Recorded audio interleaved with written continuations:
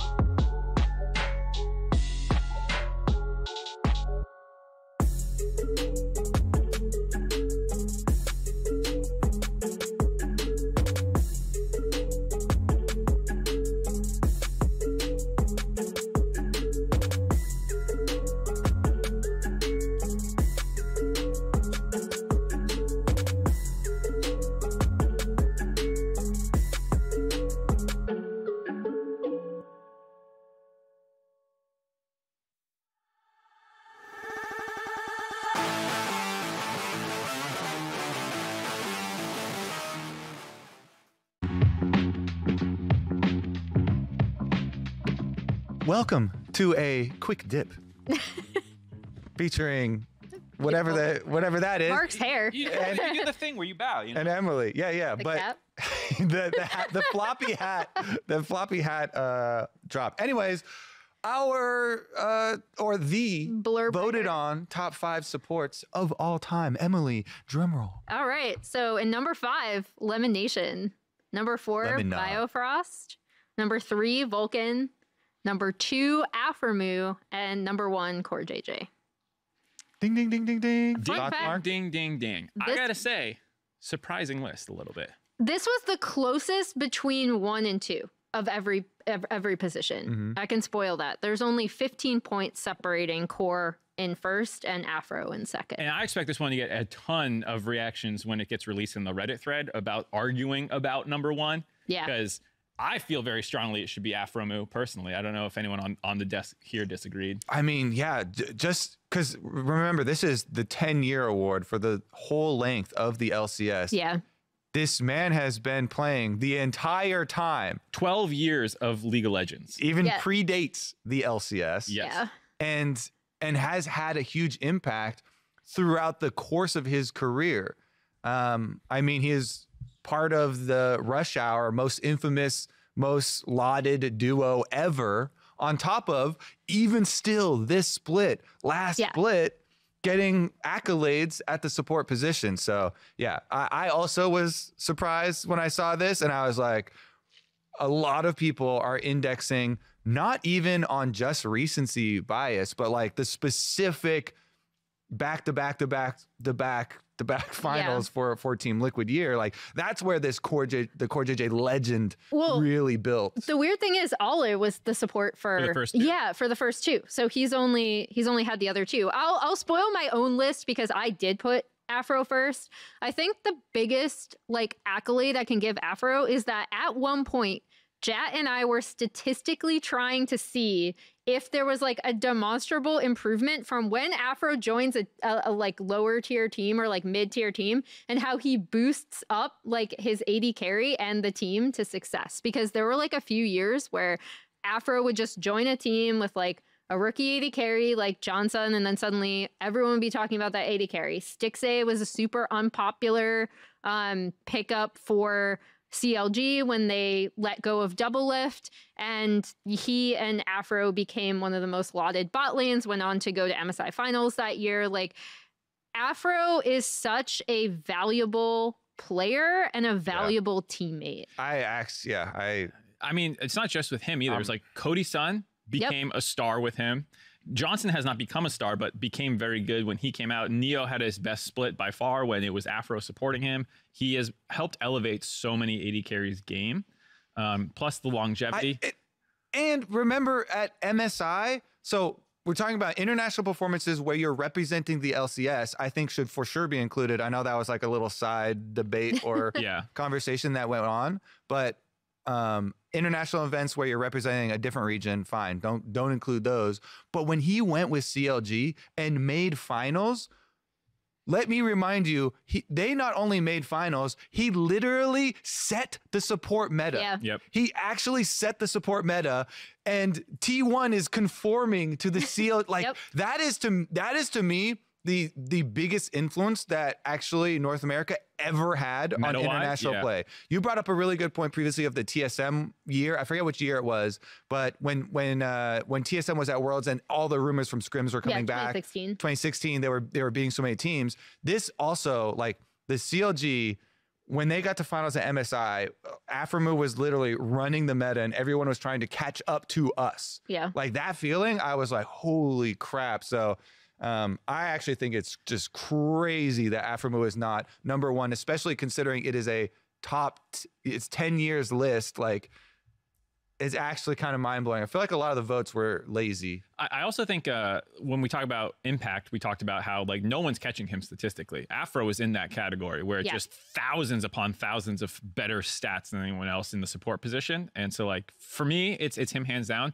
The argument for Core JJ, if I was going to make it for the people who put him number 1, is that he's had the highest peak of any North American support player and maybe any North American player ever. Some of that happened when he was winning the world championship or whatnot, but those first couple splits when he joined North America, it was like God came to North America. And in that sense, you could say that he has had some of the best, not just support splits, but splits ever. And I can't disagree with that. I understand like the mountain peak that he has set, but it, you know, started in 2019. As insane as he is individually, he doesn't have like the most accolades even in that time period. That was crazy. Vulcan has more accolades in that time period. Has titles, of course, too. You know, so especially considering it was only the second two of those Team Liquid finals. That's crazy to me. A fun statistic, just piggybacking off of something Mark said, when I was looking up to like write Afro's blurb, he has, of all LCS players since 2014, he has the most assists at 4,409. The next closest player is Impact, and he is 1,136 assists behind him. Yeah. That's ridiculous. It's like jaw dropping. And like again about the point about these guys are still going. Like Afro's not really slowing down. Like he hasn't joined a top team. A lot of the teams he cycled through since leaving 100 Thieves have not been like talent laden rosters. Yeah. I think the only argument is the one that you gave of like the peak split. Because Core JJ did have the stronger peak split where he actually just dominated the league. And I think that's where a lot of it comes from. It's funny that all of our conversation is around the top 1-2. What about the rest of the list?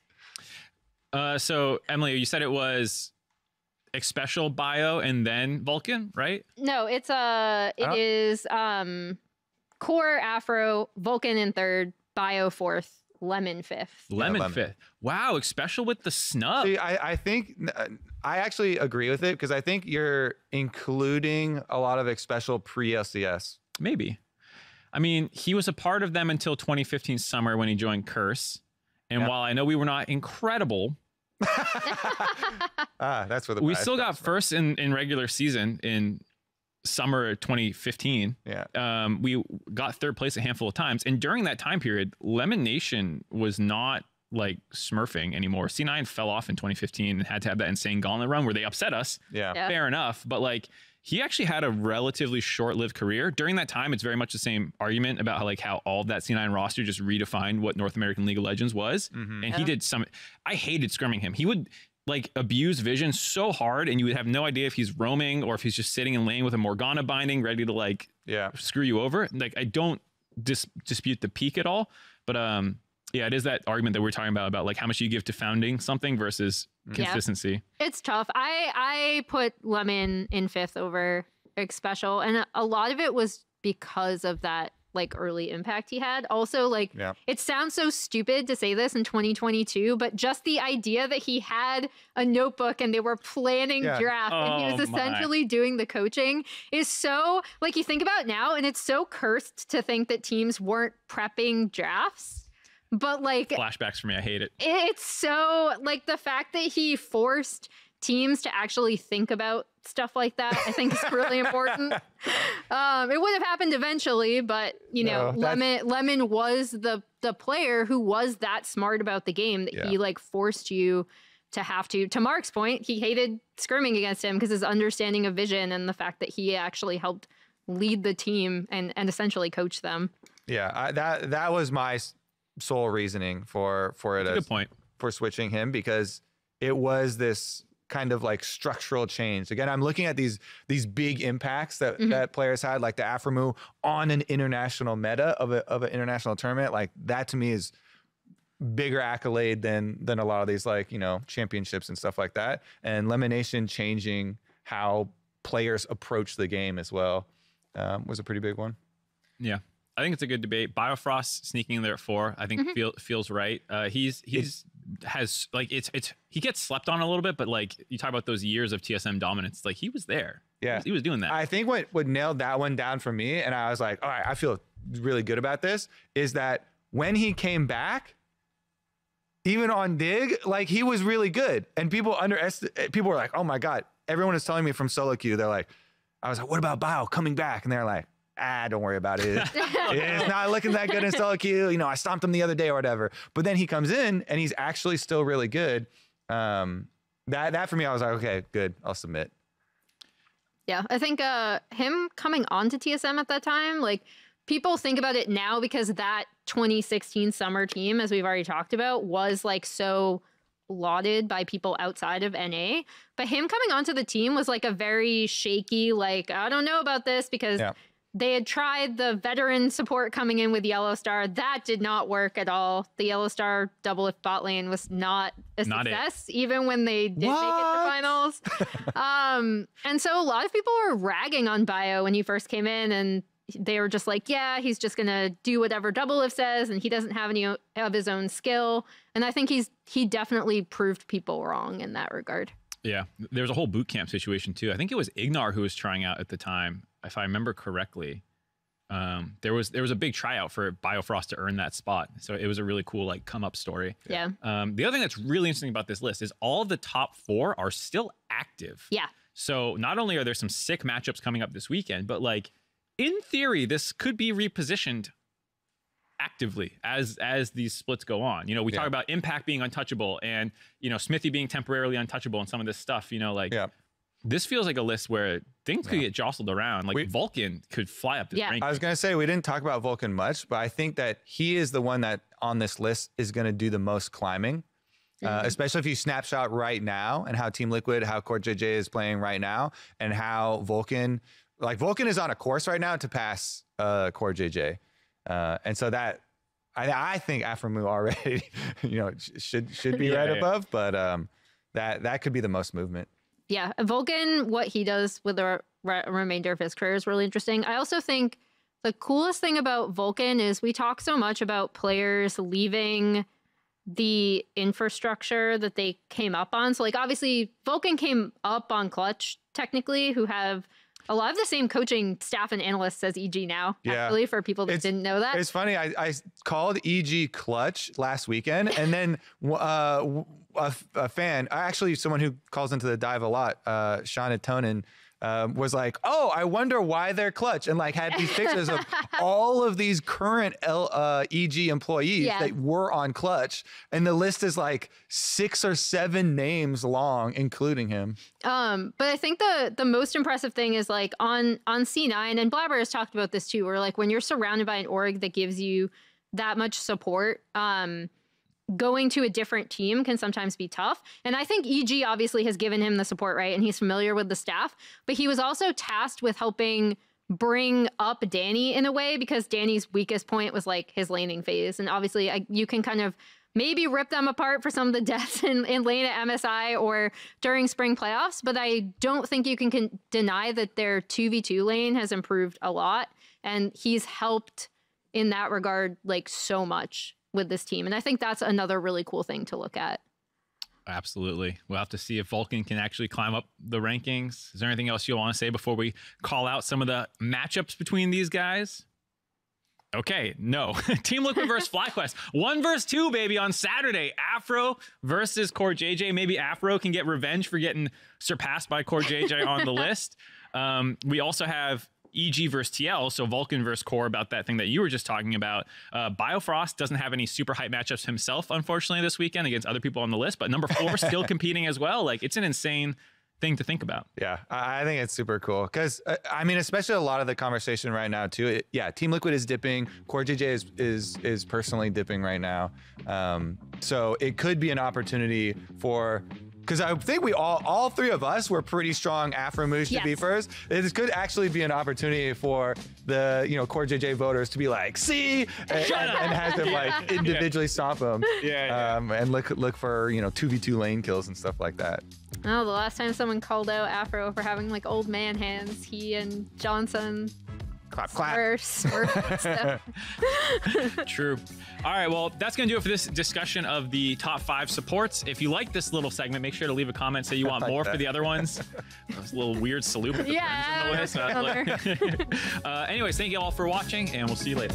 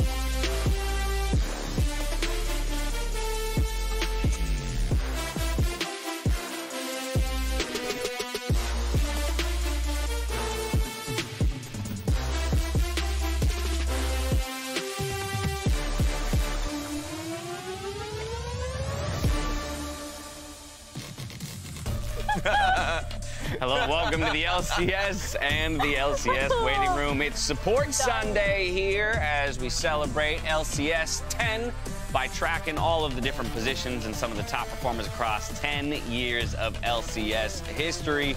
We already got a taste of what Kobe, Mark, and Emily think of the top 5 list that was released earlier in the week when it comes to supports here in the LCS. Just as a quick reminder, it goes Core JJ, Afromu, Vulcan, Biofrost, and Lemon Nation. I know we have tons of thoughts, and we're going to come back to talk about it in just a minute. But before we do, we thought it'd be wise to hear from some of the players themselves on what they think of this top 5 list.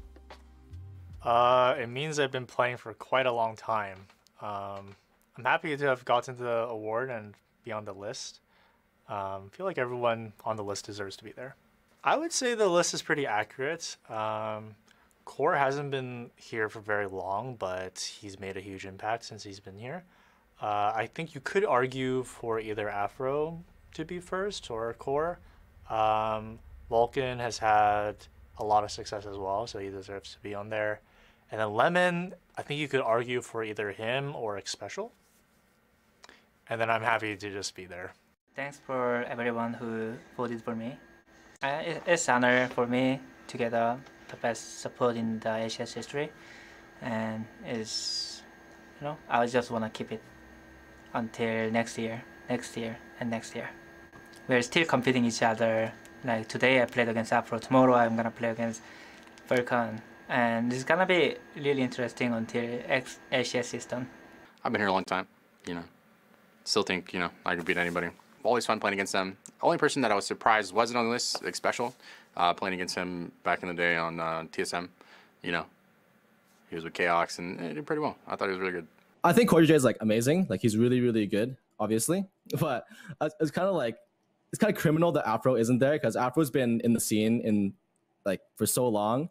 I thought he'd be number 1, but it makes sense. Those are all top 3 most talented supports and the most long-term supports. So. Welcome back, and good to hear from each of those players on their thoughts. Criminal! Well, it's interesting because you had Biofrost giving the more balanced. I can see the arguments in going both ways. Afromu, Core JJ, Smoothie leaning a little bit more towards the criminal side of things. But I guess to me, Jat, it just points to kind of the main talking point when this list came out was between those top 2. Yeah, absolutely. I think there's a couple things to touch on, and I can reveal a little bit about the list. So it's a collection of people like Emily and I who are on the list, and then also a lot of former pro players. So the dive conversation, I think, was very accurate for the conversation we've been having because we see the list as a list of total accomplishments. Afromu blows everyone away in terms of total assists because he's literally played all of LCS, has great career accolades as well, but it was close between the two. I think some people see it more as a best player list, and Core has been so good in probably 3 of the years he was in LCS. He was arguably the best player in the league. So I think 1-2, it's like 1A, 1B almost between the two of them. I personally voted for Afromu, but the side of Core JJ, I think, is just playing against him every day. The dominance he showed put him at the top of a lot of people's lists. Yeah, I think the other thing that I always find super interesting when we ask players, right, either former pros or just pro players right now about MVP stuff, is they always go to who is toughest for them to face. And so, I assume Core is incredibly consistently tough to face. So I also voted Afro. I am kind of sad we don't have a core defender to take that side, right? Because I did want to point out that I do think a lot of times you ask pros, and the reason why I think it's always interesting to get their perspective is due to stuff like matchups and then how difficult it is to face this person in solo queue, in scrims, and then on stage. Yeah, absolutely. And so in this case, even though I didn't get to vote, I also agree with the idea of Afromu being first because it's the constant discussion about dominance versus longevity. And how consistent Afromu has been in his career. He has been on CLG in the LCS longer than Core JJ has just been in the league, right? And so I think oftentimes people forget about that. They forget about the history at the very beginning. Recency means a lot, and for the last couple years, it has been dominance from Core JJ.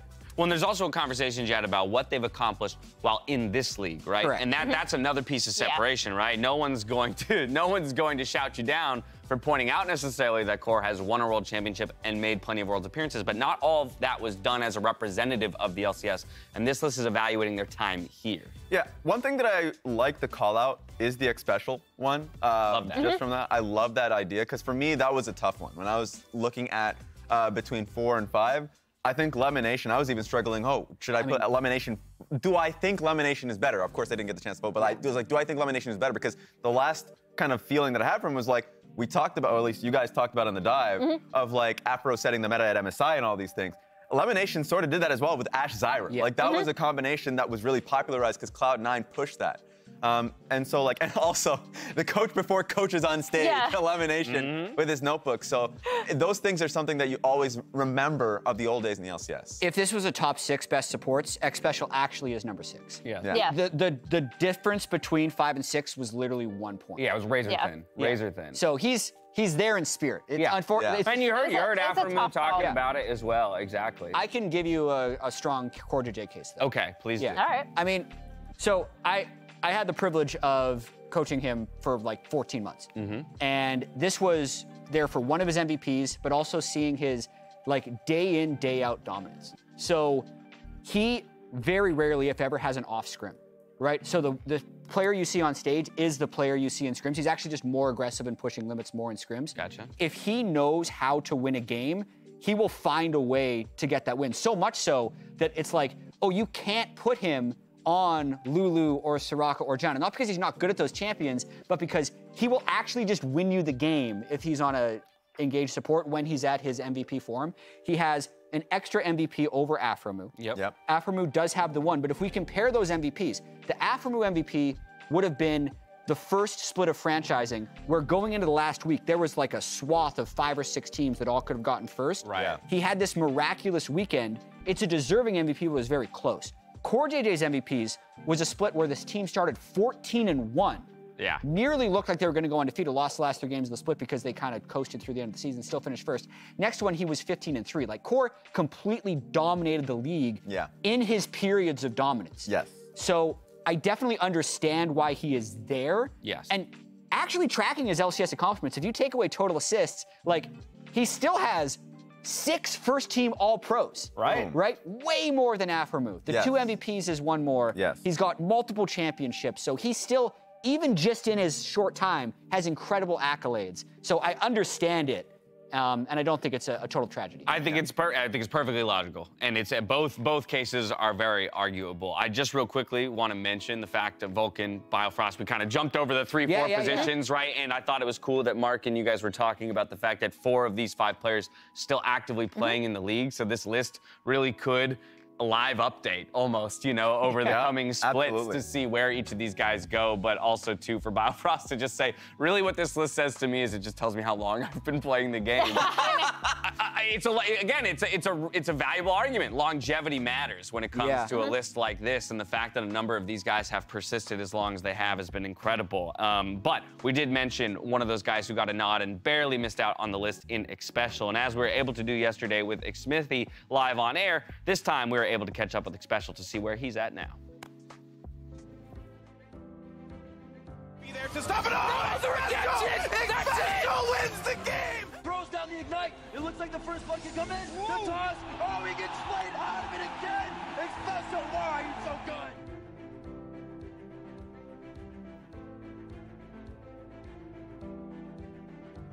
After I quit playing, I've been coaching. I've been coaching a lot a little bit in LCS, a little bit in Academy, and more recently, these last 3 years, I've been coaching in Harrisburg.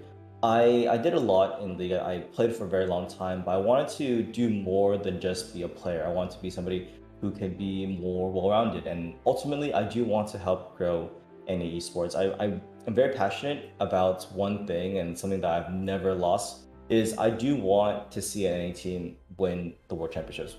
I think what was most awesome about LCS was the transition over time and how much better it got year after year. I remember the first year when we won in the season 3 spring, we won, we got up, it was like some confetti would come down, the room was dark, the camera wasn't too great, and nowadays it's a lot different. You got much bigger arenas, You got much more fans. It's definitely been a different experience, and I love watching League of Legends grow from the very beginning, because I played since season 1. I played before that. I was playing back when we were literally playing in Freak's Basement. So I've loved how much LCS has grown.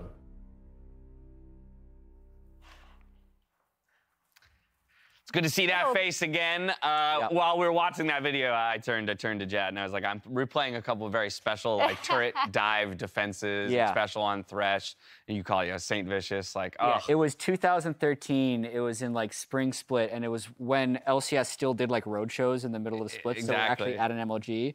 And he just totally toyed with the Jarvan. Saint Vicious Jarvan under turret, like interrupting his flag and drag like 2 or 3 times for kill. It was insane. Just a total nostalgia trip. So thank you for that, Xpecial, and congrats to him on still very much being there at the top of people's minds when it comes to best supports in the history of the LCS. From supports, though, we're going to move to another accolade, another conversation that needs to be had, and that's around the FTX Most Improved Player. But this time we're going to take a little bit of a different approach.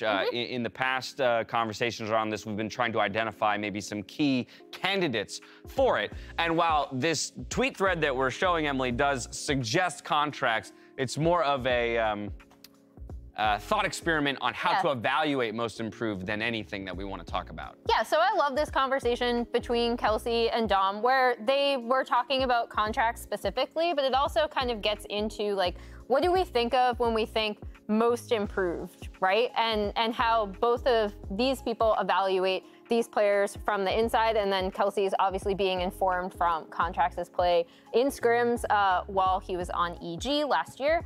And so I thought it was an interesting discussion because whenever we talk about Most Improved, I feel like we throw out a bunch of names. Contracts, first of all, hasn't been on that list before, but then this is a very well-reasoned discussion about like different facets of what we think improvement is. So I just wanted to open the conversation. I thought it was a good thread. Where do we land on that? I think it's because one of the conversations here is a comparison of peak to now.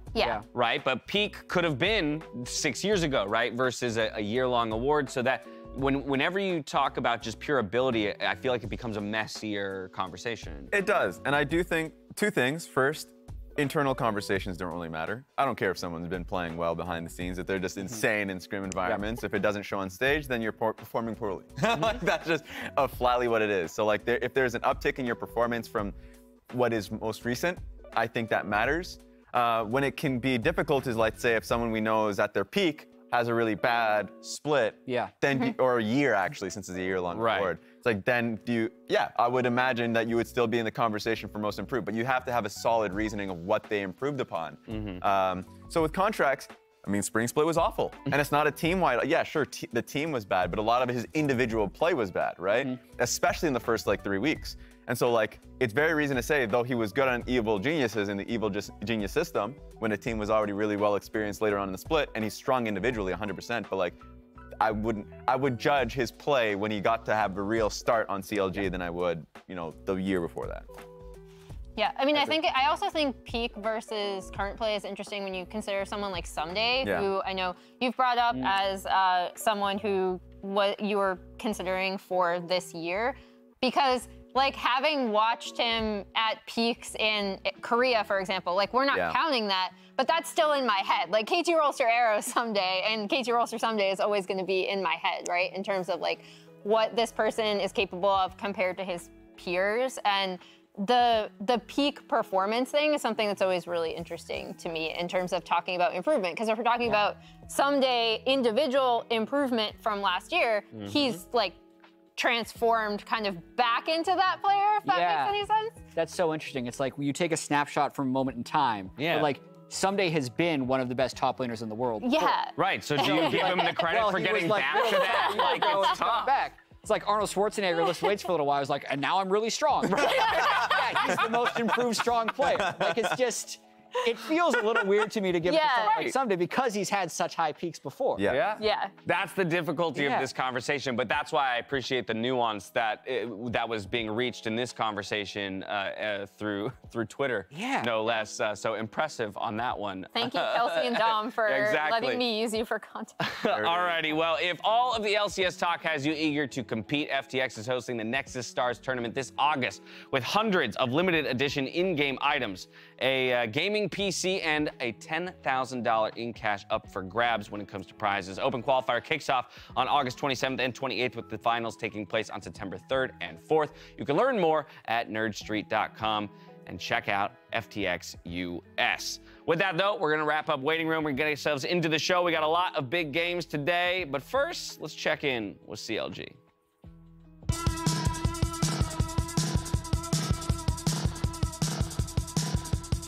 Mr. Sterling is basically our office dog. He is always roaming around, being a little bigger, especially during lunchtime and dinner, but he's very cute. Sterling is our superstar, the star of our office, the best player on our team. Without him, we're nothing.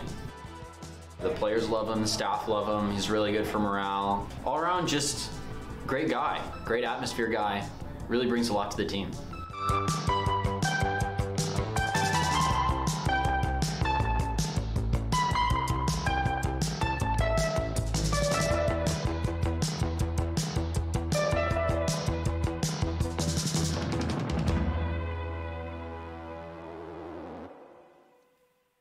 Welcome back to the LCS. That is an adorable doggo. Yeah. Why don't we have an LCS arena doggo? We need Bring one. your dog in. Where's the LCS analyst doggo? Get Azula in. Yeah. I would love to petition for Azula to become Let's go. analyst doggo. All right, I got 3 signatures right here. Right We'll there, collect right more there. after this.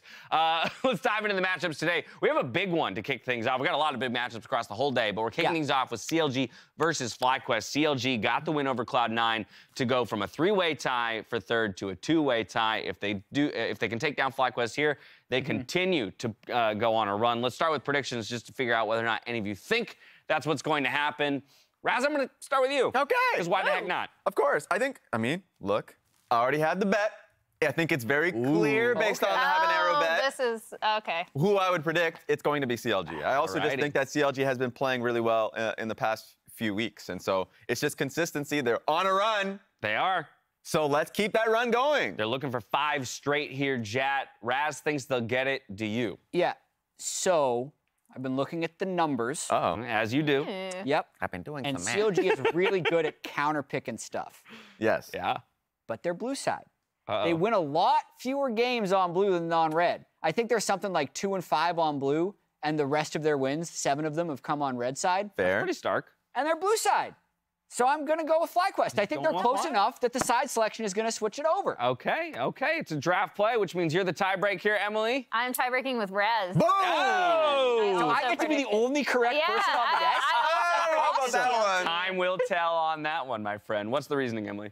So I basically am looking at CLG's early game and how hyper aggressive it is. We even have a segment coming up where I'm going to chart all of their first bloods. But I think FlyQuest, although they could come back through like late game team fighting, especially with some of these late game comps that they sometimes like to run, like late game 5v5 team fighting comps, I think that CLG should be able to get more advantages early. In a moment, we're going to let Emily dive into some of those early game advantages, but first we'll talk, Raz, about how CLG took down Cloud9 just yesterday. This was a great game, and for me, it was mostly just on the compositions. And this kind of goes back to the conversation about like where we play CLG, because I think some of their game losses have been due to their draft, that they would blind something and it would just feel pretty poor. This one, sure, really smart draft from CLG, but also Contracts just had an insane Wukong game. Yeah, this to me was like, CLG has, they go big or go home in draft a lot of times. I think they've won several games off of draft, especially in week 1. This is a return to that Seraphine comp, even though there were tiny nerfs to Wukong, tiny nerfs to Seraphine. Yes. And that just let them come through.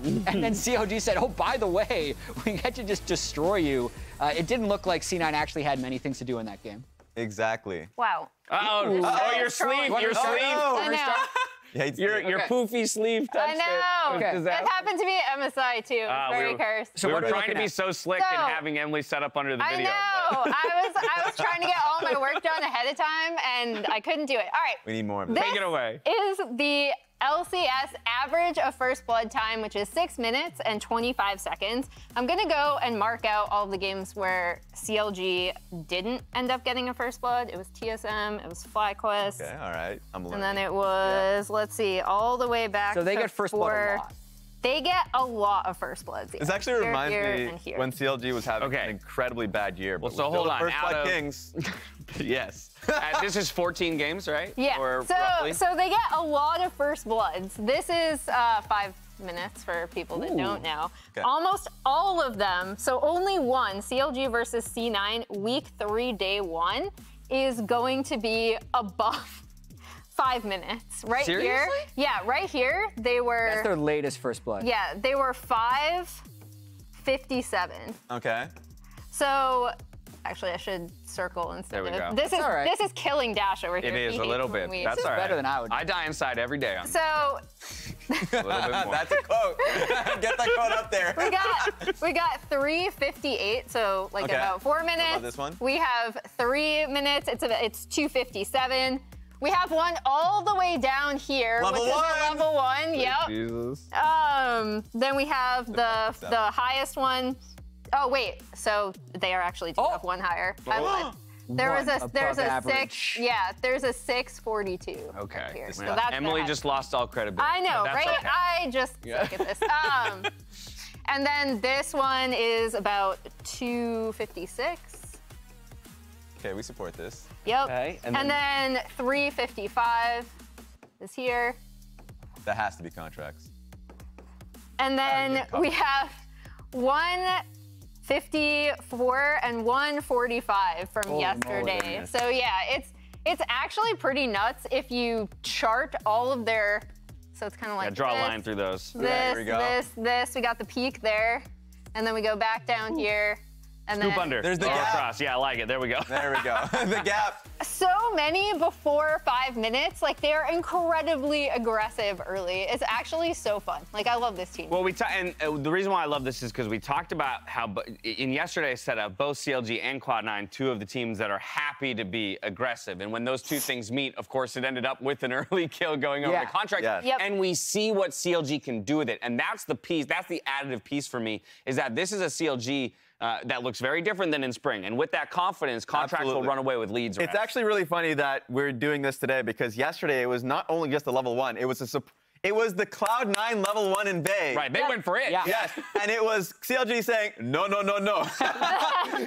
Get up there, Poom. Yep. As he runs topside to just stuff it. So this team has clearly practiced their level 1s, feel very confident, and have an active conversation about it if the enemy team has a stronger level 1. And so those usually come through, it seems, as well as contracts' early impact on the map. I'm pretty sure they're the only team that after the game, 5 coaches come on stage. Like they have as many coaches as players on stage after it's over. That's pretty great. That's pretty great. Well, then, this is a lot of the CLG side, and we expect there to be an explosiveness coming out of the CLG camp. Now, I kind of want to talk about how FlyQuest can deal with it. Most of the time when we talk about FlyQuest and their success, we're looking towards Jose Dioto, who's stepped up pretty phenomenally throughout the year, as well as Takui in the way that the two of them work alongside each other. Yeah, when it works, it works. And FlyQuest look incredibly consistent with strong fundamentals. But the last, I'd say, 3 games, they have been having some lowlights. Blabber popped off on Olaf, Inspired popped off on Wukong, and they lost yesterday to Santorin, having some really good early ganks and unpredictability. So those two, I think, really need to succeed for FlyQuest to get wins. And it's really crucial for both of these teams because if FlyQuest win, they actually get the head-to-head over CLG. So depending on how things shake up in Super Week, that could be really, really important. And alternatively, it could be really important for CLG to get this win because then they bring it back to 1-1. Yeah, and patience is crucial because it feels like when I'm watching this team, at least when they're contesting for Rift Herald. First Rift Herald, I really want to be able to see that because last time I was like, oh, Jose Dioto's contesting way earlier than his team is there for. And it feels like that was something that we criticized them last split for. Don't want them to fall into that. And they're so much more important now on this patch. True. So we'll have to see. As we head out to the arena, FlyQuest are reflecting on their own history here. Check it out.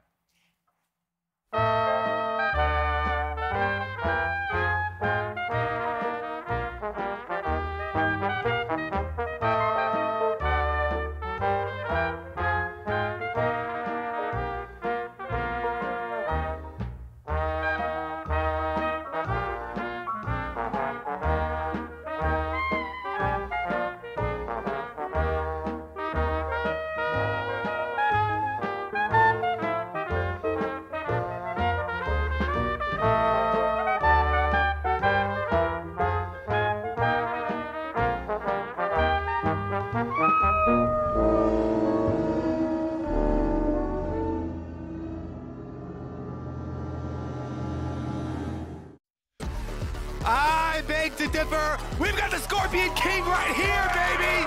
Let's do it. You know who I missed from the FlyQuest cinematic universe? The eyeball with the wings on it when they first joined. yeah. You remember that guy? The OG. Yeah, that's my favorite FlyQuest character. Looking for the quest, I think. They're gonna have to bring him back in FlyQuest Infinity War. But right now, we got a different battle on the menu, my friend. CLG going up against FlyQuest, and CLG looked good yesterday.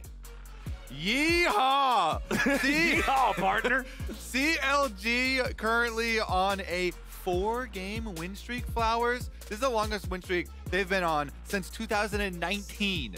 Whew. Massive stuff for them. The before time. Yeah. With the name, though, Counterlogic Gaming, now would be the time. Oh, no. Let's get right into it, You're the chosen one. You're not supposed to doom them to this. Let's get right into it, though. They banned away Jax on blue side, which has most commonly been used as a counter pick to the Gwen. And you're always looking at some top lane matchups there when you're looking at CLG. Dokla, of course, the new big addition to this team, going up against Philip, who was promoted from Academy for FlyQuest there. Top lane matchup should be big. And regardless of Hex Flash being disabled, the Poppy priority has remained supremely high throughout the LCS. Contracts had an amazing game on this champion previously, and they lock it in first pick again. And even yesterday, Contracts had an amazing game on Wukong, and Wukong's one of those champions that Poppy can do a good job of shutting down, like stopping him from being able to find the engages he wants by being able to block those dashes. Honestly, Poppy's just at the top of the table in the jungle tier list right now, and it ain't changing anytime soon. Over on the other side, though, you want to talk about tops of tier lists? Sivir has been rising and soaring to popularity as an AD carry ever since the changes, so that one's going to be locked in first and foremost for Fly. Yeah, and as far as the FlyQuest lore goes, Jose always hovers this brand. I'm waiting for the day, because he kept it as a pocket pick for jungle brand for so long in Latin America. I'm waiting for the day that he brings it to the LCS. Maybe one day. Burn it all down. But today will not be that day. It's the Trundle, the most common matchup here into Poppy. We go over it every single time, but you can ult the Poppy, you bite the Poppy, steal the AD. You're 1 versus 1. Ult the Poppy, bite the Poppy, smack the Poppy. There's so many things. There's three steps to success from Captain Flowers. Ult the Poppy, bite the Poppy, smack the club. You just got to trust the process. Over on the other side. This is what I mentioned, though, with the Jax ban. You can see it early on in the second ban, Jax ban there. That makes you already start thinking Gwen. On the way. And there she is. Well, we're going to get Gwen. We're going to get Azir. So the top half of the map locked in here in the first half of the draft for CLG. Yeah. We will need to see their bottom laner. We will need to see their support in the second half. Does FlyQuest want to go for a solo laner here? Or do they want to get their support? Looks like we're going to get that solo lane action. So Fiora versus Gwen in top lane. I have seen this attempted yesterday. I saw this attempted yesterday, and solo was the Fiora, and yeah, that didn't work out so hot, huh? Impact was the Gwen, and Evil Geniuses, to be fair, it was mostly because they correctly timed and ganked the top lane over and over. 5-minute game. And got the Gwen ahead. So we'll see if CLG can give similar attention to this matchup, because Gwen Fiora is definitely a tiltable matchup. Skill-based for sure, heavily influenced by these jungle and support rooms. All right, second half of the band's rolling in now, though, as FlyQuest looking towards those AD carries. I like They're that gonna ban out the Misfortune. We got Ahri banned out by CLG. Want to remove that one. We constantly see that as a pick into Azir if you're looking to have a little bit more playmaking, a little bit more early presence compared to the hyperscaling of the Chicken King. Yeah. And what's FlyQuest going to do here? Do they want to target AD carry again? Are they looking to maybe hit another one from the support pool? 3 out of 4 of their bans thus far have been marksmen, so I wouldn't be surprised to see them keep trimming that pool down, and there it is. Lucian banned away. All right, they're going to deny the Lucian. I was going to say, maybe the Aphelios then rises in priority here for Luger and Poom. We shall see. Aphelios Lulu would definitely round out that 5-on-5 for CLG.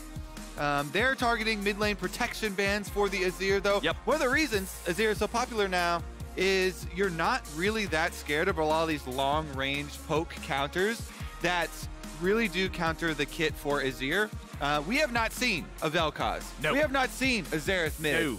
I have been hoping and wishing and trying to will them into existence as far as mid lane counters, but you gotta focus up. I need to draw in a bigger spirit bomb. This is not working well. I really hope that one day we do get to see something like that, but until then, this is kind of the halfway there. The long range, the poke. That is the key tenet that you're looking for when you're picking into Azir. Yeah. Try and poke this champion out. Doesn't have sustain, so Zoe can get there. It's not as abusive or as cool as the Vel'Koz or Xerath, but we'll take it. She can't fire them straight through the minion waves and just go with the full artillery mode type thing, but she can still hit some big damage from downtown. Not the Aphelios Lulu. Twitch Lulu. Let's go. That is insta-lock too. Yeah. Twitch is very good into the Sivir, and combined with the Lulu, like we said, this is a massive, massive team fight here from CLG later into the game, especially. Definitely some good scaling here on both sides, but CLG,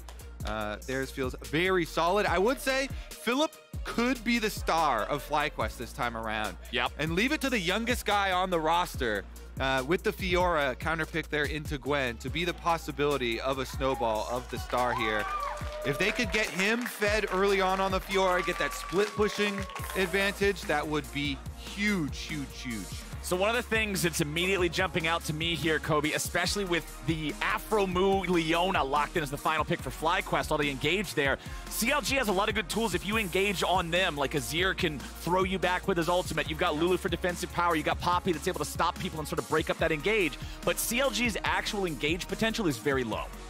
Yep, them being the ones to go for the aggressive play is going to be hard. So when you see a team like that with low engage on their own roster, it means you need to get to the objectives first. You set up there. You can use the vision kind of as your pseudo engage. And then, you know, Gwen flanks, Poppy flanks, and Azir sweeping in. Palfox did have a huge 1v9 Azir game versus Team Liquid, where he was the main initiator, you know, going in with the Azir sweeps. So that is the possibility there, but similar things here for FlyQuest. I mean, they've got Zoe, so if you can get mid priority for FlyQuest, Zoe getting out to the side lanes, roaming around, throwing out these bubbles, looking for picks. Just going fishing. That's what they want to do. You know, they want to open up this map. They've got Fiora to try and snowball and split push, and Zoe to pick them off. You got Trundle to set up too. Trundle and Zoe just fishing around with pillars, with bubbles. You get those slows, you catch somebody out. It's easy to hit the solar flare from the Leona and go for that hard engage. CLG looked good taking down C9 yesterday that they were tied with in the standings. FlyQuest slipping a little bit lower, but they love to come back here. Alrighty, and before we get into the action here, Dokla's got some words on expectations for his team. Let's check it out. Yeah, I feel like we are good, but at the same time, we've lost in like pretty bad fashion as well, especially against EG. So I think that's just you know, we're not like a top 2 team, right? So it's like, but I think we're definitely doing much better than what people expected of us, and you know, I'm still happy about that, and I think we can definitely just get a lot better. So I think we're at a really good spot right now, and looking forward to just keep improving, keep proving people wrong. And I hope they believe us when we're actually a good team. Not a top 2 team, but you are a top 3 team, my friend. And that is well above where people expected you to be. Jose does see them place the very common Raptor ward. Yep. So a lot of the times, the information that you have about the information your opponents are getting is sometimes even more useful. Takui with the sweeper on Zoe comes in, sweeps it out, and both solo laners got it. So you know what that means. Solo laners can get level 2 off of just the experience of the first wave.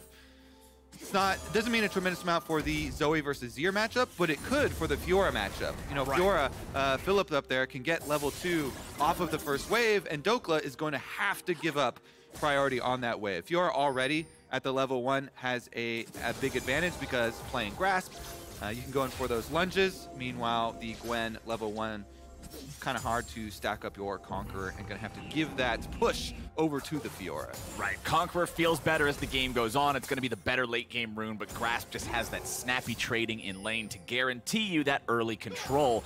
You can see on your 3-lane view right here, Palafox is going to be the first one to get the wave fully shoved up, have control over that there in mid lane, as Philip's got control top side, and the wave is also being pushed in bottom by Flyfox. Yeah, definitely all the early stages here playing out as expected. Philip, as you say, with control, and both junglers pushing away from top lane, so Philip knows, can play aggressively up here, get the wave all the way into the tower here against Stokeless, so Philip should be able to get off his early recall, no problem, and walk right back through to the lane, see what he can do if he can get a nice little purchase off. Meanwhile, they do see Trundle positioning here towards the bottom river, so Palafox should know. Double wards on Jose. Contracts knows as well, so he gets off his red buff, doesn't want to fall victim to the invade. Yep, just does not want to risk anything there. He knows that his own mid laner is not in any sort of position to come back him up. About 150 HP left, healing up a little bit of that, but Palafox needs to go back. Yes, he has teleport to return to lane, but he does not have lost chapter money. He simply can't do it at 3 minutes into the game, so the back not going to be what he would hope for. Just a Dark Seal in the inventory refillable potion there to at least have a little bit more sustain once he returns, and he's back into lane. Takui now resetting, doing the same thing, coming back with a similar buy, Dark Seal, but corrupting potion on the Zoe there. As bottom side, it's Luger and Poom getting the wave shoved back out down here after they got pushed in early. I do want to point out the small things, the positioning in lane there from Luger and Poom. They know Johnson activate the W, so there's no reason for them to push up. Trundle was waiting in that brush in the river. Luger does not walk up the wave. He knows it's going to push right back to me. No reason to overextend, so CLG avoid the Trundle possibility of a gank, and that means there's, you know, maybe 10 seconds ahead for Contracts in the jungle. Poppy, level 4, gonna use those 10 seconds to come into lane for a possible counter gank here. I don't think they're gonna be able to force a dive or anything. He's just waiting around for an aggressive move, and there it is, aggressive. Jumped on, and now Afro move gets away. Flash out to make sure that he stays alive. Such a good flash from Afro because Contracts just flashed on Poppy. If you don't answer that flash with Leona, that charge takes you into the wall. Yep. So good flash from Afro. He redirects it and makes the charge from Poppy instead of stunning him into the wall, take him into the turret, and they just back out. So flash for flash trade, pretty much even there. Well done by Afro to evade the gank. And I like seeing this violence around the bottom lane, man, because both these AD carries, incredible AoE teamfight potential as this game goes on. Twitch and Sivir can both delete the entirety of the enemy team if they're allowed to free fire. Yeah, exactly. The only difference is the timeline on when they get to start deleting people. Sivir, definitely big on crit scaling. Twitch on just Blade of the Ruin King is when I get excited. Oh, yeah. See that little rat running around the map. Hiding and looking for those ambush plays. Contracts, though, back up to the top side here. Philip down to 50%. Okay, so they got a nice HP advantage in the lane state. Jose Diodo clearing out those Krugs, though, and considering this turret, it'll be able to protect anything. CLG knows there's not a dive to be had here with Jose sitting right there, so they're going to back away as Takui gets aggro on Palafox here in the mid lane. Sleepy Trouble Bubble. Paddlestar follows it up. Easy 1-2 punch there. The Zoe headlock puts you to sleep. The sleeper hold. I just imagined Zoe sleeper hold instead of the Sleepy Trouble bubble. Maybe we'll have to work out some different animations, different skin for that. Meanwhile, bottom I don't know if Zoe can make it in the WWE, dude. Yeah. The smallest sleeper hold ever. Palafox, though, level 6 now acquired as well for the Azir, has the self-peel. Both of them. Going in. Shuffle Takui backwards. Contracts coming in looking to make this one happen before Jose Diodo is able to turn it around, but Palafox is in danger. Home run, baby. Baseball back to the dome. First blood for Jose. Jose gets the kill. It's not a defensive Azir ult. They go for the offensive one. Can't get him. Jose going to chase Contracts out of his own jungle now, too. Yeah, Poppy ain't winning that 1v1. Jose doesn't even care about the chickens. He just wants to beat Poppy upside the head with that bat. All right, he cares a little bit about the chickens. That's the residual prize here. Let's see about the beatdown. Lollipop versus baseball bat. Smite is up for Trundle, but not for Poppy, so this is easy secure there for Jose. Gets that one. Meanwhile, back in bottom lane, 2v2. Poom at under half HP, but Johnson's the one taking the brunt of the damage from CLG's hit back. All right, FlyQuest out to a little bit of a cushy lead here. Contracts running through the ward He knows Afro has no flash, but the distance is enough there. Good job from Afro, again evading the gank. Just too much, and meanwhile, Jose was able to capture that bottom side scuttle crab there, so he'll pick that one up for their squad. Currently ahead, has the 1 kill in the game, as well as more farm than his opponents, so nice early game jungling state here for Jose. He moves forward. There is flash available on both bottom laners for the side of CLG, so this gank, at most, just looking to grab those sums. Disappearing championship trophy there for a second. Jose makes a little bit of a visit. Kui's doing a really good job hitting these Sleepy Trouble balls on Palafox in lane. I feel like every time we pan towards mid lane, we're just seeing another Sleepy Azir. Yeah, nice stuff from him so far. And since they both had Dark Seals, Takui got the assist on this takedown right here. He's got 1 stack on his Dark Seal. So close there from Contracts, trying to get that Poppy Shove into the Azir wall. Yeah. That actually probably would have been the difference in burst damage if Takui was a little bit closer on that wall, and they were actually able to get that stun proc, but swing and a miss there for CLG, and Jose was there to punish, so rightfully so, Takui and Jose at the top of our FTX total gold grab. Nice bit of vision from the control ward there of FlyQuest in the top side jungle of CLG that's going to see Contracts walking through there, heading towards the top river. Yep, and we have the earlier recall. You can look at the map. That's about 15 to 20 seconds earlier recall from the CLG bottom lane. So they guarantee this Rift Field. Yep. Meanwhile, coming from base right now, the Leona and Sivir should be able to just route back down to the bottom side. So nicely picked up here. Good little timing window from CLG. That's what you get from bottom lane priority, Captain Flowers. You get to push the wave first. You get to guarantee your jungler eyeball time. Got that Herald. FlyQuest might have knew about it, but they couldn't have done a thing. And now Luger. Oh, no, buddy. Oh, no. Johnson just picks that one up. Easy peasy. All right, all these plays CLG are trying to make around Takui. He just lands the Sleepy Trouble Bubble, and they get another kill for FlyQuest. This time, the price is going to be a counter jungle. Philip, though, he's going to be the recipient of a dive. Oh, Contracts coming in. A nice riposte from Philip.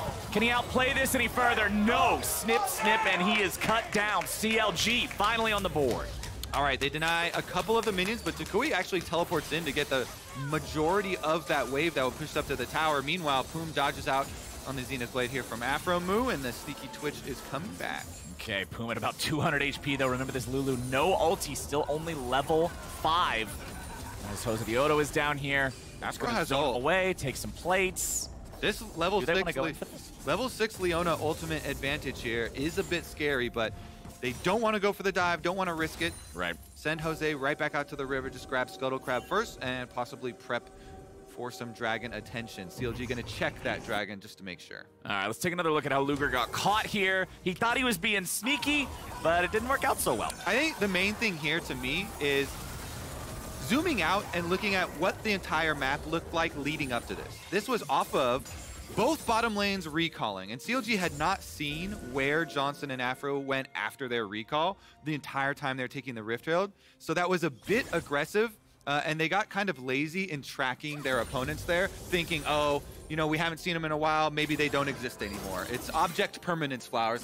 It's one of those first things that you learn. Even if you don't see it, it still exists. And the Johnson Afro Moot double roam. Good job from them staying in Fog of War. You know, you never want to reveal your position if it's not necessary, and they were able to back up Takui with the bubble.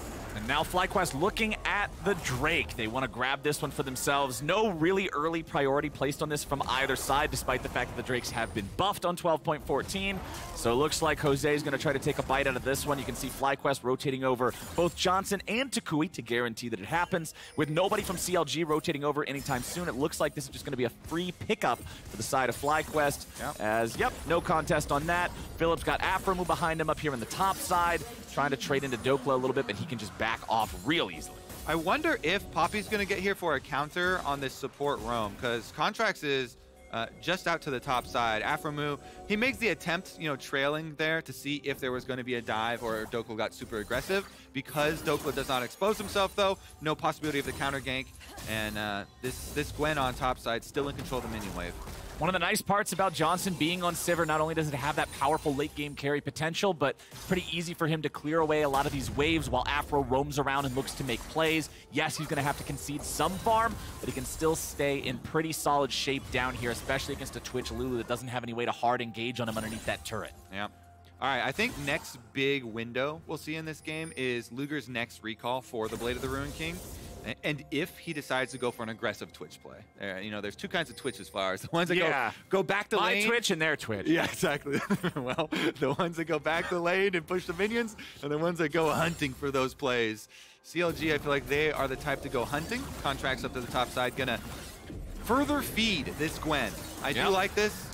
Trying to put more money into Dokla has been successful for CLG in the past. Jose is here, though. Jose is ready to go. Trundle versus Poppy. Trundle's going to win that 1v1 pretty much every time, so Contracts walks away from it. Meanwhile, FlyQuest putting more bodies here in the top side river. Jose gets the Scuttle Crab there. As Fox moves in, he finds a double shuffle. They just found themselves some money. Jose the Odo trying to survive here as Afromu flashes over the wall. FlyQuest survives, seeing what they can maybe find in retaliation here. CLG went for the play, but not quite enough damage to get either target. And the big thing, Flowers, though, even though they don't kill Afromu there, they don't have the burst damage. Well, Takui on Dokla, dodge here on the bubble should mean he's fine. The big thing is, look at that mini-map. That mini-map means Twitch gets free turret plates on bottom side. Oh, baby. Working away. Look at all this money Luger just got off of that top side play there. CLG that's Bork money. He's got that Blade of the Ruined King. It's Borkin time, baby. CLG, they go for the 3 versus 4 outnumbered play. They fail to burst down Afro just because of that stopwatch. Good stopwatch from Afromu, but it does mean CLG working their way back into this, and they're back up now plus 550 gold. There's actually something kind of like cathartic about seeing Gwen use her 200 years power to defeat Zoe's 200 years power and immune to bubble. That was nice. I enjoyed that. Counterplay is something that is essential to design. The FTX total gold on the left side of your screen. It's Luger dominating the tables here. Has the completed Blade of the Ruined King. Has the completed Tier 2 boots. Twitch is in a good spot to have a solid impact here. Looking if for we get Zoe. to see a fight, let's see. All right, Luger's going to find Takui up here. Forces out the flash. Whoa! Underneath the turret, but Takui's stopwatch will be the only thing that prevents the death there. I can see it now on the CLG subreddit. Delete stopwatch now! These stopwatches are just blocking CLG play after CLG play. Another survival here off of stopwatch for FlyQuest. Alrighty, FlyQuest and CLG having a nice back and forth here in the early game. Nobody getting too far ahead. CLG with a very modest gold lead right now. 90 seconds until our next Drake spawns.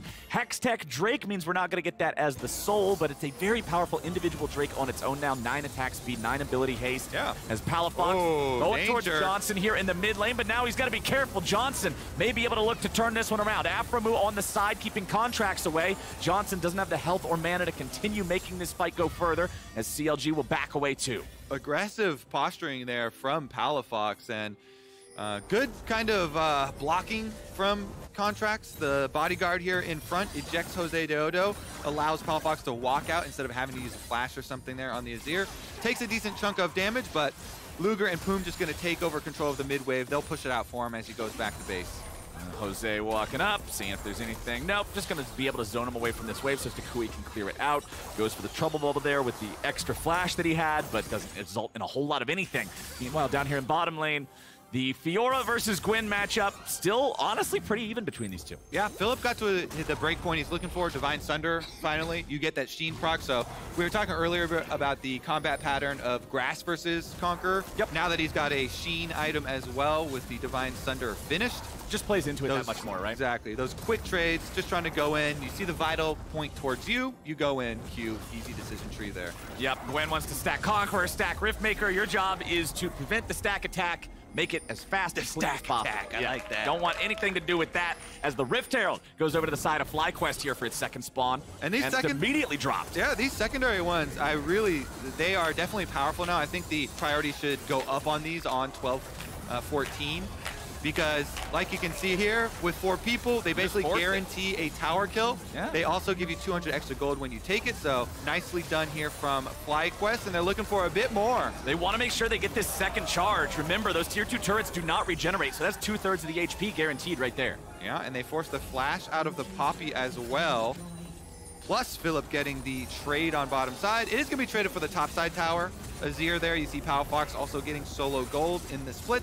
Does mean that they're also going to probably give up territory on this dragon, though. Fox has no teleport, so it'd be difficult for CLG to fish for their play. Actually, the double recalls, both solo laners from FlyQuest missing the timer here. So Dokla sweeps in. CLG keeping it leashed here. 5,000 health on the dragon. Contracts coming over. Jose's watching, though.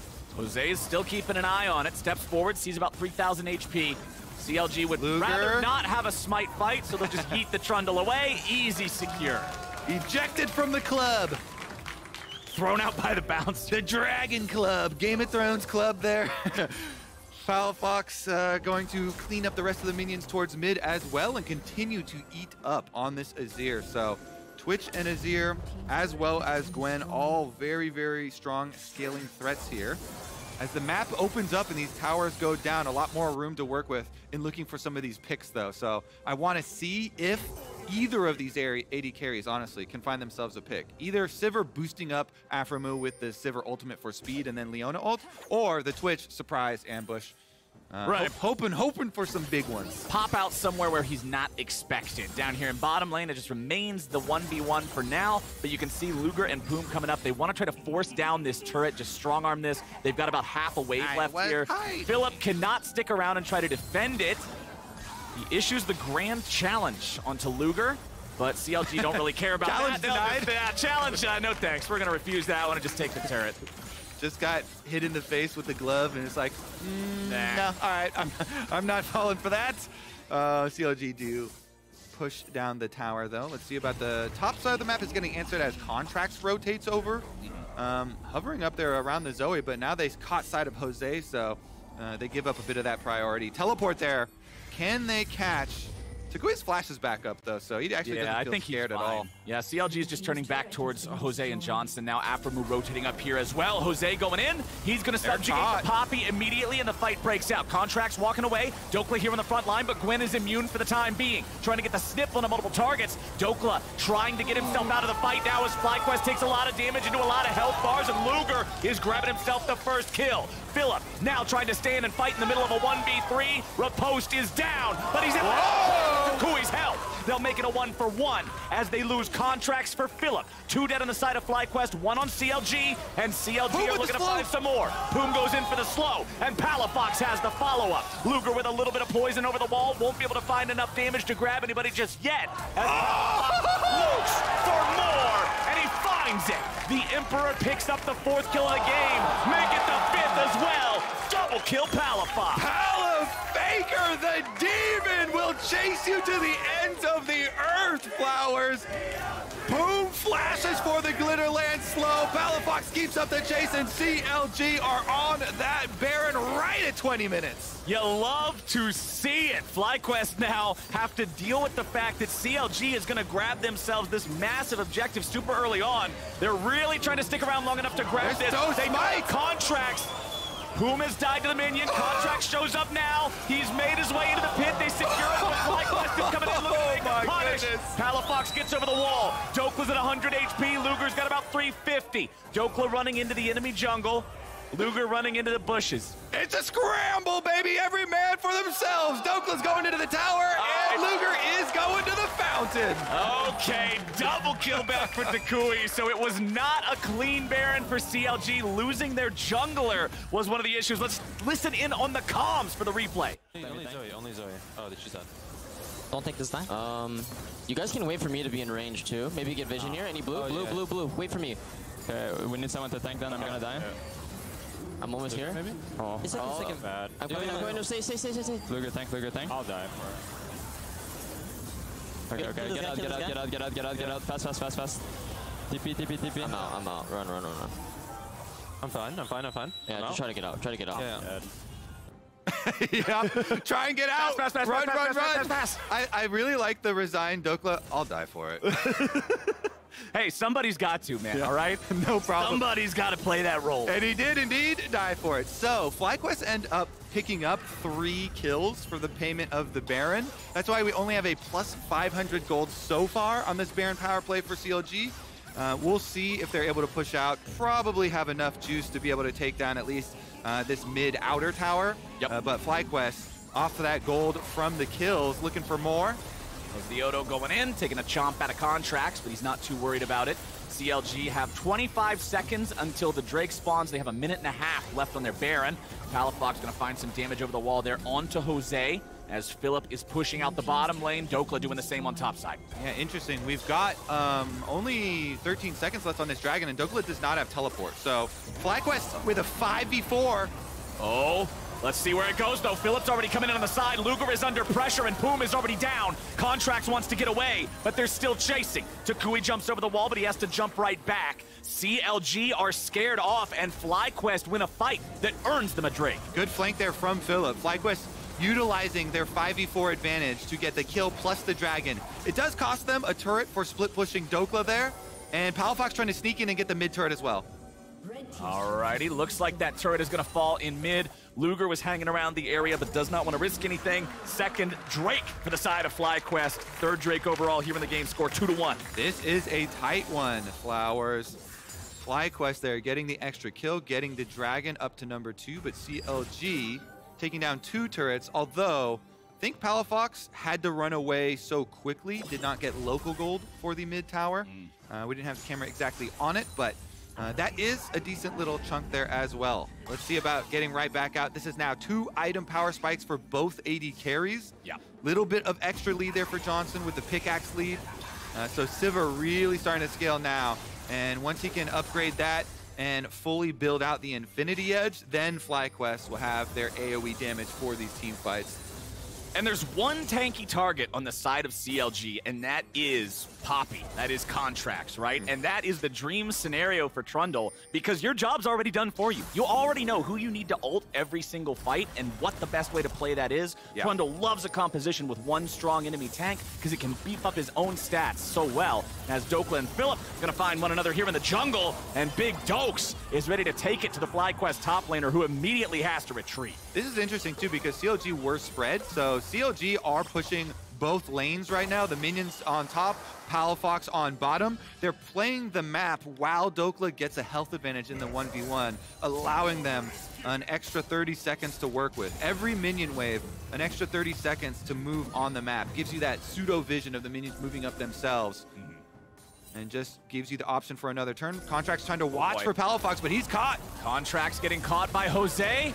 He finds the ulti knock-up and is able to get himself out with that steadfast presence movement speed bonus. But while FlyQuest put all these players on the bottom side, Dokla's pushing top. And that right there is just so clear why pro players take Phase Rush all the time on so many of these melee junglers. Yep. Because Phase Rush allows you in opportunities like that to get out, actually escape with your life, rather than always looking for the offensive.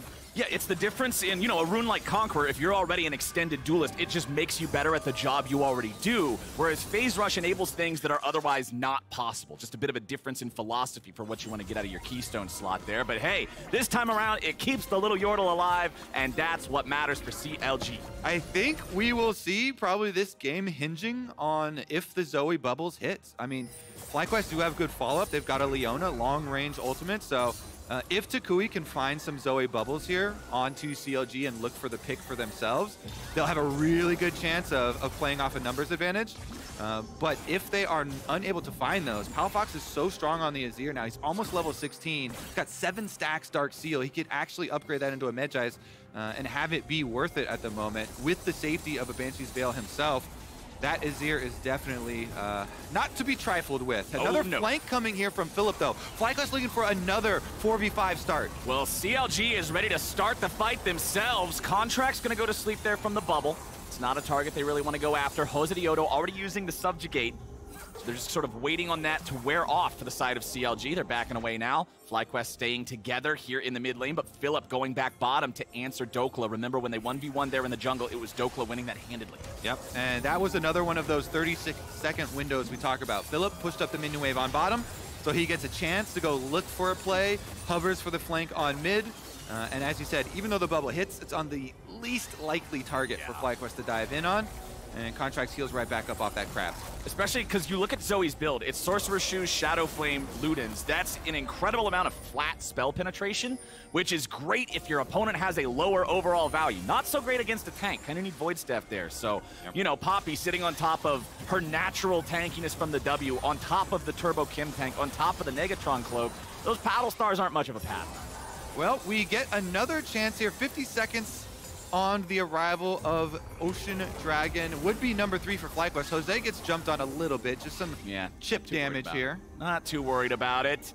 That Drake, though, I'm sure both teams are going to have sights on that one, as Afromu is right there in front. Luger pops out, shoots him a couple of times, not a big deal. Jose at 1/3 HP and just barely still doesn't have his ulti ready to go. He cannot participate in a fight other than throwing out a pillar right now, as they summon up an Azir turret here in mid to have a little bit of a forward operating base. And I do have to say, the support item activations are pretty decent here. The Battle Song attempt there from Lulu, you usually try and Whimsy, speed him up, plus Battle Song, look for the pick.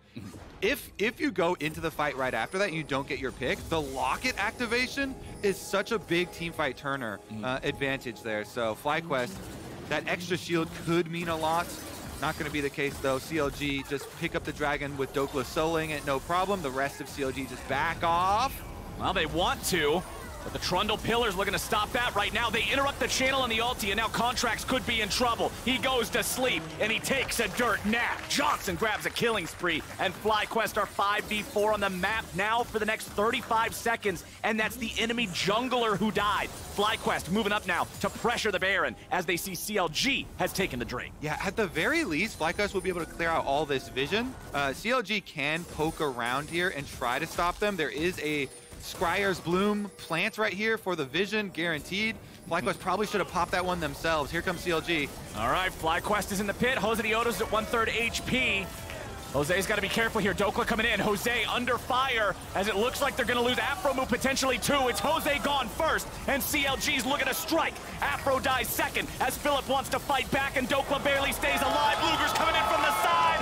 Rat-a-tat-tat, fire the gat. Luger's ready to go, and he's found the shutdown on Johnson. Takui heads for the hills, but those hills have eyes, and the eyes see you. That is it. Double kill plus the ace for CLG. Every member of FlyQuest put in the dirt. Luger starts it out on the top side while Dokla goes for the engage with Palfox backing him up on the left side, and CLG will get the Baron again.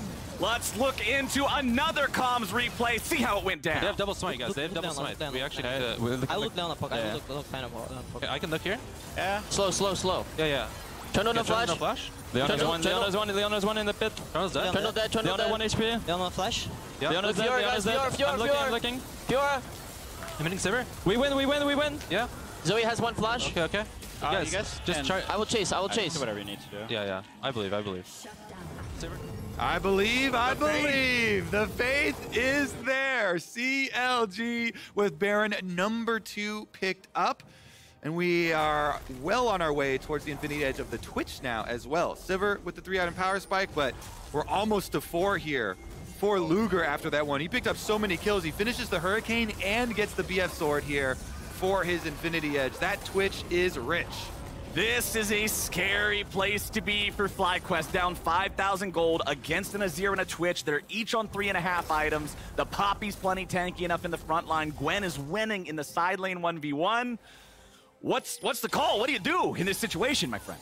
You got to look for a big pick, Flowers. Try and find them separated. CLG together are too strong. And so they're doing just that from the side of FlyQuest. Split push here for Fiora, trying to just split the map. The rest of the team's just going to buy as much time as they can. Sivir attempting wave clear.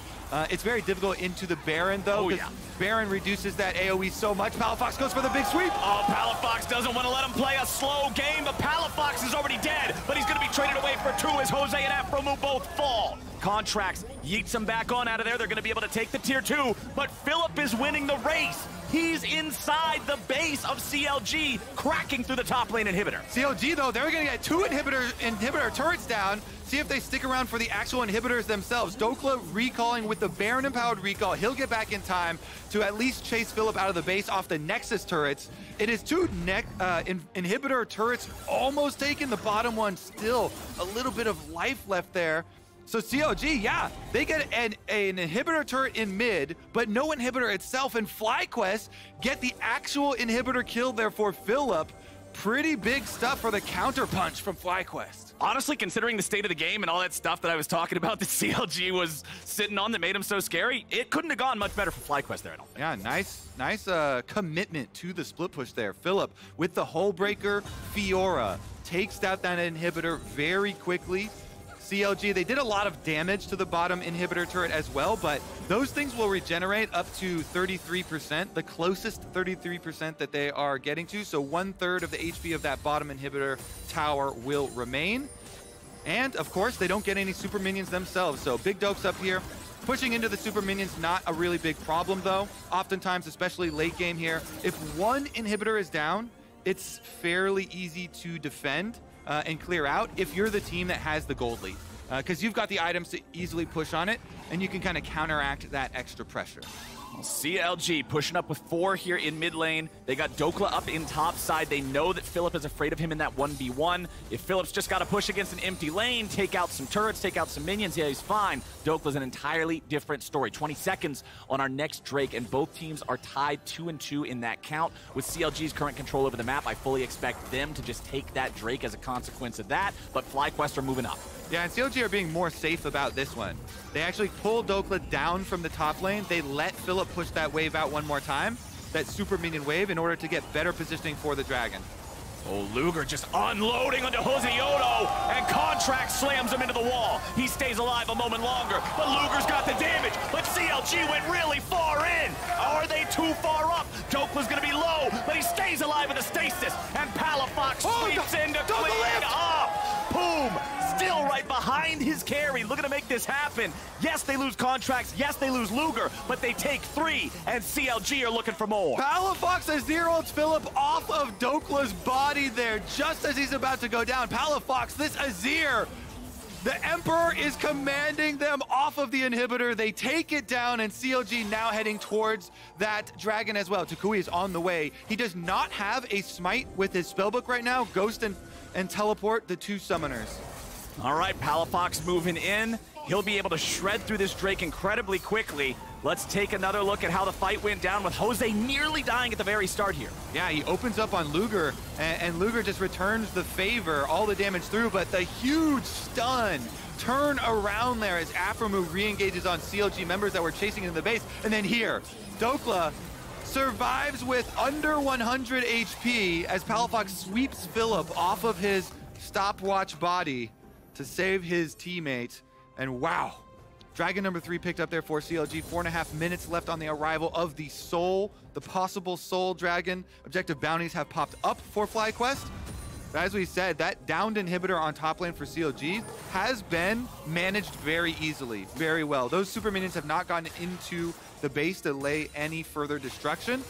They continually send Dokla up there. He's extremely rich, feeding up off of those. And then the Twitch and Azir late game. Oh, Contract though? Contract's getting chased after here, but I think FlyQuest may have bit off a little more than they can chew. Joseoto does not want to go in any further against Sivir ult.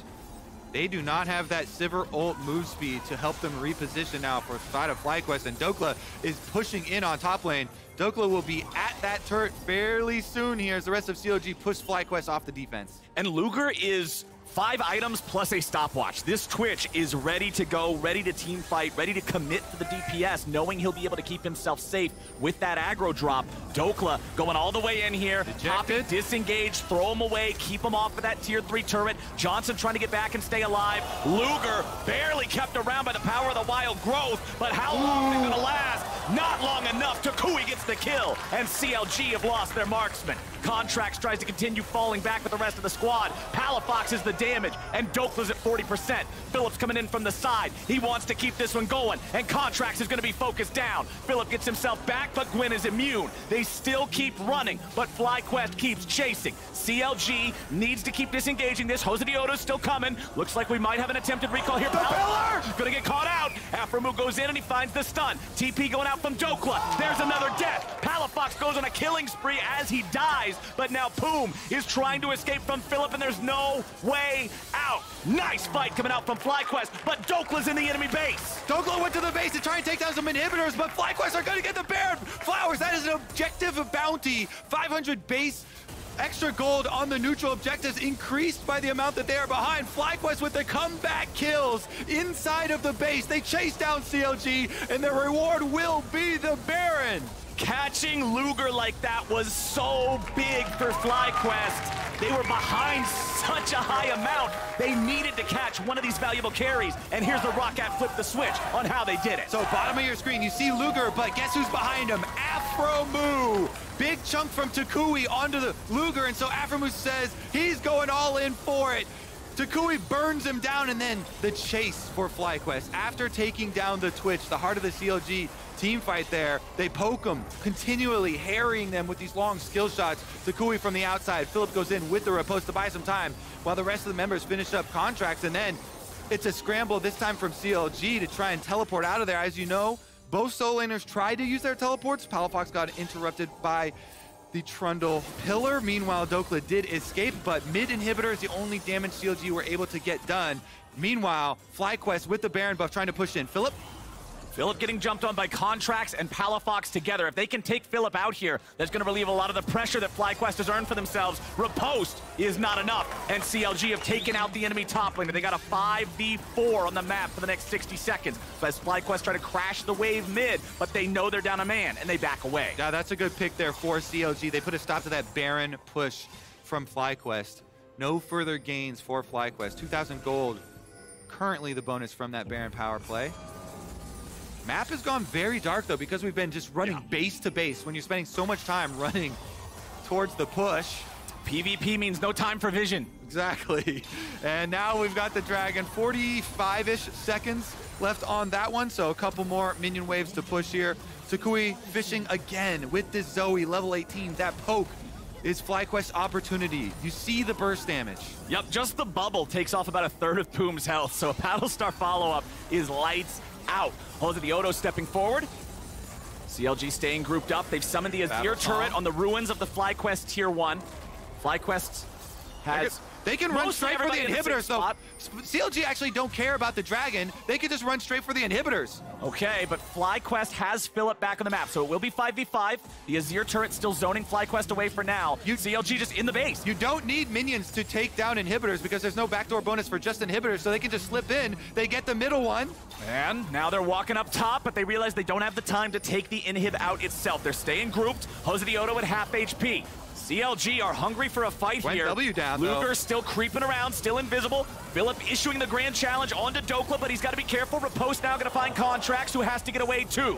Palafox, the Banshee's Veil keeps him safe from the Zenith Blade. CLG really testing the waters here, not afraid to scrap, but FlyQuest meeting them and stopping the push. Can they actually circle back around, cancel the recall here, make a run for the inhibitor? FlyQuest trying to go for the Dragon again. CLG can run for this inhibitor. This will be number 2 top inhibitor. Luger's going to blow that sucker up. CLG is saying we know FlyQuest is going to go for the Drake. We will trade it away for the inhib top, and CLG get what they came for, but what is the cost? Sleepy Trouble Bubble on Poom. Okay, no follow-up. CLG is able to escort him out of there. Drakes are tied 3-3, 40 minutes into the game, 33 kills on the board. FlyQuest kind of throwing down the gauntlet here and saying, fine. All right, if you take 2 inhibitors, we can still defend. We've got a Sivir to mow down these minion waves. The real breakpoint here is CLG. Can they reset and push down the final inhibitor? Oh, they're going to go for the pick instead. Philip's got to run. Philip honestly doesn't even take that much damage. He's not too scared of it. Sleepy Trouble Bubble comes out, but Dokla does not get hit by that one. Afromu here, but they won't be able to move in time for a true pincer attack. FlyQuest control over the topside river, but there's no Baron for 2 minutes. There's no Drake for 4 minutes. There's no real neutral objectives to fight over at all right now. Exactly. That was the calculation of FlyQuest saying, okay, we will be able to defend the next couple of minutes of these super minions being down. The real pressure does come when you get all 3. That's when every lane spawns multiple super minions and they all buff each other up. Getting 3 down is overwhelming pressure, but until then, FlyQuest with a lot of wave clear, honestly, this is full item Sivir almost. The last Zeal needing to be upgraded there. But that AoE is no joke. So as long as FlyQuest try and stay in their base, they've got hopes for clearing it out, hopes for defending. CLG, it's very clear, Flowers. There's 1 inhibitor left. You need to go bottom. You need to get this last one. If you can finish off that objective, then that is the final bit of pressure. With this coming down to what's going to be a big, like, monumental fight, we need to take stock of all the things that can change that fight. Hourglass up for both solo laners of CLG, Guardian Angel up for Luger. There is also a Mikhail's Crucible on Poom to be able to save anybody that needs it. Over on the other side, tick, tick, tick, tick. What's that? It's the sound of an overpowered item, Kobe. We got stopwatches all over the place here. We got Fiora and Trundle both with those. We've also got Zoe sitting on 10 stacks of the book for some extra AP. No Guardian Angel on Johnson, though. If he gets caught and he dies, game over. Luger gets a second chance if it happens the other way around. All right, here comes the big moment. Super minions pushing up on top side. You see Fiora's trying to deal with them now. Philip trying to get a little bit of a window for the rest of FlyQuest, CLG. Everybody pushing in. Palfox just went back to base. That better have been a big purchase. I want to see what the purchase from Azir was there. Palfox is probably full build now. There it is. He is full build. Everything done. Zhonya's with the death cap. See if this is going to be the difference. Baron arriving in 17 seconds. And with Azir and Twitch, you can just, and Gwen, you can just burn this so fast if you're CLG. You can probably kill it in 5 seconds. Look at these possible wards here, though, from FlyQuest. They've got wards all around the back of the Baron. CLG, though, right up the front. They're willing to fight. Contracts with a stun to the wall, and Jose Diodo, he has to flash away to stay alive as Philip's looking to come in now with a TP, immediately reposting as he arrives, but now he's got to be careful because CLG are ready to punish. Takui firing back with a little bit of artillery, but Palafox's Banshee's Veil stops it in its tracks. Oh, the tension rising. Flowers, they send Philip back to base, but he can go to the fountain to heal. He doesn't have teleport this time around, so CLG think that's enough time to rush the Baron. 4 members of FlyQuest. Philip coming out of the base. They want to contest. They do this so fast. 6 seconds. They started it with 18 on the clock. They finished it at 24. CLG get Baron, and the fight just breaks out. Aphromu's going to lose half HP, but so will Contracts. Wild Growth to keep him alive, and now FlyQuest look for a chance to re-engage. Jose Diodo leads the charge, but Aphromu's immediately killed. CLG have lost Palafox, and Dokla's stuck in a stasis. They continue trying to run, but they've lost both solo laners together now, and FlyQuest get a punish again. There are super minions that will destroy these Nexus turrets, though. That requires attention. 2 super minions isolated on that top Nexus turret will take it. This requires the recalls for FlyQuest. Flowers. We get another Baron, but FlyQuest will return to defend. All right, let's take another look at another comms replay in this crazy game. I pop in a flash. I think we got ult in 6, ult in 6. Keep going. Asir no flash. I chase. I have a stopwatch. Keep going. Yeah. Asir no flash, guys. You guys win. Chase. I pillar here. Chase. Pop in a flash, Lulu no flash. Wait. The 1-4-2 there. FlyQuest getting the extra kill. Taking down his ear. Sivir, though, doing most of the work. Bouncing through the entire CLG team, and here comes the Dragon Soul. Oh, baby, no matter what, it is Soul time. Let's see who's able to claim it. CLG, they've got the Azir, they've got the Twitch, but man, when Sivir can put down 8,000 damage in a fight, you ain't exactly afraid, huh? That sucker scales so hard now after that mini rework. Let's see it.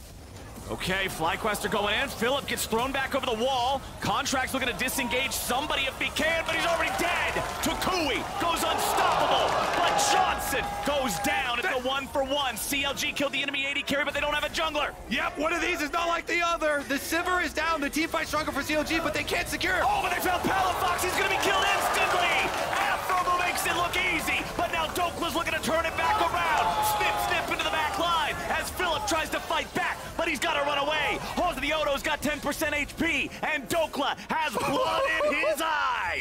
Oh, Luger's still up, and that rat is scary. He's going to keep Afro and Trundle out of the pit. That will be Dragon Soul for CLG. House of the Dragon Soul for CLG. Despite the fact that they lose the jungle, they chat up and they take the objective.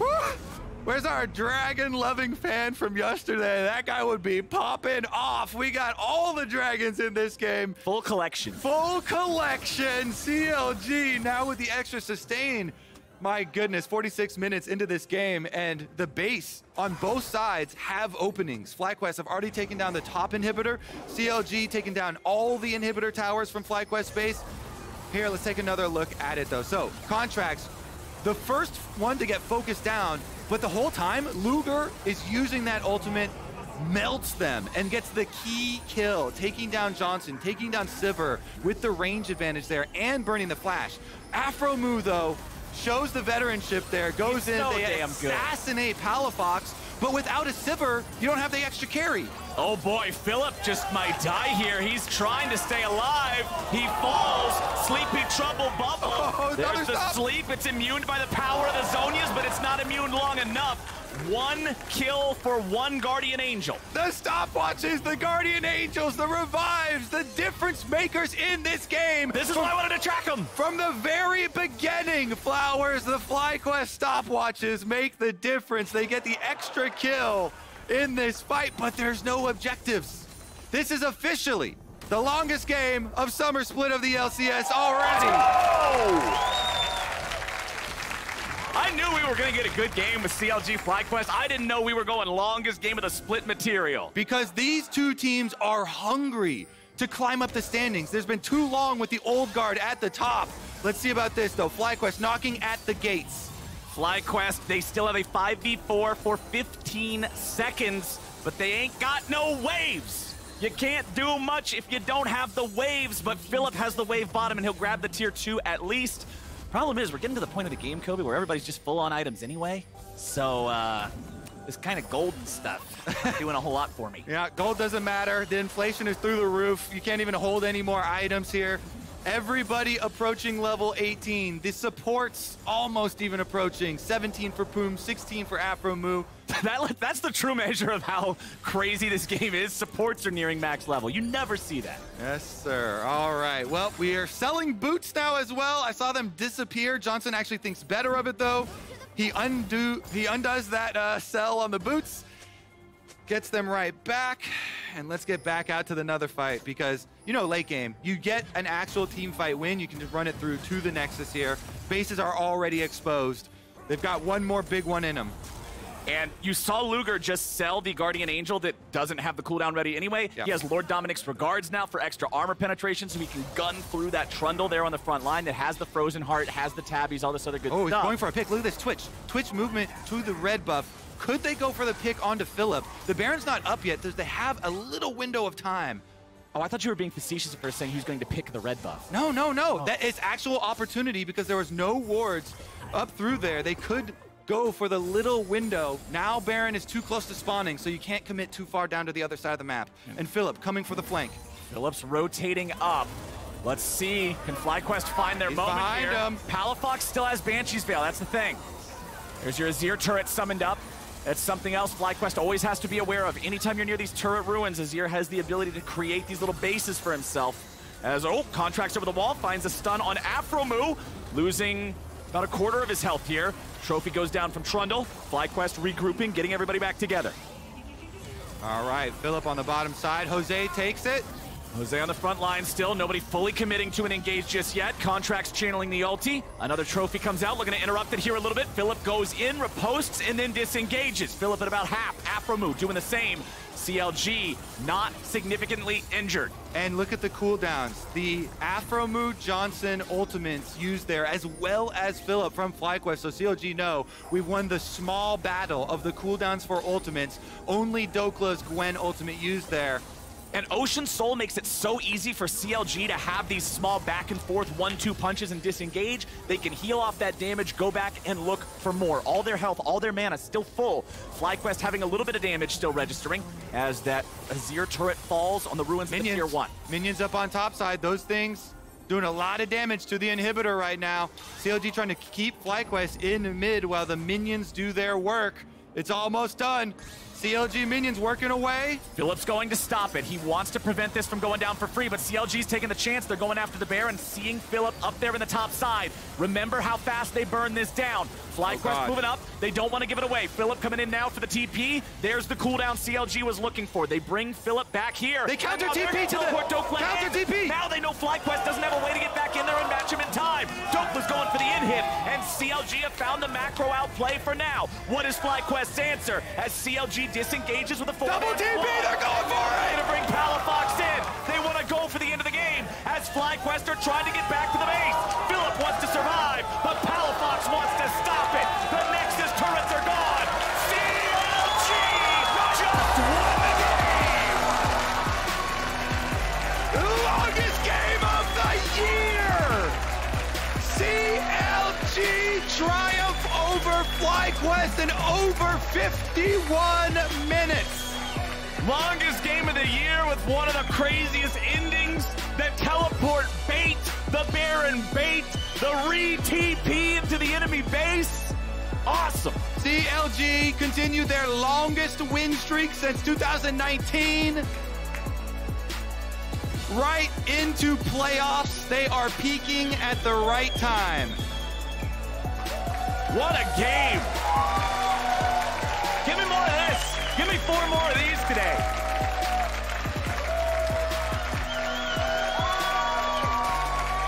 Collecting all the dragons. So many Barons. I don't remember how many now. 3 or 4 over or 3 or something. There's a bunch. A lot of purple this game. And those are the games I really like to watch because the late game scenarios in push and pull with inhibitors and Barons and Elder Dragons even coming to the Rift next really bring into context so much of this map movement. It's also the part of the game that's least practiced, right? Because it's the part of the game you play most rarely. 6 items, you're not always getting there. And Dokla is always willing to finish it with a split push. Always looking for that offensive teleport. The counter teleport from CLG, such great macro at the end there. They pull them out to Baron. Once they get Philip's teleport, they counter teleport into the inhibitor. Palafox doubles the teleport. They go for the end. Love to see calls like that towards the late game. The confidence there. Melt those Nexus turrets. They fall like paper in the late game there. Once you get past 50 minutes. Azir was taking off 25% of the health every single time. Just thunk, thunk, thunk, thunk. Fun stuff. Honestly, that was just awesome. Like CLG having the confidence and the trust in each other to go for that and finish the game there. Because when you're playing at, this 6-item, 50-minute phase of the game, one big mistake, your death timers are 70 seconds. You're going to have all the time to think about it when you're staring at that gray screen because it's tough. But CLG, they earned the dub on that one. And after the break, High's going pro to pro with contracts before the next banger game between 100 Thieves and Cloud9. We'll catch you there. Wait. Yeah, I'm going to TP. TP. Okay. Oh my god, bro. I'm TPing. Solve the base. Solve it. We can get a dash off this. For sure. Fiora will base. We can't stop. And Zoe's not showing either. Yeah, I have TP. We went 2v2. Okay, then come TP. Yeah, I'm TPing. It's 3v3 here. Look. We need the pressure.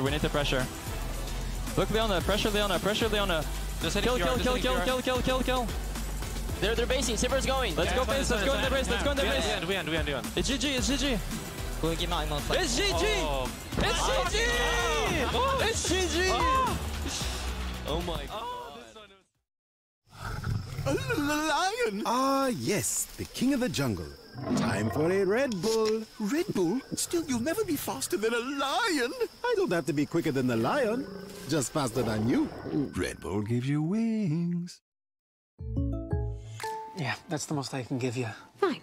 Then it's time for the ace up my sleeve. My beloved squishy pig with original holographic cover art. Hey, Ash, what you selling? Save the references, Jake from State Farm. I'm saying goodbye. This little piggy went to the game store. You don't have to sell your favorite games. State Farm has coverage options, so you get a rate that fits your budget. Thanks, Jake. Hands off the squish. For surprisingly great rates that fit any budget, like a good neighbor, State Farm is there. Call or click to get a quote today.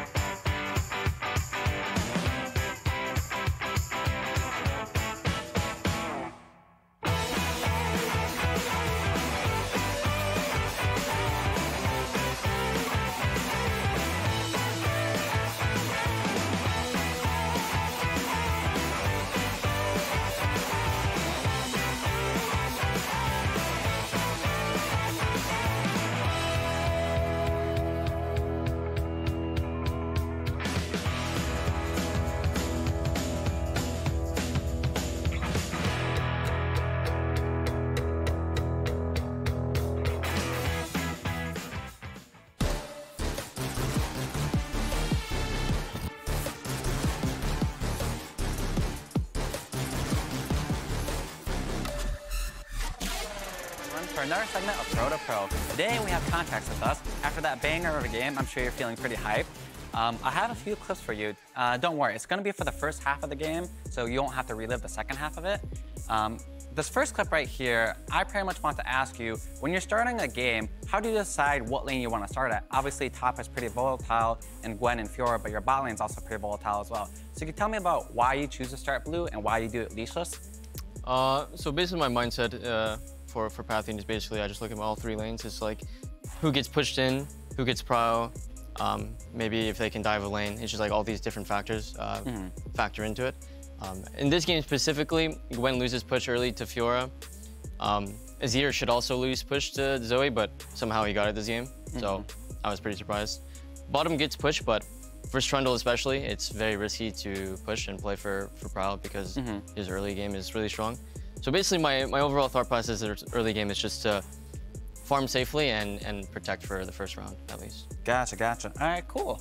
Moving forward, something I like for trying to ask junglers is, so you get this Herald, you got a wall back. Here you're obviously making a call that you're going top because you ping it, you only have 30 seconds. Yeah.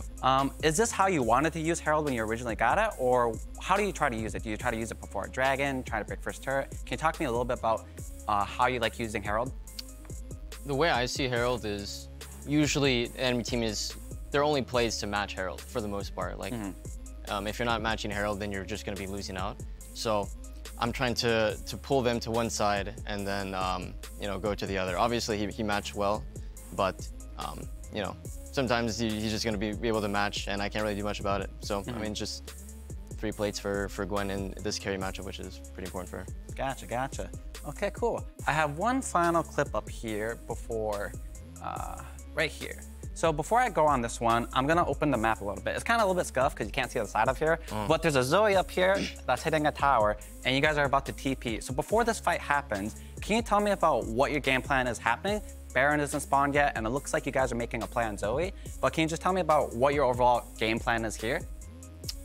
Basically right now we're just trying to overload on top side. There's a TP here, and there's a Zoe up there. You just can't see her. Yeah. She's there. Yeah, I mean, basically we're just trying to overload on top side. We use our bot lane to push out bot one time and get bot turret. So after that, they have to respond to bot wave, and then we can shift towards top side. I think we definitely scuffed it up a little bit. We weren't fully connected on what we wanted to do.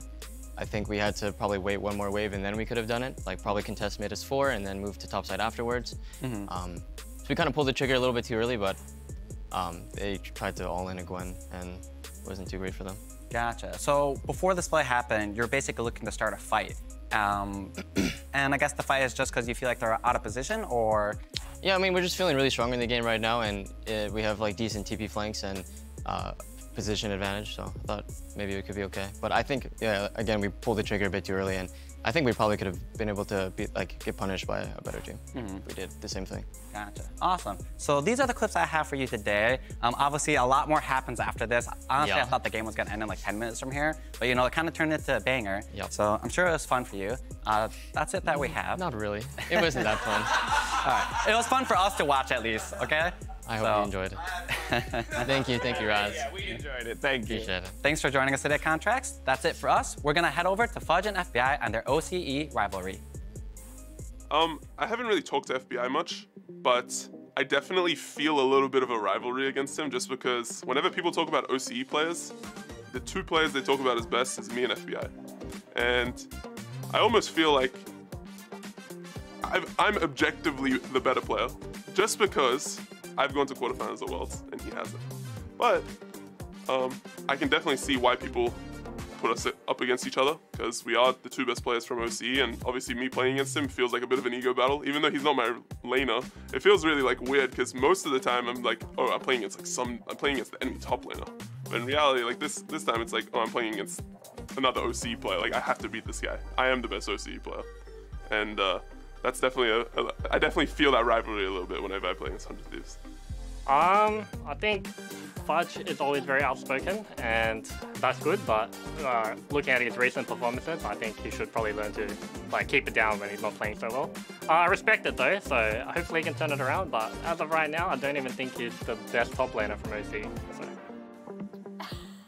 Woo, a little bit of spice, a little bit of rivalry between the OS players in Fudge and FBI. They're going up against each other in the very next match of the day. So one of them will look a little bit more correct than the other, I guess, in 35-ish minutes or so. I love it, especially since it's like we don't get to hear from FBI so much because the rest of his team is also outspoken. So just getting to hear the small, just like, attacks. Amazing. Sit down. It's so cool to see so many tight matchups today. Exactly. We just got a big one, longest game of the split out of CLG and FlyQuest, 2 of the other teams that are looking for that postseason positioning in Cloud9 and 100 Thieves. It was Cloud9 that fell down yesterday, though, Jat, against that CLG squad. So they're looking for the rebound here against a very strong-looking 100 Thieves. Yeah, really important matchup for both these guys. You can see Fudge trying to focus up, and there is, I think, a more budding rivalry between these 2 teams, partially because what happened in spring. So if we kind of cast our minds back to the end of the regular season in spring, it's when Summit had been running away with the MVP race, and it looked like C9 was going to be the #1 seed going into playoffs. And this is where the Owen Summit began, where he just got picked on game after game, and this became actually the blueprint for 100 Thieves eventually to do again in playoffs against this guy, and kind of ended up running Summit out of the league and made C9 change their entire roster. But it was Someday and 100 Thieves who started this process. Yeah, it was the perfect storm of just not only just how to deal with them in draft, but also just naturally how 100 Thieves tend to play the game is by going through topside and ganking pretty consistently. And so I just love that basically what got Cloud9 to this portion of the split, the massive changes that they had, and their overarching goal going into playoffs and being a team that plays the game the right way, the way they see it, is partially due to 100 Thieves. I'm glad you brought up the 100 Thieves side of things, because with Closer on the desk just yesterday, Emily, he was making a strong case for the someday MVP. But it goes to the point that Raz is talking about, his willingness to go to the top side because he's got so much faith in his top laner. Yeah, and the evolution of Someday across this year has been really interesting. Obviously, Closer was here yesterday giving his, like, basically a campaign speech for his candidate, where he just, like, interrupted us. He's like, no, like, let me tell you why Someday should be MVP. It's so cool to see how highly they value him as a teammate and just as a player. So I do think that a lot of their attacks begin with Someday, even if, you know, even when he's not on like a huge carry pick, you know, even on the Ornn, he's just such a fundamental part of the way this team wants to play. Yeah, almost, you know, most of the time it's because he's on those picks. In fact, the champion in this league is Evil Geniuses, and it's based off of the fact that Impact plays well on weak side, and it's the rest of the map that has the focus. So, you know, FBI is the beneficiary. Abadaga is the beneficiary of all of the resources that go into their pockets. So I just think 100 Thieves continuing down that line, and it's going to be in Cloud9's court basically to deal with that. Yeah, he can play the weak side champs. He can even make the weak side champs look like strong side champs when he gets 9 solo kills so far in Summer Split by himself. So that's who Fudge has to go up against today. Let's get a word from Fudge on Cloud9 and how they're aligning here and seeing the game late in the split. I would say that we're all becoming way more aligned with how we see the game. We're definitely having the hard conversations and review that's required. Especially, I think, for Berserker, he's pushing himself to argue with the team if he disagrees, which is really, really hard, especially when you don't understand the language as well as others. It's really difficult to sort of just keep arguing and keep trying to understand what people are saying, despite maybe feeling like you're being pit against each other. And I think that's helped us a lot in terms of being able to become aligned, and then in game we know what we want to do. We know exactly where we should go, at least a lot better than we did before. So we're able to then make way better decisions in mid and late game, and I think that showed against TL. And it's the difference between a team that has just been put together this split or a team that has played together for years. And that's where this matchup has favored 100 Thieves, because when C9 wins, even last split, with the big changes they've made coming into summer, it still at times feels like a team of individuals. Whereas 100 Thieves have reached a much higher level of consistency, I think, due to their experience in communication. Yeah, it was really cool to, first of all, be here with Berserker when he was filming his Player of the Week interview yesterday. And like speaking in English, hearing from his teammates about how much more willing he is to participate in team discussions now that that comfort level is there. And then behind the scenes, we had Closer on the desk with us, right? And he was talking about how like their team knows each other so well that they know when they need to back off. Like if he's really heated, he's like, even me and Abba who have known each other for years, like if one of us is really heated, we're just like, go outside. Like, you know, we'll talk about this in a bit. And it was cool to hear that from a team that's been together for so long. Exactly, and just hearing from Closer, he also mentioned the fact that it's just nice to have a top laner that it's like, hey, oh, we got a solo kill in a tank v tank matchup. I know some of the plays that we were showing versus Golden Guardians, literally Ornn versus Sejuani, he gets a solo kill there. So to the point that you're making, Dash, someday is just being able to kill it in lane, and I think it's going to be a consistent thing that Cloud9 in this game, but teams in the league will have to deal with going into the playoffs. A battle at the top of the table, 100 Thieves, Cloud9. Let's not waste any time. Let's get in there with Captain Flowers and Kobe on the call. Welcome back, everybody. If you just now got here, man, you missed out on game number 1. Hopefully game number 2 delivers in the same style. Super exciting one. This one is definitely going to deliver as well. Cloud9 versus 100 Thieves. For the top of the tables, we get so many games, so many matchups today with all these top half of the table teams. We got some good ones, so let's see how this one's gonna go. We got Poppy, Azir, Olaf all banned away. Poppy and Azir, of course, high on the tier list in general right now. Olaf is a specific targeted ban towards Blabber. Kalista, another one of those champions, just been at the top of the 80 carry tier list for a while. Lucian banned away now too. Maybe, cowards. Probably not. I'm gonna give you a probably not on that one, just to set expectations. Then they're probably cowards. All right, fair enough. You got me there. All right, let's get into it though. Kalista and Lucian taken off the table as far as the 80 carry list goes. Means Zeri's still floating around here, as well as the Sivir that has taken over. But my personal favorite that has creeped into the meta has been the Draven games. The Draven games are the most fun for me because both junglers end up pathing towards Draven lanes. Both lanes end up picking, kill lane supports. See if we can get some extra spice. Well, first we have to get the memes out of the way. Exactly. Yeah, it's Cloud9, so memes take first priority. Now, once the memes are done, then we'll see what they actually want to pick. All right, guys, what's it going to be? I mean, Wukong being up, Poppy being banned away, this seems like a pretty easy lock-in here for Cloud9 and Blabber. Yep. Have had so much success this weekend with the Wukong. They were talking about yesterday on the analyst test, but every player who played Wukong got player of the match yesterday. There were like 3 junglers in a row. See about the response here from 100 Thieves, though. We had Closer on the casting desk as well, and he was like, you know what, whatever. Just give me any champion. We'll smurf it. I know my bottom lane is scared. We'll pick up whatever type of matchup we need. Wukong picked up there for Cloud9 for Blabber. The Yuumi has been paired most often with Sivir. Could be paired with Twitch or something like that too, though. Or they could wait and see. It's definitely flexible. But Sivir and Twitch have been the 2 big... Oh! There's Neela. Okay. Yes! This is our first Neela of LCS. Let's go! Neela enabled this weekend. We finally get it. I knew it was either going to come from Berserker or Luger, because those are the 2 that have actually been playing it in Champions Queue.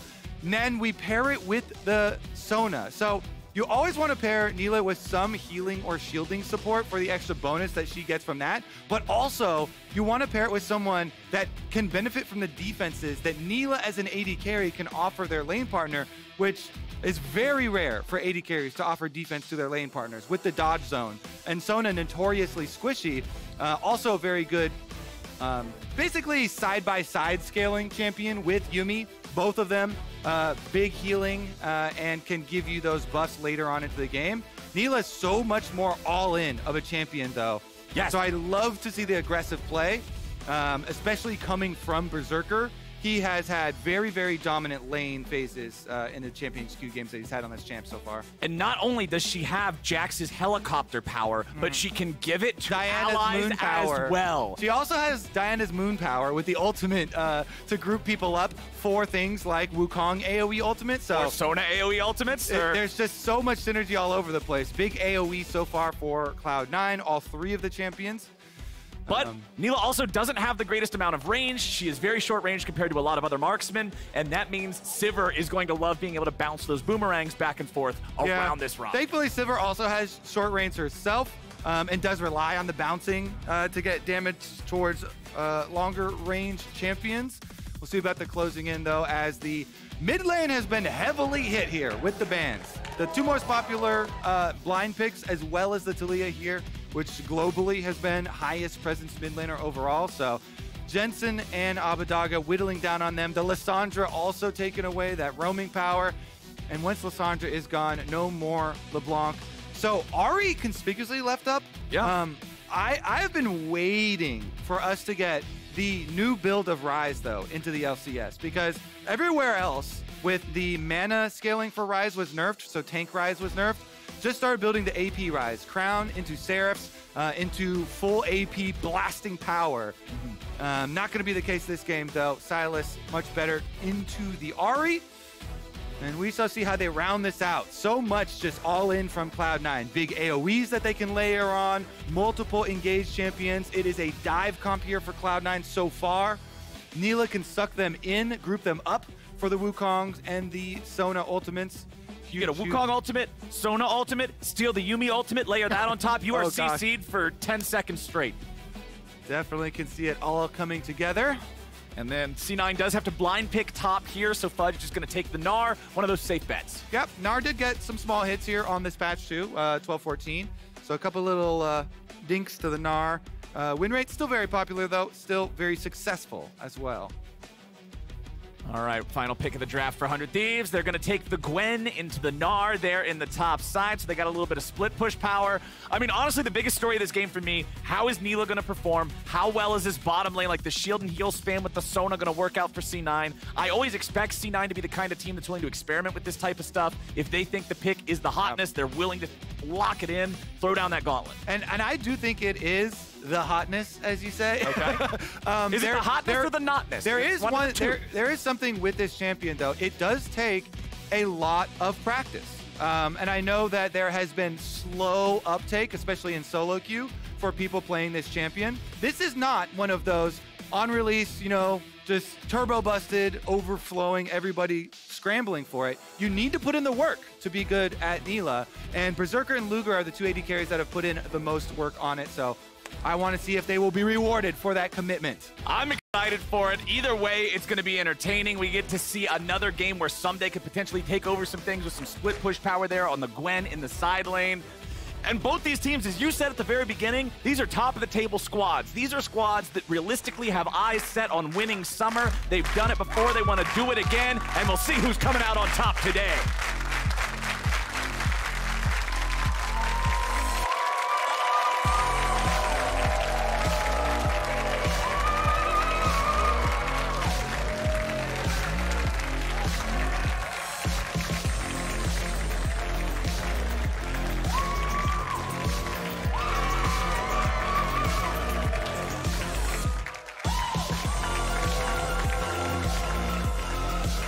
This Lulu and Poro getting a dance work out there. Held up that Lulu the whole time. I see you. Well done, well done. Commitment here to the Cloud9 100 Thieves matchup. Some honor between mid laners here. The stare down. And now the crowd is ready to cheer on their squad. I'm ready. I'm ready.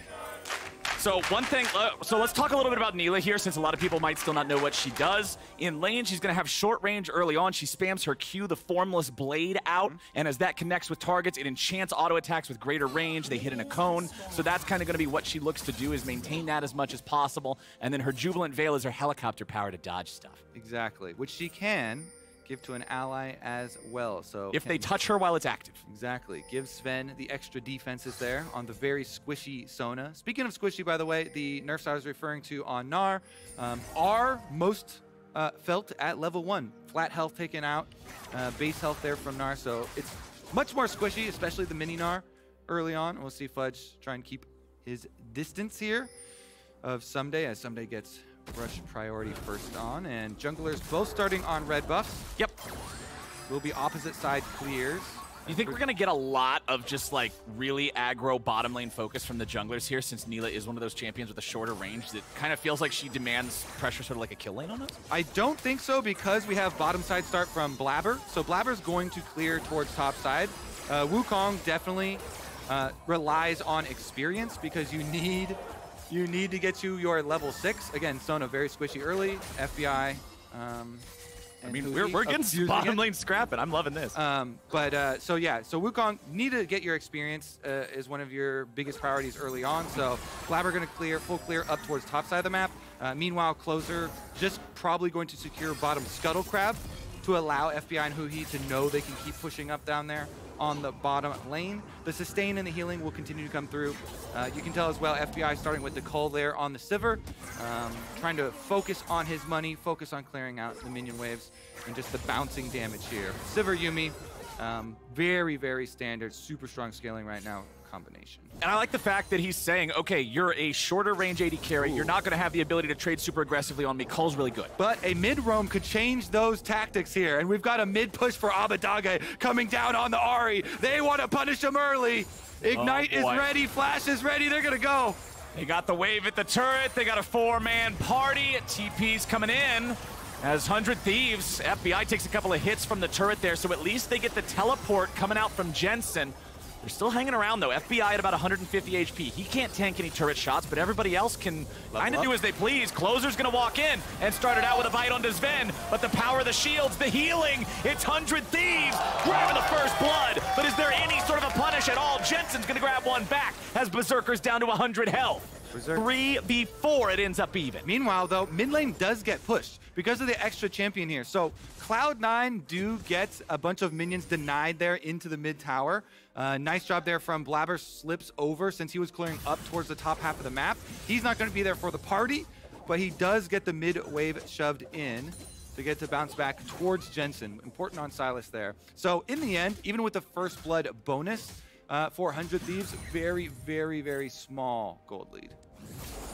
I love the fact that they went for it. I love the fact that that is a, all right, you know, level 2, we're crashing the wave bottom, 4 people, it's a party, let's go. I think the real takeaway is that all the flashes, all the summoner spells for bottom lane are now gone. So now bottom lane is fun. It's a hunting ground. It went from fun to more fun. Exactly. Now Bottom lane, ready. Bottom lane hunting grounds. Once Blabber finishes up his full clear, definitely going to make the look down towards the bottom side of the map. Here's another look at the re-dive. So they see once the teleport comes in and it's Jensen, they take stock here. They want to go for it. Berserker is down to 200. Sven's down to 150 here. They do get a nice level up for both Jensen and Sven there right before they go for the dive. Exhaust goes down, and it is a flash for flash with Closer and a support. Berserker almost got FBI, by the way, but the heal comes back in there from Yuumi. All right, Closer's up here around mid lane, but he won't be able to do anything, just sort of making sure that Abadaga can shove this in without being under threat from Blabber as Closer goes back into his own jungle, back to his own chicken camp here. Looking up at top side, pretty even farm between those two as bottom continues trading back and forth. Sheen's up and running on both of our junglers for faster clears, better trading patterns whenever they jump into the lanes, try to find those ganks. They're burstier. Always feels good. But with all of those summoner spells down bottom, that's where I'm going to keep my eyes. That's where I think the action's got to be going. Yeah, definitely looking forward to it. And the majority of Nila players do go shield bow at the moment. The extra pop for the all-ins, for the aggressive play style there, is very powerful. If you're feeling super risky, I have seen a couple Kraken Slayers. On a champion that's got like 200 range? There was one in CB LOL that did go Kraken Slayer, so that is full confidence. How did he do? They won the game. 5-1-8. That's not the question I asked. 5-1-8. Okay. You gotta wait. Okay, my bad. All right. Let's take a look. I'm impressed. 5-1 with the Kraken Slayer build. I'm impressed. Let's see if we get anything topside, though. Blabber's hanging around. Closer's hanging around. Fudge isn't taking the bait just yet. Building that Gnar bar, though. Patient. Someday jumps in. Fudge gets the Mega Gnar. Finds the wallop as well. Someday, however, ready to turn it back around here with the ulti. Blabber trying to flash away, stay alive, get himself out of trouble. But trouble has found him. He's got no flash anymore, and Closer gets the kill. Patience, Flowers. Patience pays off. Such a virtue there for junglers, especially. Closer waiting for that counter gank.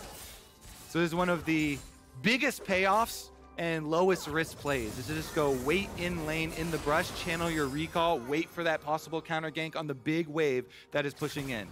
That's where you see it. That's why they go for it. Junglers that will come trail you, especially in top lane, to help you make sure you can push your lane in at that gank opportunity. Good counter there from Closer. Gets the kill because Blabber knew he couldn't walk all the way around that pillar to be able to flash over the wall. And since he already used his W to go in on the gank, he had no W to jump over the wall to get away.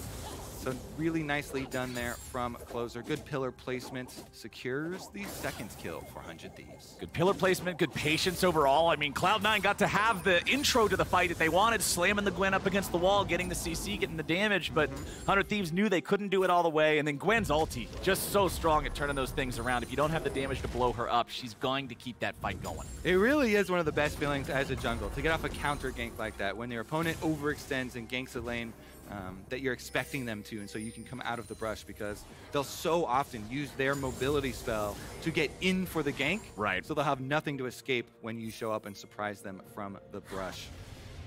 Well, now we're going to see Fudge heading right on back the top side there after having spent all of his gold, but still mostly just working with pieces in the inventory right now. Someday still having his teleport. He hasn't gone back and shopped, and Blabber going after this Herald here on the top side.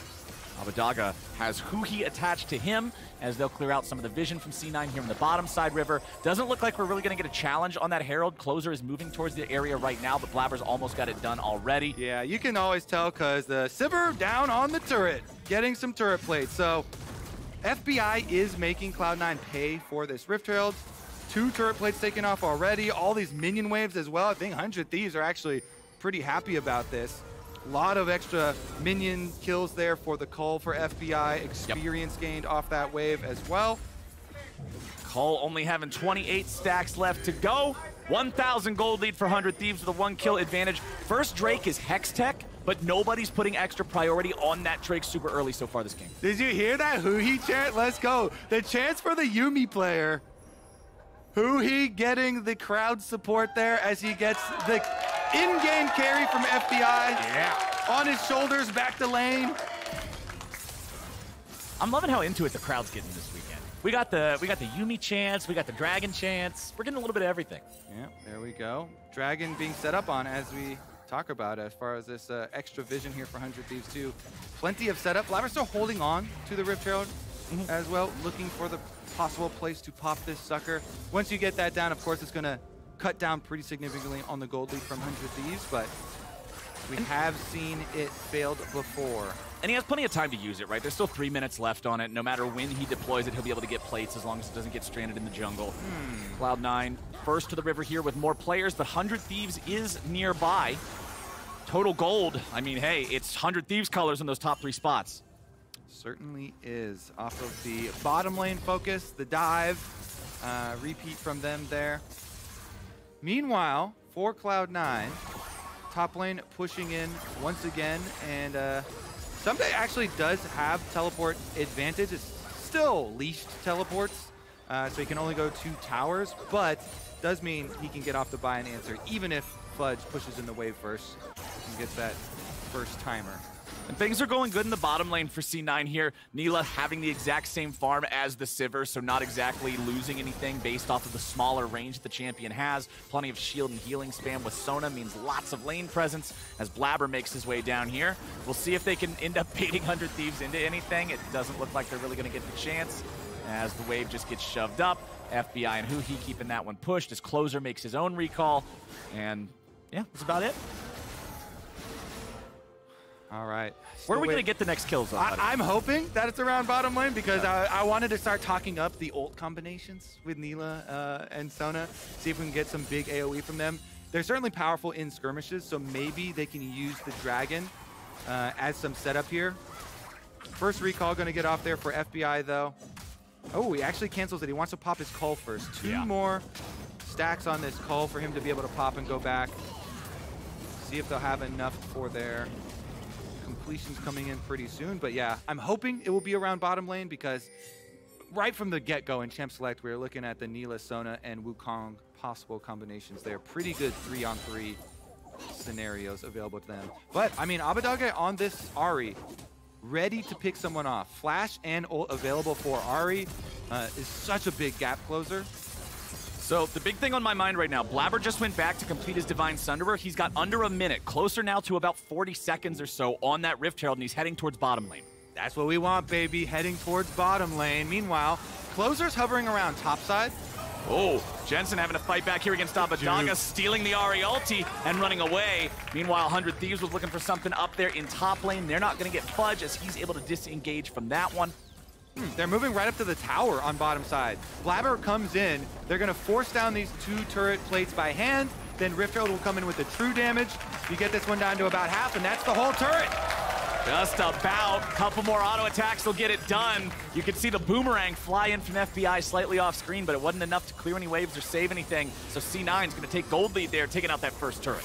Oh, Blabber's going over the wall too, behind FBI. He jumps in, he finds the knockup. Berserker's looking for the apotheosis, but he won't land it. The spell shield is there. FBI kites it out, and the power of Sivir's movement speed gets him away. He's looking to turn it back around on Blabber, but C9 now finds themselves taking an extra. You always got to send the jungler away with a few extra autos, teach him a lesson for ganking you. That'll teach you try and flash ult onto me. FBI gets away with the ghost move speed combined with the ultimate. Got him out of range of the Berserker Nila ult, so they didn't get the pull back there the Diana portion of that ult. And now Sven and Berserker do not have that Nila ultimate to fight with. They've still got Sona's ulti, but Berserker's down to pretty low HP here. They're looking to outplay and heal through it. Closers at 300. FBI still throwing the boomerangs out as Abadaga makes his way down, but Jensen is here and Blabber is ready to go now too. Jensen stealing the Sivir ulti and hasting the team, but C9's got to be careful. Sven is almost out of mana and he doesn't have a lot left in the tank. FBI dropping the spell shield, but he won't get much use. Blabber's at 50 health. Blabber just barely walking away as Closer now looking for the chance, and Abadaga has already found one kill. Berserker's at 100 HP. He's about to die to a little bit more damage. The truck hits him, and Q2 takes him out. Jensen looks to get anybody back, but he won't find a dead Abadaga. Abadaga jumps in, and FBI knocks him down. 5-1 game for 100 Thieves. The 100 Thieves send Cloud9 back to base. They put him in the dirt. They clocked him. My goodness. Overchase from Cloud9. They run into the buzzsaw. That is Sivir chunking them down, Flowers, the whole chase. This 1v1 up here someday, last activation of the ultimate, not gonna find Fudge, but that is for sure an overchase. As you can see the health bars dropping, you get that feeling, Flowers. The whole time you're talking there in the field, I'm like, what are, is there a plan here? They're getting low, they're getting chunked down as they're overchasing the whole time through that lane, and FBI is just bouncing blade after blade through them. Flabber got chunked down to 100 HP there at the end, and then the timer on that Ariel comes back up, and Abadaga goes in, picks up the extra kills. They drop nobody to the tower. The 100 Thieves punish Cloud9 for their hubris. Nicely done from the 100 Thieves squad. Cloud9 back out on the map now after those mistakes. Bottom side, they're looking to grab themselves the second Rift Herald of the game. Remember, the first one gave them a lead bottom, but the 100 Thieves found a way to hit back. Yeah, Dodge Zone doing a lot of work for Berserker, but look at that charm that's going to come through. FBI doing so much work. All of this chunk damage here.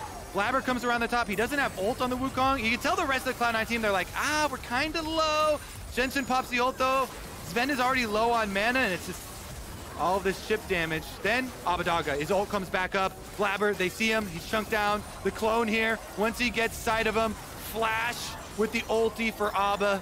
Yumi jumps on him.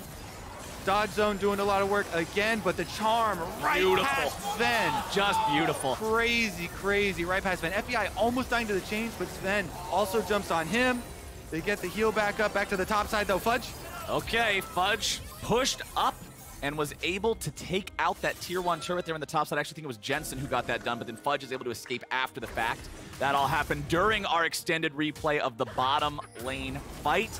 Honestly, even after all this blood, it's still only a 600 gold lead for 100 Thieves. They also took the Hex Tech Drake while we were in the replay. Now C9, we got to see what they're going to do after that overextension bottom. Got a mental reset off of that one. Don't let that one affect you at all. Just be ready to find another move. What is that move going to be? Brush yourself off and try again, Flowers. Brush yourself off and try again. I want to see that combo actually pay off. Okay. We were so close. It was just the Sivir move speed with Ghost and Ultimate the first time that got them out of range of the combination from the Nila, Wukong, Sona Death Ball combo. Yeah. But Cloud9, they can still make it work. As you said, the gold lead only 500. Looking to get bigger though as Jensen under attack. Steals the Ahri ult again. He evades once again.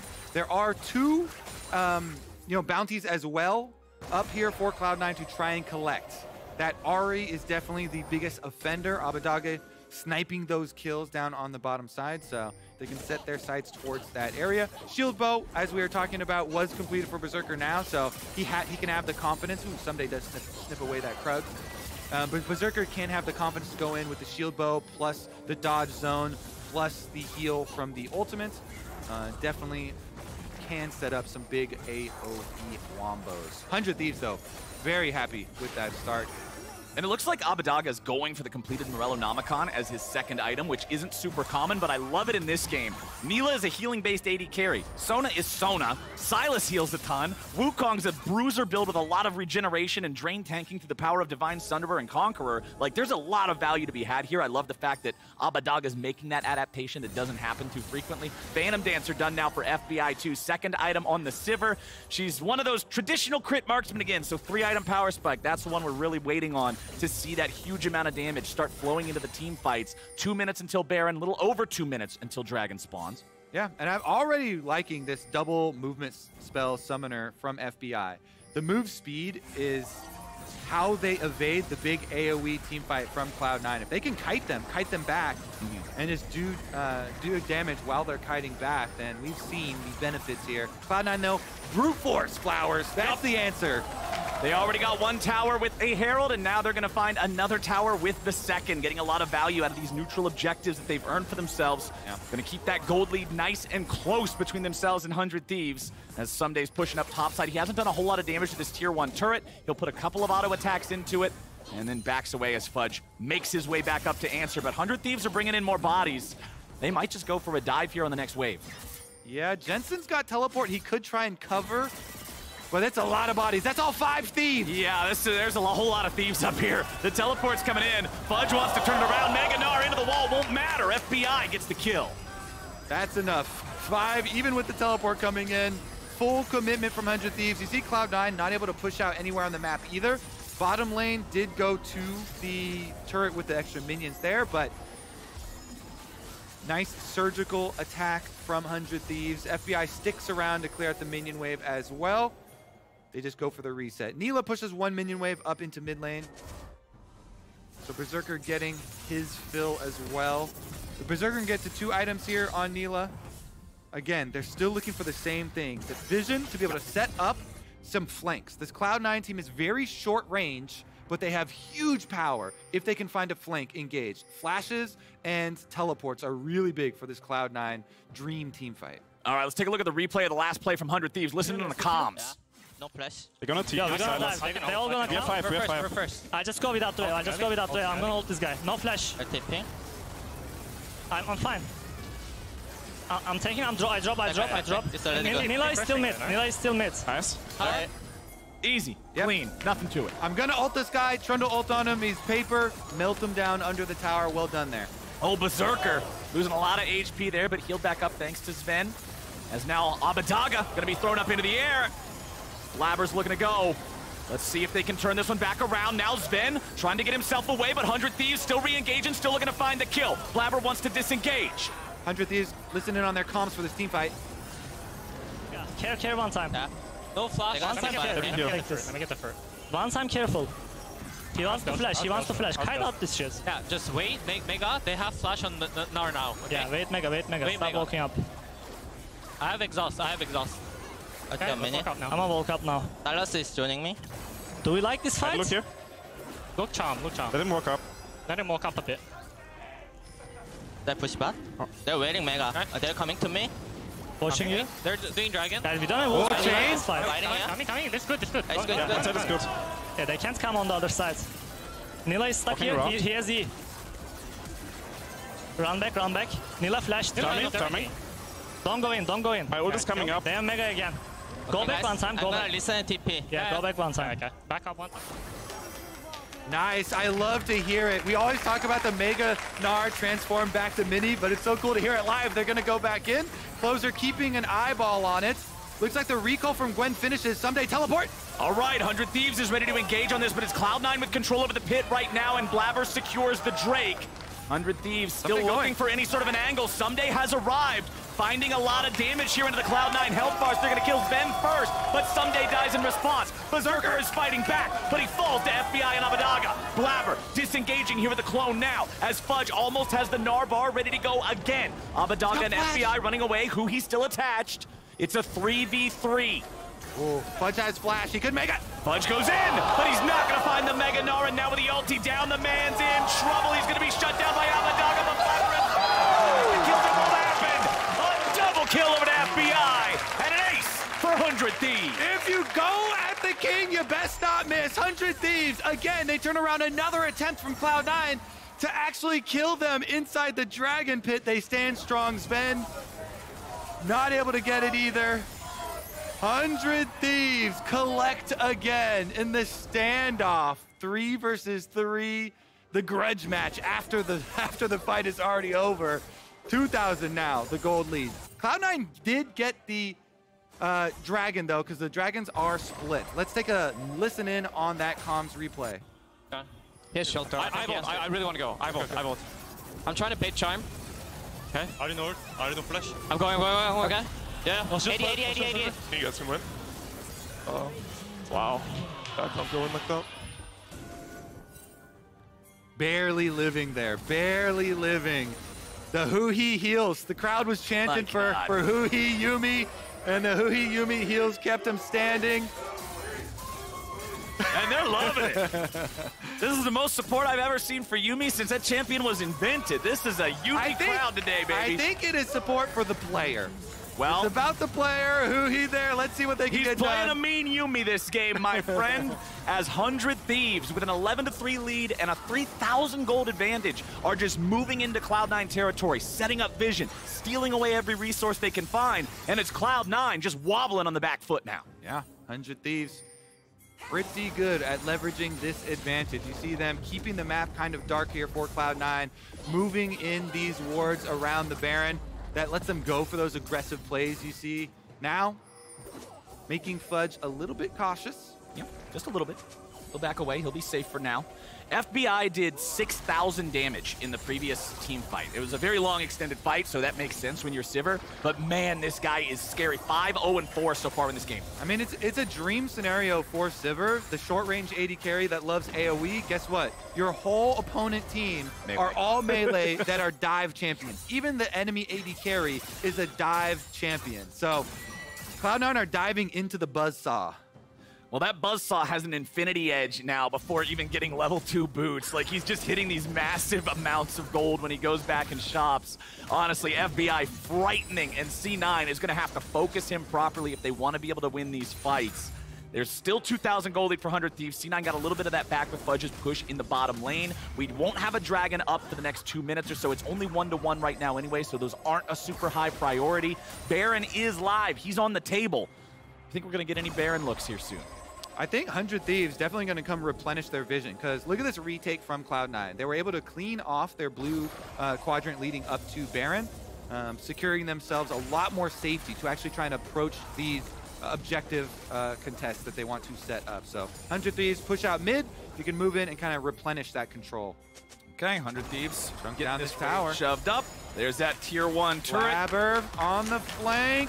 Blabber will look for 100 Thieves maybe, but he ain't gonna find a way in just yet. Teleport coming in from C9. Abadaga lands the charm. Blabber trying to get out, but he's rooted up by the Yuumi ulti. Blabber has to disengage. There's no way in. He's way too low, but now he's ready to turn it around. FBI is gonna be the target, and FBI kites it out. 100 Thieves still ready to fight, but they've lost closer, and FBI's got 100 HP left. C9 may have found their moment and found their opening as Someday now looks for a way to get his damage in, but he immediately has to retreat. Blabber still looking for opportunities, still looking for ways in, and C9 gets a 1-0. They're heading over to Baron. This is a big victory for Cloud9 because even though it's only 1 kill, it's the jungler. They can put pressure onto Baron with the smite advantage. Fudge has teleport as well, so the Gnar gets to go back to base to heal. He will be teleporting in as a mini Gnar, though, quite dangerous.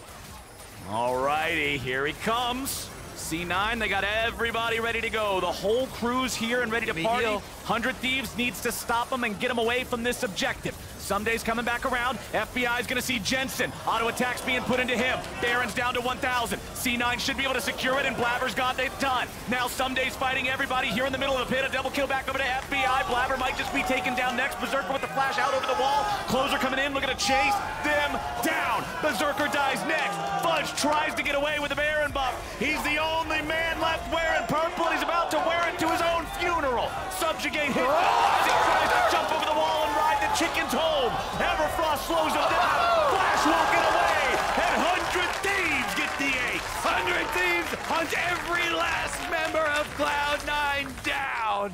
Take those Baron buffs right back. My goodness, the extra speed here for 100 Thieves. Chase down for Sivir never lets up. And guess what? FBI is legendary. 8-0 now on that Sivir. Cloud9 trapped inside that Baron pit. Very risky stuff. Let's take a listen in on those comms for the replay. Silas behind. Watch Silas, watch Silas. Play to fight. We win this fight. We win this fight, okay? Kill Silas. Play to fight. Fuck the dash. Yeah. Watch me. Tona? I'm making space. Watch Someday. I'm on this side. I'm on this side. Nilla, no flash. Watch. Yeah. You guys can kill. No, my penta killed I have my ult. I've ulted in 2 seconds, guys. We chased it, Yeah, we motherfucker. chase. Do dragon. Someone push mid, okay? Or I can probably follow. He's done. He's gone. I can follow. I can follow. Yeah, you go. Nice. No flash. Oh, fucking Smurf. Nilla, You heard him.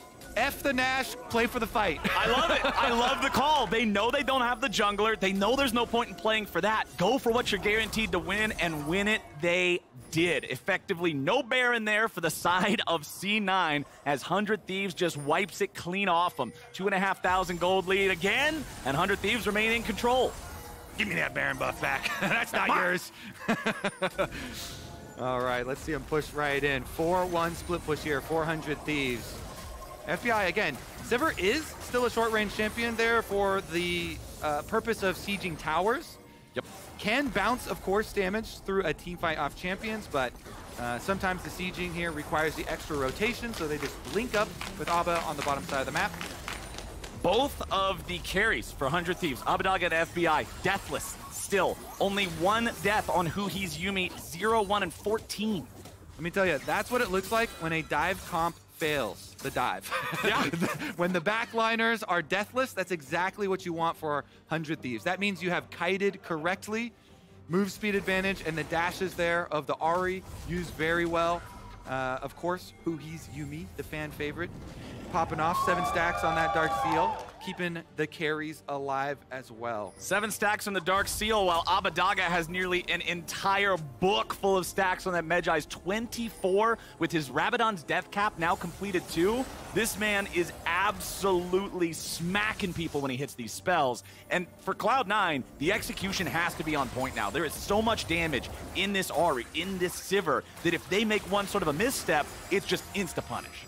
Yep, and we've seen it time and time again. Cloud9, it's so dangerous to play from this position. You know, you get one chance basically. You have to all in, and you have to make sure you hit. If you miss, you're gonna get chased down, you're gonna get chopped up on the way out. Closer just trying to maintain dominance here in the enemy jungle. They'll steal away everything they can, setting up all these wards, taking any camps they can get, as now the top lane wave ready to crash into the tier 2 turret here. Remember, 100 Thieves doesn't have a Baron. That went over to C9 and then got wiped. So these minions are clearable, and C9's bringing everybody up to deal with it. Yeah, Jensen's recalling from bottom right now, has an unleashed teleport, but 100 Thieves back off and give them space. FBI gets to clear out that last cannon minion. Everybody's just kind of taking it easy right now. We got 2 minutes until both Dragon and Baron spawn, so nothing really to force a fight over until those are around. 100 Thieves does not want to overextend and throw themselves under an enemy turret, give away this lead they've worked for so far. Exactly, because they know a Cloud9 teamfight can look explosive in their favor as well. If the dive does work, then it's catastrophic. You know, they get both the bounty on the Sivir and the Ahri, and it's a huge slingshot back into this game for Cloud9 if they get their perfect engage onto the backline. So 100 Thieves doing everything they can, taking every precaution to make sure Cloud9 don't have a good flank angle, and they cannot get these flash angles onto FBI. Also like this pickup here for Huhi, able to get away the CC here for Sivir, even if FBI fails a spell shield. He's got a backup here. Alrighty, we got under a minute for Baron and Dragon both. C9 getting that top wave shoved in. Someday he'll be ready to answer that, but see Blabber and Sven here also moving through the enemy jungle. They'll just take out the blast cone. If you're playing on blue side, that red side jungle blast cone at the back of Baron Pit is almost never going to be your friend. Pop that if you get the chance, get rid of it, as Someday just pops the W here. Should be able to walk this off pretty easily. Fudge can't really pose a threat to him. That was a little bit of a bait attempt. So I like actually making that play. You know, they put it out there. Fudge is cosplaying. It's like, oh, look, I'm a Mininar. I'm jumping on you. Aren't I so stupid? Come attack me. But they don't take the bait. Nope. Don't they take just the bait. take the mid lane turret instead. 100 Thieves don't take the bait. They don't let that Cloud9 trap collapse on them. Take the mid turrets. Fudge's going to be able to finish up the outer turret for his team as well, and the Dragon about to spawn. 100 Thieves is heading up to this top side. There you can see from the Cloud9 vision point of view, you saw the Ahri orb fly out of the brush, checking there. They know. 100 Thieves are like, there's bait in there somewhere. Like, that is a trap. That is a trap, that fog of war on the top side. when you're playing at the top level, you know that this mini Gnar isn't just sticking around like carelessly pushing waves for no reason by himself. Oh, look at me. No. No, I don't think you're that stupid, buddy. So. All right, Dragon down here, 400 Thieves, then they pick it up. It will move them to Dragon Soul Point. The gold lead has stayed the same for a long while now, around about 2,000 gold for 100 Thieves. So they haven't been able to snowball this into greater leads. They have 5 turrets, C9 has 5 turrets, still just that tier 2 in the mid lane standing for 100 Thieves and the tier 2 in top for C9. Baron is on the table, Dragon is not. It's going to be a dance over the top side river, my friend. All right, well, they don't want Sven dancing on the front lines. You do not want Sona dancing on the front lines into the Vision Wars there. She's the DJ. She's got to be in the back. Exactly. Keep the DJ safe in the back. Don't fall prey to these Ahri charms because Abbedagge is just... He's got a little bit of writer's block for the last, like, 3 minutes, but he wants to finish up this book. Yeah. This Medjai's book. The ending, oh. He's so close. It's that concluding paragraph. Yeah, that's the toughest part. The ending to this book is going to be a banger, Flowers. Oh, I'm ready for it. And I don't even know how to read. Now, let's see if C9 can find their dive. That's can also they execute? Let's see if they can execute this dive and find the successful team fight that 100 Thieves has denied so well so far. C9 have Blabber and Sven together here in the top side of the river. Berserker right next to him. Jensen is still down in mid lane. Someday is still down in bot lane. Both of them have unleashed teleports to join up if a fight breaks out, but nobody wants to test the other side just yet.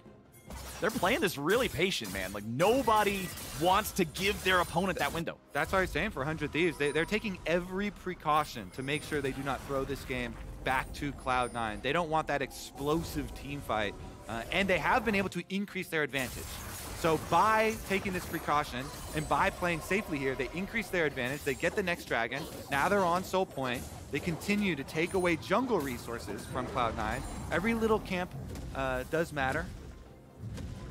Every little bit of money could be the difference. I feel like we could write a little jungle song. Every little camp matters. I'm not going to sing it. We'll write it. We get someone else. I'm not very good at singing. If you need like a rap feature in the middle, I can probably do that, but I can't sing. Give me your Krugs. Well, I don't think Krugs are on the menu now. It looks like we might actually get a little bit of a fight here as 100 Thieves closing in. The Yuumi ulti's flying out, and Blabber is on the menu. He immediately goes into the resurrection as Abbedagge drops stasis, and Jensen does the same. Jensen and Blabber both trying to get away as Someday looks for his way into the fight. Berserker looks for it, and he finds the shutdown on Abbedagge. Berserker trying everything that he can, and Cloud9 have killed 2 and lost 2. Fudge ready to transform into the Mega Gnar, but FBI is ready to just cut him down. The Guardian Angels being procced all over the place as Fudge comes back to life, only to die again. FBI, legendary. Sivir, Yuumi, late game. Love to see it. FBI and Huhi are juiced. Now they have enough firepower to chase off even Blabber. He's not going to go for the hero flash or W play to try and steal that Baron. No. Looks like they think better of it. It's too dangerous.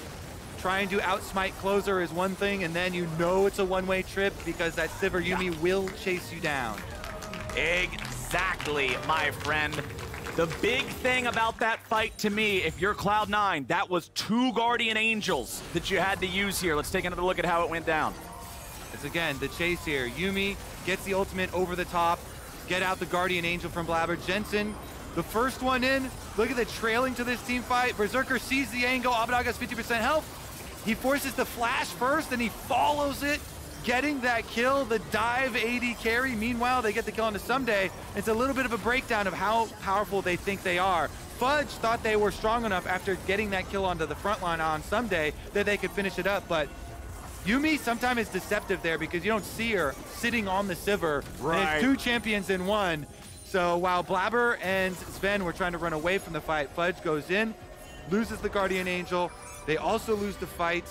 And now 100 Thieves, wearing purple again, will come to finish the job. And with those Guardian Angels gone from the C9 front line, and the Guardian Angel now up for FBI, full build here on the Sivir, he is completely fearless, ready to go in with a 10-0-7 scoreline, just DPSing at the top of the charts. 100 Thieves just pushing straight into the enemy base. Now you see it, now you don't. Goodbye tier 3 turret, goodbye bot lane inhibitor. 100 Thieves will just walk it on out. Dragon Soul gonna spawn here in 10 seconds. Blabber nearly dies instantly. Abadaga's still looking for it. Abadaga's still found it. Now Fudge is your target here, as Sumday's zoning away the other 2 players on C9. It's 3v5, and 100 Thieves are ready to end the game. Jensen's on the flank, but is there anything a Sylas can even do? He steals an Ahri ultimate, and all it's good for is running away. 100 Thieves, 21-8, and they probably aren't even done yet. Sven should die first. Berserker's trying to take somebody with him. He only gets a GA, and Jensen has to watch from the fountain as 100 Thieves slam Cloud9. FBI reminding everyone about 7 times that game. I'm legendary. Say it again. Get another kill. I'm legendary. I'm legendary. I think he heard Fudge talking some smack about who was the better OS import there. Ooh, FBI looking good this time around. Huhi looking good, sitting on him.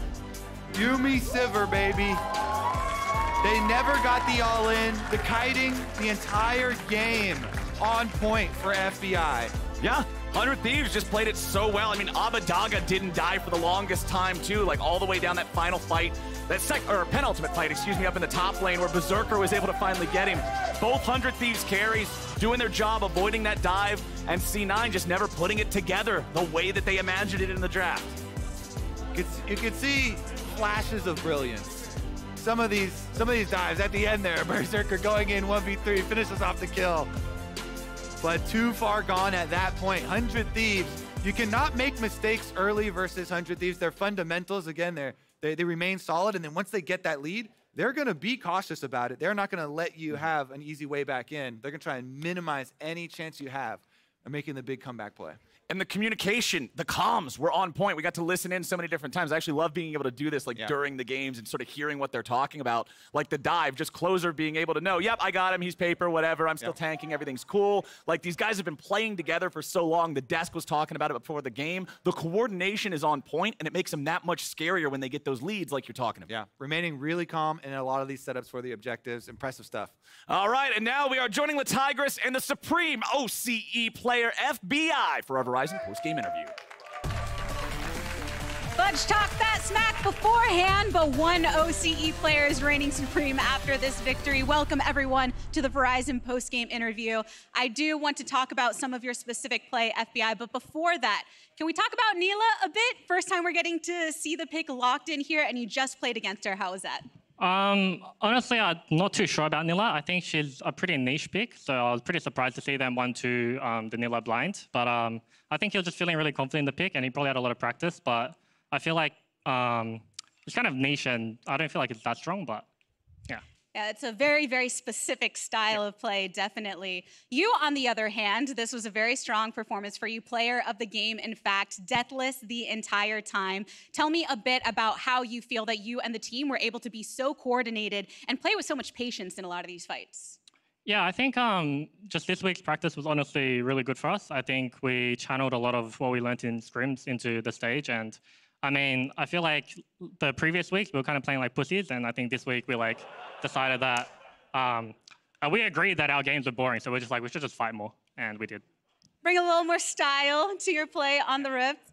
Digging into parts of that a bit more, one thing that Huhi had said in his recent interview with Travis Gafford is that he feels like he's personally feeling better about the play. You both were such a focus in this game, maybe learning how to drop ego aside, being willing to go even. Can you elaborate upon this from your perspective? Yeah, definitely. I think we had a lot of ego, especially coming into this year. I think we kind of bought into our own hype and thought we could win any matchup, and kind of figured out that wasn't the case. But I think we took a step back, and I think we're playing a lot better now. I also just want to shout out Huhi, because I feel like he should have got player of the game yesterday. He was like kind of popping off in the Nami, but supports are not really appreciated. Yeah, threw some bubbles out there in the darkness that were pretty impressive, that's for sure. Very impressive from 100 Thieves overall. I believe it's like a 7-game win streak at this point. So do you feel, with all of that you just said considered, that you're kind of snapped into that place, rolling into playoffs, feeling very invigorated, or still focusing on the fundamentals? We're still very much focusing on the fundamentals. I think it's really important to not look ahead past any match and just kind of work on improving yourself day by day. And I think that's a philosophy our team really follows. And hopefully, by the time we come to playoffs, we will be good enough to win the championship again.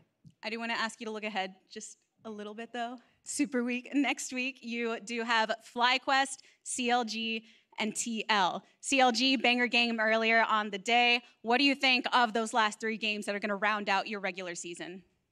I feel like the games will be pretty easy, assuming that we play like how we did this week. I don't think we've lost to CLG's bot lane because it's kind of embarrassing since they were our academy bot lane last year. I don't really feel like we can lose to them. Okay. Any love for them though, as your Yeah, they're popping off. Like I'm really happy for Luga and Poom. I think they're playing very well, but like we gotta, we'll take them out. Got to show them. Well, FBI, congratulations on such a banger performance today, and thank you for the interview. Thank you. We do have another fantastic matchup coming up between Evil Geniuses and Team Liquid, but as we go, remember everyone, there ain't much stronger than a dragon. Check it out.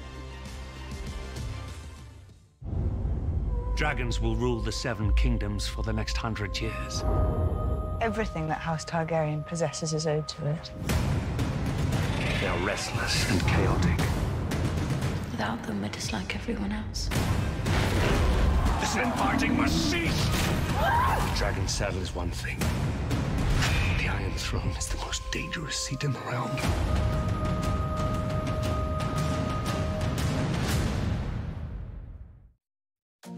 They give us love. They give us joy. They give us lessons in sharing. So give them some love back. And what says love better than something you can chew on? Use your MasterCard to make secure purchases from anywhere. So your gift will end up in the right hands or mouth.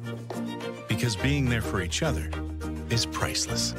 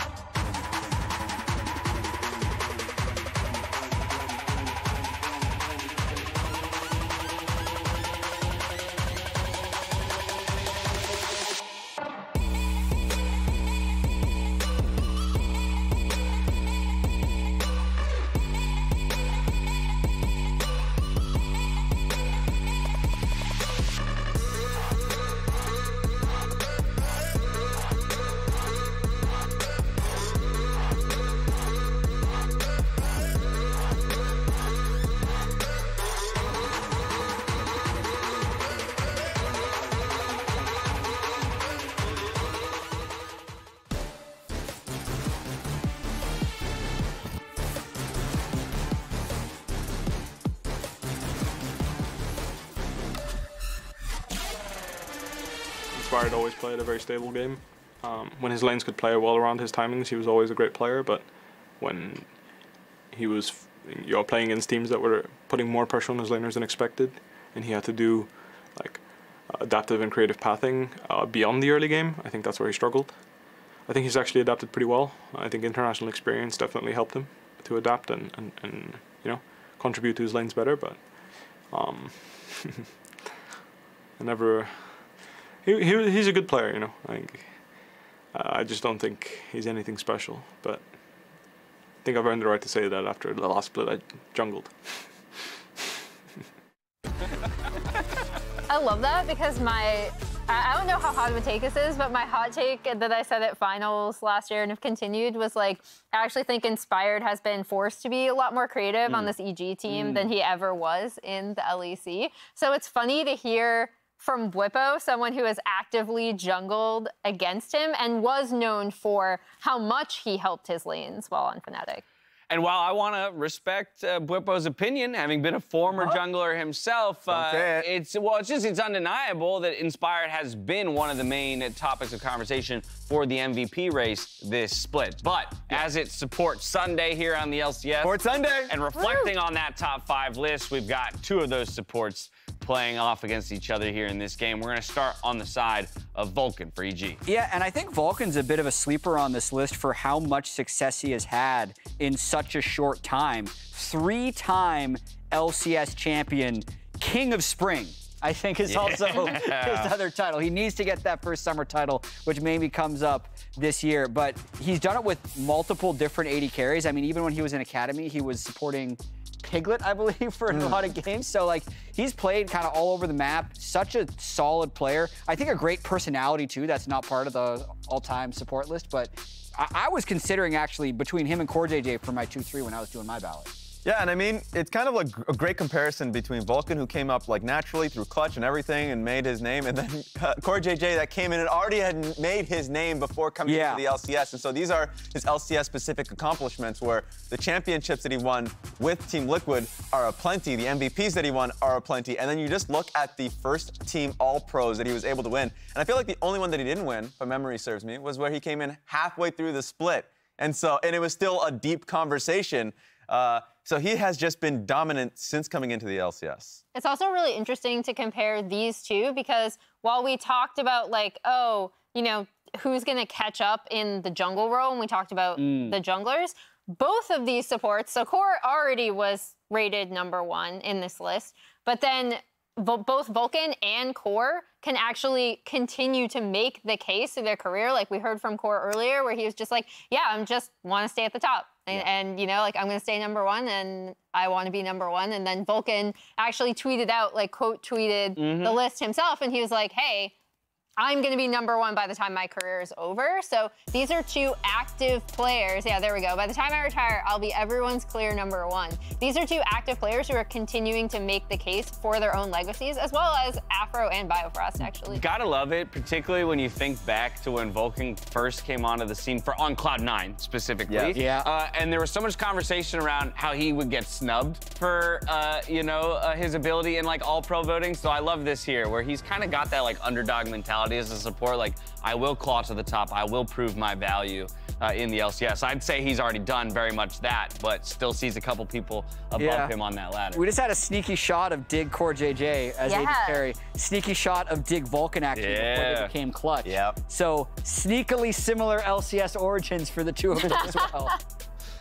And both looking very strong now. Sorry, Rez. I was about to say, and like we talk about role swapping and all these things, the fact that CoreJJ was like a role swap from AD carry back in the dig days, and then goes in to make that humongous glow up as a support player. And it's just been amazing. So I really want to continue to track both of these players' like legacy and just current play, because it's ever evolving. Sorry, I just peeped his favorite food, and I'm a big fan of kimchi jjigae. So well done, Vulcan. You get Get a vote of confidence from me in the food department, that is. What are you raising your eyebrow, Rez? His song or the did the karate for a bit? Ed Sheeran, I think, yeah. Let's go next. So it's a massive support matchup, but it's also just a massive matchup. We've, I think, been spoiled today with 2 incredible games so far, but we can't ignore the third one that's in front of us, not just because of the player ability, the team ability that will be on stage, but because of, again, as well, what it means for the top of the table and determining who really feels like the best moving into the postseason. Yeah, I mean, I think at the moment, everyone is saying EG is the best because they've bought that right with how much they've won in the regular season. And TL has had 5 straight weeks of going 1-1. They're currently 1-0.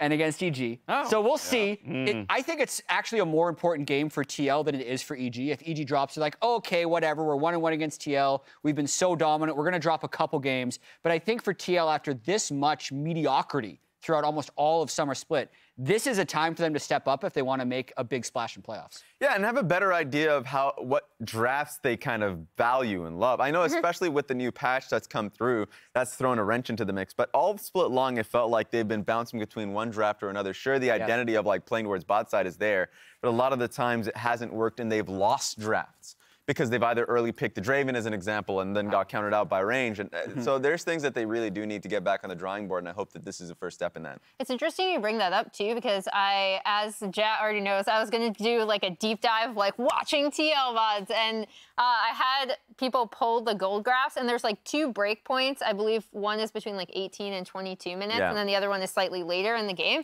where regardless of draft, and obviously it is still going to be kind of more early game focused because I think overall they've picked more early to mid game drafts than they have picked like mid to late. Yeah. But there are these 2 specific breakpoints where that's where whatever happens in the game, goes sour for TL. And that just speaks to their decision making as a unit and like how they want to play things out, how they respond to their opponents. And against EG, that's going to be the toughest thing, right? Because EG always have this phenomenal 5v5 team fighting to fall back on. And I think this is where EG has gotten the upper hand against Team Liquid. Team Liquid has good early game plans where they can individually do what they want to do, but syncing up and being creative and improvising in that 15 to 25 minute portion of the game is where EG has just been so much better than TL. Yeah, and it's just about team fighting. Kind of what Closer said when it comes down to how to take EG down. You just need to be a better team fighter than they are. And Team Liquid at times have been faltering in that when they should be the best team fighting team with the players that they got onto that squad. So really want to be able to see how, how the drafts go, but mostly when they get to that 18-minute mark, if they are executing in those fights. I love that you say team fighting because the last 2 games, they came down to team fights, and if this one gets borne out in the same way, I will be a happy man. With pride and playoff seeding on the line, it's time for a Clash of Titans. If you ask me what I think of Impact, I think he plays tanks well, plays weak side well. You know, they're good at finding angles to getting top, and I think Impact contributed a lot to that. Nicely done with the cancel. There is Impact. Oh, the tower shot back into the turret, and he's already down. Impact first blood. Yeah, he good at team fight. I think he good at team fight. He know what he can do. But they gotta be careful because Whippo is godlike. Lost goes into the stasis, but everybody evaporates around him. A quadra kill of Whippo, and Team Liquid gets the A. Maybe me, but he overthinking too much, like what he can do better, like too aggressive way. You know, just because Impact is the greatest player of all time in the top lane in a, I don't give a shit, you know. You never put him higher than what he's displaying on the day, you know, like that's the way I see it. You know, what he'll show on the day is how good he really is in that moment, and that's all that matters. Hello and welcome everyone to the caster desk. I am Freak. That is the Marks, as I believe you That is me, roughly. The Marks. Close Capital enough. Z is pronounced as just one letter. Zed, whatever you want to the call Mark it. Zed. I don't you, like that one. You actually one trick. You're one of those people who puts your character name in your profile. Nope, we're here to talk about Team Liquid EG, though. We are. What a great intro. I think that is scripted for me. I'm just reading off the prompter. A bunch of, fake players here on the Team Liquid side. Cannot tell who is there in the AD carry position, but, or the support. How can you confirm anything? You don't know if that's Team Liquid. EG's playing from home. Who knows? Yeah, honestly, be a fake game. I could see exactly Bwipo is on the roster here, but that's he has a real mustache, so he's really Bwipo. He's just really Bwipo. It's the fake mustache you got to be careful for. If you grow your own, it doesn't surprise anyone who you actually are. But everyone else, who knows about this one? So EG obviously looking incredible. Still half a game ahead of 100 Thieves, defending LCS champions. They are absolutely the team to beat. Team Liquid, it feels like for the last couple of years, like they won their force back to back. They did a great job, and they have not gotten back to that form. And it's almost troubling. They're half a game behind CLG, who it's all about homegrown talent. Like TL keeps spending. And I want to see, when can you finally reach this top level again? I'm so excited for how this season is ending so far, with CLG surging up the rankings again after having a hot start. There was that little fumble in the middle a little bit, but now they're up there. Team Liquid, you heard Jat talking about trying to avoid a 6th straight week of 1-1s, tough against EG, and even Evil Genius's stranglehold on the top of the table is not that safe with how well 100 Thieves is playing. You also heard all the talk about greatest support list of all time. There's been a lot of chatter, even from people like Palafox, about how much weight is put behind name brands, and it feels like a lot of that is getting challenged this year. For sure, because there have been so many names stepping up and doing well. I mean, EG themselves, we talked about CLG, giving them their credit, don't come in, everything else. Two of the best players on EG are from their own farm teams, from their own academy system, scouting their own talent and bringing up Danny and Jojo Pen doing a great job. Obviously, names like Vulcan, Impact, and Inspired have made their names known, and yes, EG spent to get them, but they have put together the best performing team in the LCS this year with a mix of big names and their own talent. Team Liquid grabbing players from all around the world here, and Bwipo has his customary Kai'Sa hover, and we'll go for something else instead. Poppy, of course, already gone. Azir has been the man in the mid lane, grabbed in here for Bjergsen. Yeah, first picked away. LeBlanc's priority has been sneaking up, it feels like, in the mid lane. I know a lot of people have been looking at it, especially as something that you can pick into Azir. And so with the LeBlanc banned out by Team Liquid, it's kind of throwing down the gauntlet of, we're going to take the Azir. Jojo, that's probably the #1 counter pick gone for you. We see solo lane Gwen and Wukong snapped up by EG, already spreading out their damage profile a little bit. Yeah, of course. Gwen, of course, a very, very big top lane pick overall. You can play weak side there and kind of hang out against it. And just try to find your plays elsewhere, as Wukong has been Premier Santorin. Wow! I am shocked for one to see this champion locked in here. Santorin on only his 3rd Trundle game of the split, okay? Even though we heard yesterday Closer saying that is who he imagines Santorin is, though. When you're the one champion that you don't want him necessarily playing into, it was the Trundle that he referenced. So we see as well the Sivir. This is looking like a good old Sivir comp, baby. Yeah, only thing I'm looking for, though, is do you have Engage? Because Azir and Sivir need to actually hit those champions, right? Azir only has so many cooldowns on Q and W. Sivir only has 4 seconds to attack with Ricochet. Running at you in a pillar is usually not a real team fight engage. So Juice to want to see a Nautilus or an Ornn or something somewhere else in this draft to actually make sure they're there. Relying on Bjergsen shuffling is just not going to be reliable enough. Again, they've got the draft picks to still go make this comp work. But yes, this team fight's going to be hard to beat. Can you play a different style, or can you find some way to actually out-team fight a comp that's clearly built for it? Oh, Jojo grabs the Sylas, another one of those high-prio champions in the mid lane right now. Just generally strong, and you can often find great ultimates to steal. The Sivir, I'm very interesting because we saw it both game 1 and game 2 today. It has some insane team fight numbers. We were talking about this off camera, just about how you're watching this fight maybe with the FlyQuest game where, Takoi blows somebody up what it feels like a ton of damage, and then you look at the damage graph at the end, it's like Sivir, 8,000. And so she is a ticking time bomb a little bit in these late game team fights. And I think it's something that people are tracking is that conversation of who is the 3rd best. You're getting down to all pro voting. Hansama has been a little bit underperforming to fans' expectations. Danny's been incredible. FBI has been popping off recently. Berserker's still in people's minds as someone to keep an eye on. And so this is, I feel like you're talking about some of the setup and these things for Team Liquid. It does put a lot of pressure on their bot lane in particular. It'd be a good game for Hansama to pop off indeed. Going to be one of those incredible backline carries. We'll see Tom Kench off the table, trying to get rid of some more of the defensive options available to the man. But yeah, we know Danny needs to answer in the bot lane. Twitch has historically been good into Sivir. She basically can't spell shield anything but the E, and that's a predictive spell shield. It's like spell shielding Rend. You pretty much have to guess when it's going to happen. Yeah. It's almost too fast to see the animation in time.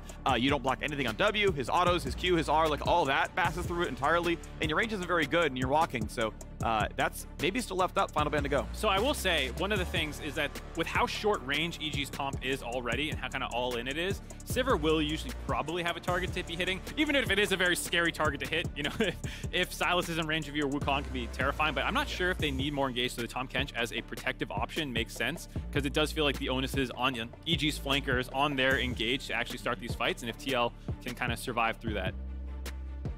On top of Draven, however, has been rising in priority here as well. Would also generally be, I think, decent into Sivir. She can outrange once she can outrun at level 6, but you don't exactly spell shield spinning axis, so another champion where if you have some lockdown. Will say though, Rakan into Sivir, that is the freest spell shield of all time. If you get knocked up, you are hard trolling as a Sivir player because it's absolutely giga free. As Set's gonna come through, and we're gonna get some spice with this one. Set could be top lane, could be flex support as well. If that's going to be the answer into Gwen, I have not seen that matchup played out. Yeah, in the meantime, Core JJ is having fun hovering things, baiting the audience. It's a very lively audience today. They seem excited by all these hovers, and I just don't want to get their hearts broken when it ends up being... Oh! No. Yeah, man. See, that's what I'm talking about. Everyone goes, oh, collectively, and everyone got... You know what the sad thing is? The reason I got excited for Sivir Action, it's a really good Legends of Runeterra deck, and I'm like, that's apparent. You're ready to talk about... I'm ready to talk about Sivir Action, which ran the meta a few patches ago. But we get the Lovers Duo. Xayah Rakan is in for Evil Geniuses. Okay, I'm pretty sure the Blade Caller interacts favorably for Xayah against Sivir. She'll block one of the E's, and the rest going to hit and root you, so that can feel pretty solid. Again, Rakan, I guess, going for Charm knockup. The Charm will get blocked, then you can get the knockup if she doesn't run away, but I feel like Hansama is going to be relatively safe. Spell Shield, you know, we'll get rid of some of the engage, and Hansama, I think, is relatively in a good spot here. Of course, Core JJ on Leona gives them the teamfight engage they want. Whippo on Set's going to be fun. He has contracted this champion pool a bit this split. This is only his 7th unique champion, which is far lower than he had earlier on, but he talked about wanting to hone down the pool a bit. And I just like it into Impact because coming into this game, you heard him talking about, oh, he's a weak side player, greatest of all time, whatever. It's about how he's playing right now. I mean, the gauntlet is kind of thrown down with this Set Gwen matchup. All right, well, we're getting into the game very, very soon. Team Liquid Honda, 4th place. Twitter the memes, but their goals are set on the trophy at the end of the split. Evil Genius is the team to beat. Number 1, let's see who can do it.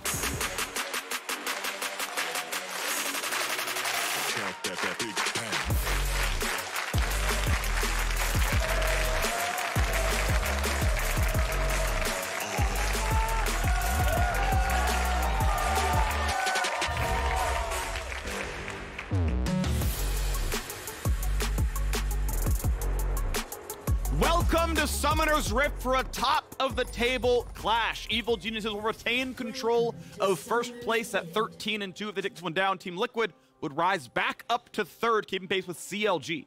Sorry for the total tangent, but Core JJ's Leona having a mount, I thought I was on drugs for a second. I was like, why is Rel in the game? That is a very weird skin combination to make a heavily armored lady on a horse when you have a heavily armored lady on a horse as a champion. It's the homegrown, it's fine, okay? You know, you pass the one by. It threw me for a loop for a second. All right, we're going to bring a 3rd man into the cast. Impact's got some thoughts about his former teammate. Check it out.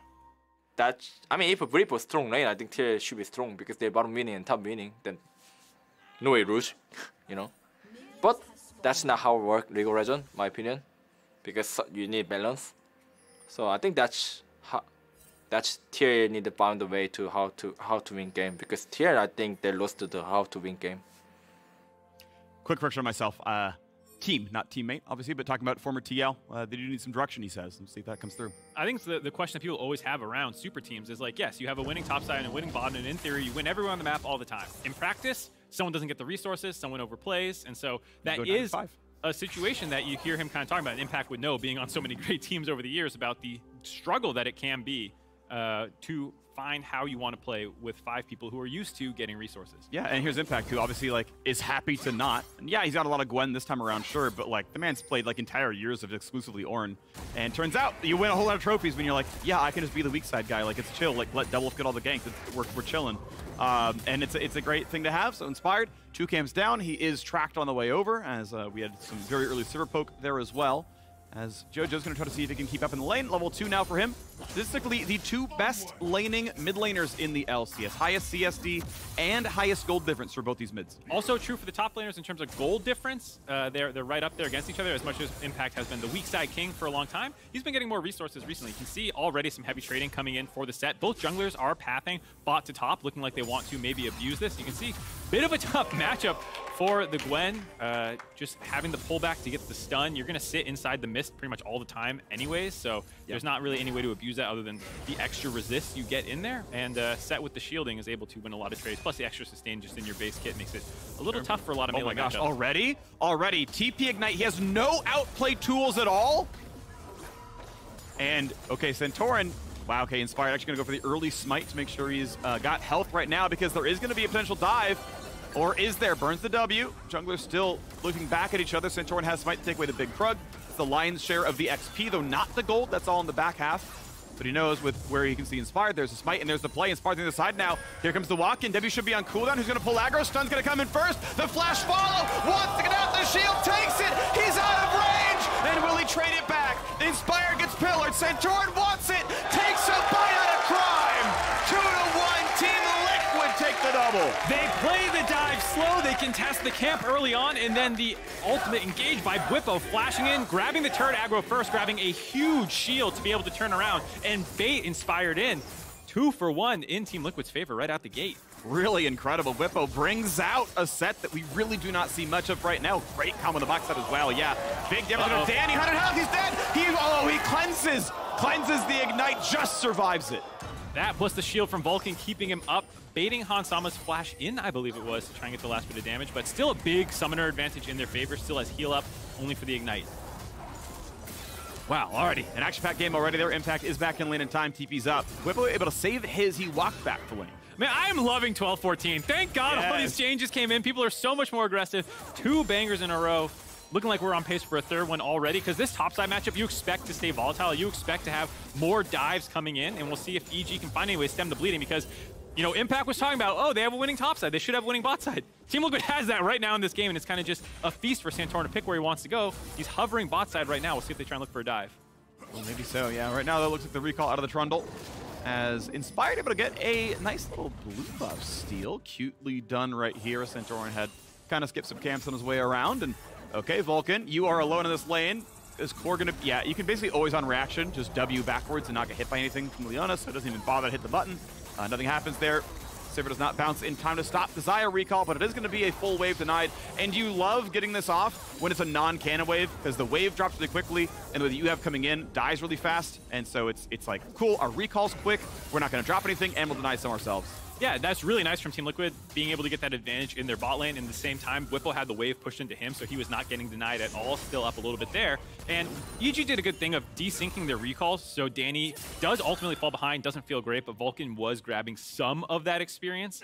And so making the best of a bad situation, because right now you see already 1,000 gold advantage in their favor, as well as some XP leads across the map. But Bwipo could be in a 1v2 as Impact walks down like, oh, I need to go ward this. Yeah, I'm scared. What's going on? Jumps in for the fight, and here's Inspired. Jumps in towards the minions. We'll get some decent damage. Is Bwipo going to die? No flash. Gets the big punch, the shield. And they can't chase down for anything more. Flash not available for either top or jungle. And they can't get the damage down, so out he goes. Just barely able to walk out of there. Got a little dicey, but like you said, no flashes down or anything to find that kill. Oh. And now Impact, of course. Level 6, though, is going to be very safe here. I can't imagine him dying to level 4, no-item Trundle. Controller over the wall, jumps across it. By the way, Inspired's here. Good luck, buddy. But Core JJ is here. They outnumber. Flash Q stun. The rest of the follow-up is there. Team Liquid decide. We are going to be top focused and top dies. Core JJ roaming up from bot to top. This is what people always said playing against his teams. As a top laner, you have to be aware. And you think Impact would know it, being his teammate for a year, but not the case there. Able to get taken down. Now things are looking really rough for the Gwen. Punch that. Bwipo, I guess he's fine. He has ult as well. Oh, he almost has enough damage to full kill. W, okay, that's really late, buddy. I mean, he's fine, but that is a little greedy. I will say he does seem to know the limits better than his opponents, at least. They have not really been able to find it yet. Yeah. All right, well, Jojo and Santorin in a fight now. Level lead, of course. Is he going to steal? Yes, he's going to steal Trundle ulti. If that's stun lane, I think that might have been a kill. Santorin would have had to flash to stay alive. But now, as he slowly waddles away, Bjergsen wants in, forces the flash. well played on all sides. Yeah, Team Liquid are just all over the map right now, roaming all over the place. Sivir being very safe in the bot lane, just being able to chuck out those boomerang blades. And now there's a little bit of a threat of die, but still no 6s yet for the kind of instant flash Rakan W charm combination. And you can spell shield the knockup then. It's much more annoying for Sivir once that level 6 is unlocked, but since that's not there yet, you are able to stay under the turret a little bit safer. Yeah, essentially there's no way to like cover something against the W. Like if you're running, I don't know, I think you can like spell shield a blue smite. So like there's a way to like, I can smite to make my knockup happen. If you can like somehow get the QW comboed so that the Q is what spell shielded. But that requires a misplay, right? Like the telegraph is still so long for casting W that would have to be Hans screwing up. So yeah, again, it's not really there before 6. I guess the real strategy Rocket Belled in. And you like mid lane Rakan. Rocket Bell Rakan is actually pretty good. Because you definitely get in range for your engage. It's a one-way trip, but you are starting that fight out. Yeah, if you want to do that, maybe just buy one of the other items that speeds you up and it's not Rocket Belt, so you're getting lethality on your mythic. I don't know, man. Hey, he deals magic damage, okay? Excuse me. Got magic pen. Yeah, pen. I mean, it's functional lethality, you're right. Yeah, it's the same mechanic. I don't fault you on that one. Anyway, I have a friend who plays Rocket Belt Rakan. So, don't listen to him. Not coming to an LCS near you. No, it's not. But we've got a Rift Herald claimed. That is coming to LCS near Impact, as it feels like, because already walking up, and guess what? 2v1, good luck, buddy. Has Ignite, has ulti, burns it now, wants the regen, and here's the dunk to start things out. Finds the stun as well. Pillars in the way. Gonna find a lot of damage. The punch coming through. Bibble drops the aggro. 100 HP left, and Trundle gonna knock him down. Team Liquid get their 4th consecutive gank top lane and 3 kills on an Impact. Impact's got them in his comfort zone. He's died 3 times already. We've seen him come back from worse.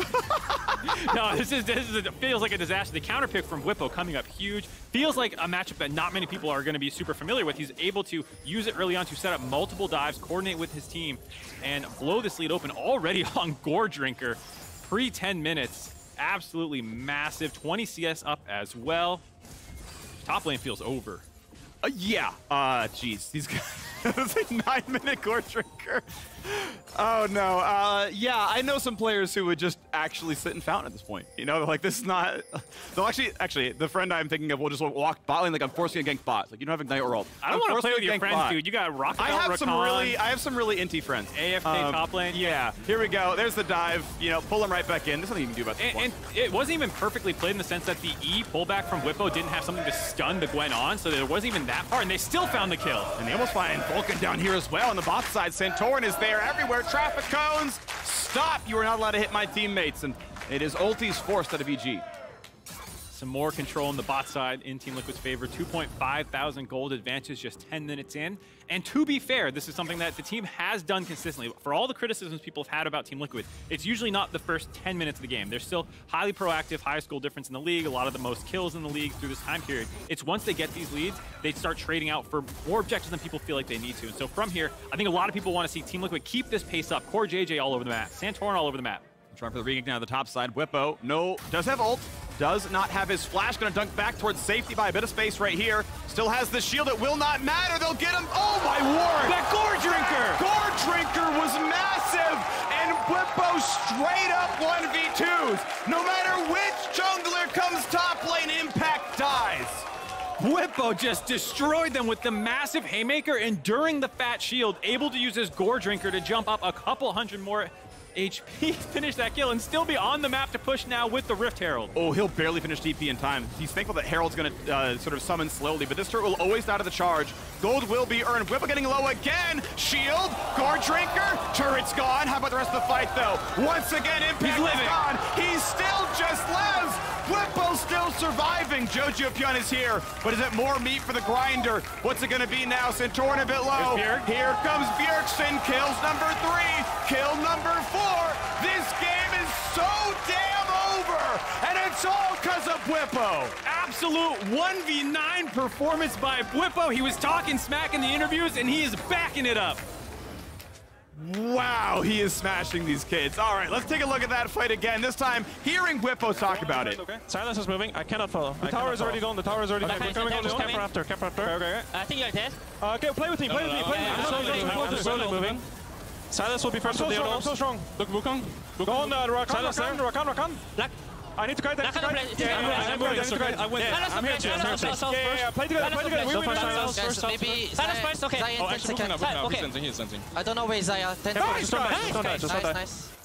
Oh my God, you heard Bwipo saying, play with me. He's like, I am so strong. And you could see in that replay how low his health bars are getting before these haymakers. He is so aware of when he needs to press that button and then comboing it with gore drinkers and things like that to make sure that he actually comes up after the shield healthier than you would have thought. Yeah, I mean, that's how it all, it's like, it's going to sound simple, but it's the perfect way the kit plays out. Guess what? The shield is bigger, the damage is bigger, the more damage you've taken. Gore Drinker is literally a missing health heal. You want to go to 1%, press W, and then come out with the rest of it. Everything he's doing is absolutely perfect. As you mentioned, he knows his limits. He's got a death, I guess, but let's be clear, it's just a slaughter right up here.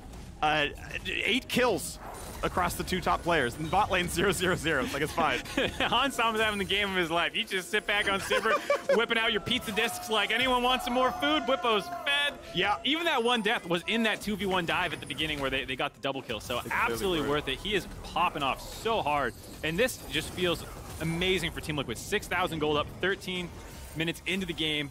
And against the #1 team after going 1-1 so many weeks in a row to snap that, if they're able to finish this game out against the #1 team that everyone had kind of pegged as the favorites for this split. I think it's going to throw so much of the community sentiment up in the air and have to reevaluate, like, who is actually the threats as we're ending in on playoffs. The actual threat is Hansama. Like, you can talk about Bwipo and the kills, but this man has 4 turret plates on Sivir. 4 turret plates on Sivir is like 95th percentile Sivir gameplay. Like, I'm ahead in gold. I'm ready to carry this game. Wait, why is it over? And this is why, League, you can't just always look right at the stats. It might be because the 4-1-4. Oh, that's a charm. That could be some danger. This man is in a 1v3. He's running for his life. Misses the ulti. Jojo Pyun. Good fancy feet. Hansama. Can't look at the stats, but it read 0-0-0, and it's because the man isn't dead.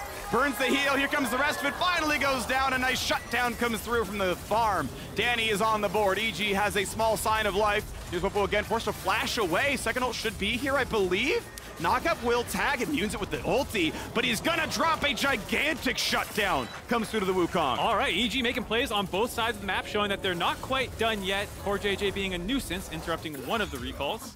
Still gonna result in Team Liquid probably grabbing this turret, but a nice little answer by EG. It's these kinds of plays when you're 5,000 gold or more behind 3-15 minutes, you have to find these odd man fights. To find one in the top and one in the bottom at the same time was a good punish on Team Liquid's reset. That gold grab. FJ still a gold. Just blue, blue, blue, blue. Sorry, Corey, you're a support. Sorry, buddy. You don't even get turret plates. Second arrow goes down as well. This one, of course, again, 200 bonus local gold. So Centaurian gets 300 individually, plus more to take with the turrets going down later. I mean, Hansama made them work for it here, you gotta say. Nice flash here out. Jojo just misses the ult himself, but then that step on that Q, getting out of that, making sure he doesn't get rooted when Danny ends up getting a little bit more of these feathers out, forcing him to go directly underneath the turret. Made them have to spend a lot of resources during it. And Bwipo, I think, seeing all those people down the bot side is like, great, I'm probably fine. Just keep pushing up here, and lo and behold, Inspired shows up. Not able to outplay them this time in a big shutdown. Does go over to Inspired, so not going to help out Impact quite as much in the 1v1. Still 1-5-1, but you know, slow Team Liquid down just a little bit, get a little breathing room. A little bit of breathing room. Of course, with all the flurry of activity topside, Team Liquid did not stack dragons very quickly. First one on the board now, but we're looking at 18 minutes for the second Drake in the game, so not the fastest dragon stacking, though obviously they are in complete control still. Although the one kill on Danny probably puts him pretty close to the amount of money that Hansama has. Quick engage, not going to land for a whole lot. Core JJ in the front side. And then it's going to be everyone on EG walking away. Mid lane under fire. Will almost out of Herald. Hansama will be able to attack. No summoners, but has ult and a spell shield. As he gets it lower and lower, this will be mid lane outer, dropping all 3 outer turrets.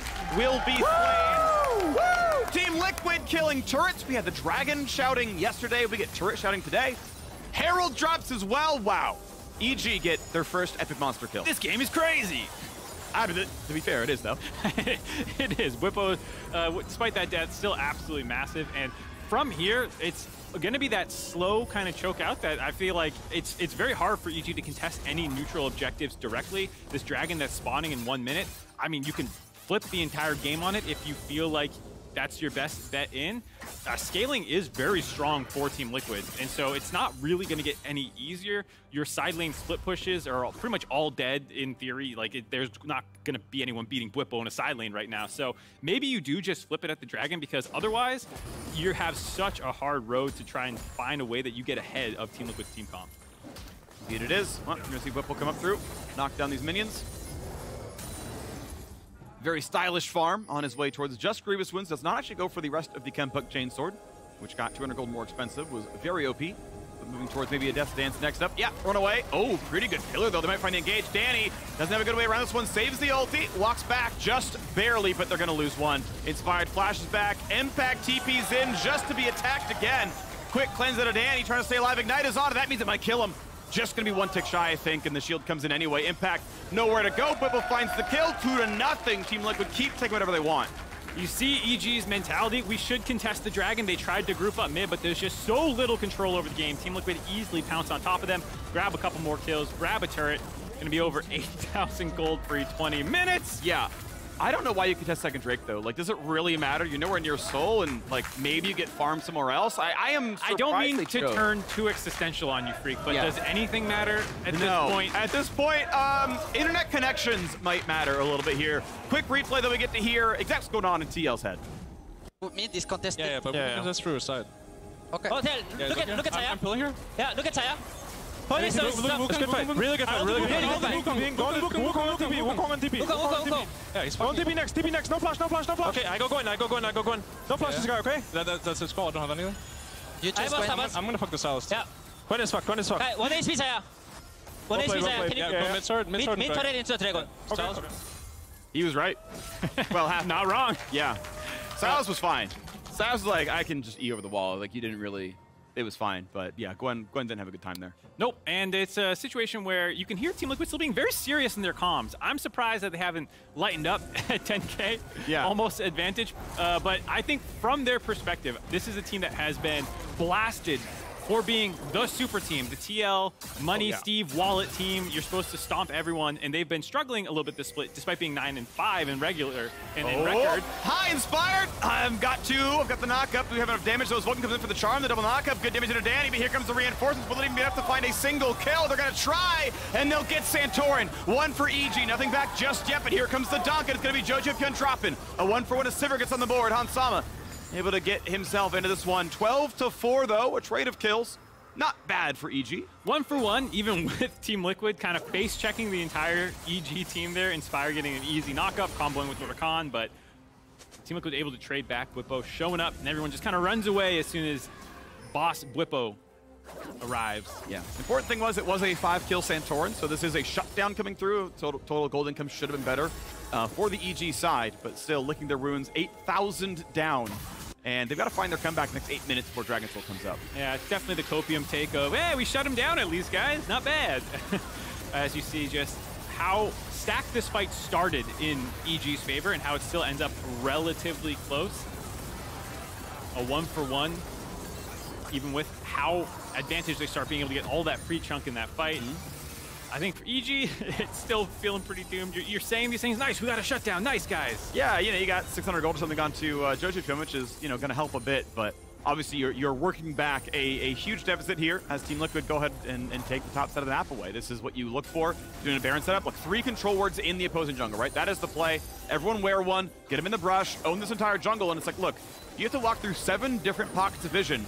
We could be in any one of them. Are you going to even make the play happen? So Hansama on the wings, has the ulti popped, Impact buying some space, but now he may be buying the farm at this point. Running back far enough away. He will stay up. EG still contesting pretty heavily. Inspire has to clone back out, but here's the dunk in. Gonna find 3 slows, and that could be enough for the kill. Inspired still pillared. He's gonna be dropping. Yes, indeed. Traffic cone. Back you go to the fountain. 5v4, no jungler. Baron's on the plate. Team Liquid find that quick kill after EG was looking for a flank, trying to contest vision a little bit. Not able to get anything done. Jungler down. Should be a pretty free Baron for them, but EG, they don't back down, man. No. Like mid-2000s movies, never back down. Never back down. This time around, though, might be a loss. See if they can come through on the first engage. Looking for the best they can as Vulcan goes right back out of the front of the charm. Shuffle's going to be Zonya's, but Cortej has a stopwatch himself. There's 1 kill on for Santorin. Can they get the chase down? Jojo gets a single kill, but the long form fight is 3-1. A TP comes across, the recall out, and Team Liquid, no, look, we still got 4. You still have no jungler. This is going to be Baron. Team Liquid grow the gold lead to 9,000, soon to be 10.5. Poor JJ gives his body up for the team, get those kills, get the Baron. Team Liquid looking good. Playing angry, it feels like. I don't know if it was the list, the all-time list coming out, and Core JJ got #1. There's a lot of chatter about like, oh, it should have been Afro. where JJ's like, nah, I'm going to roam top and absolutely blow this game open. Whippo was talking about Impact's #1.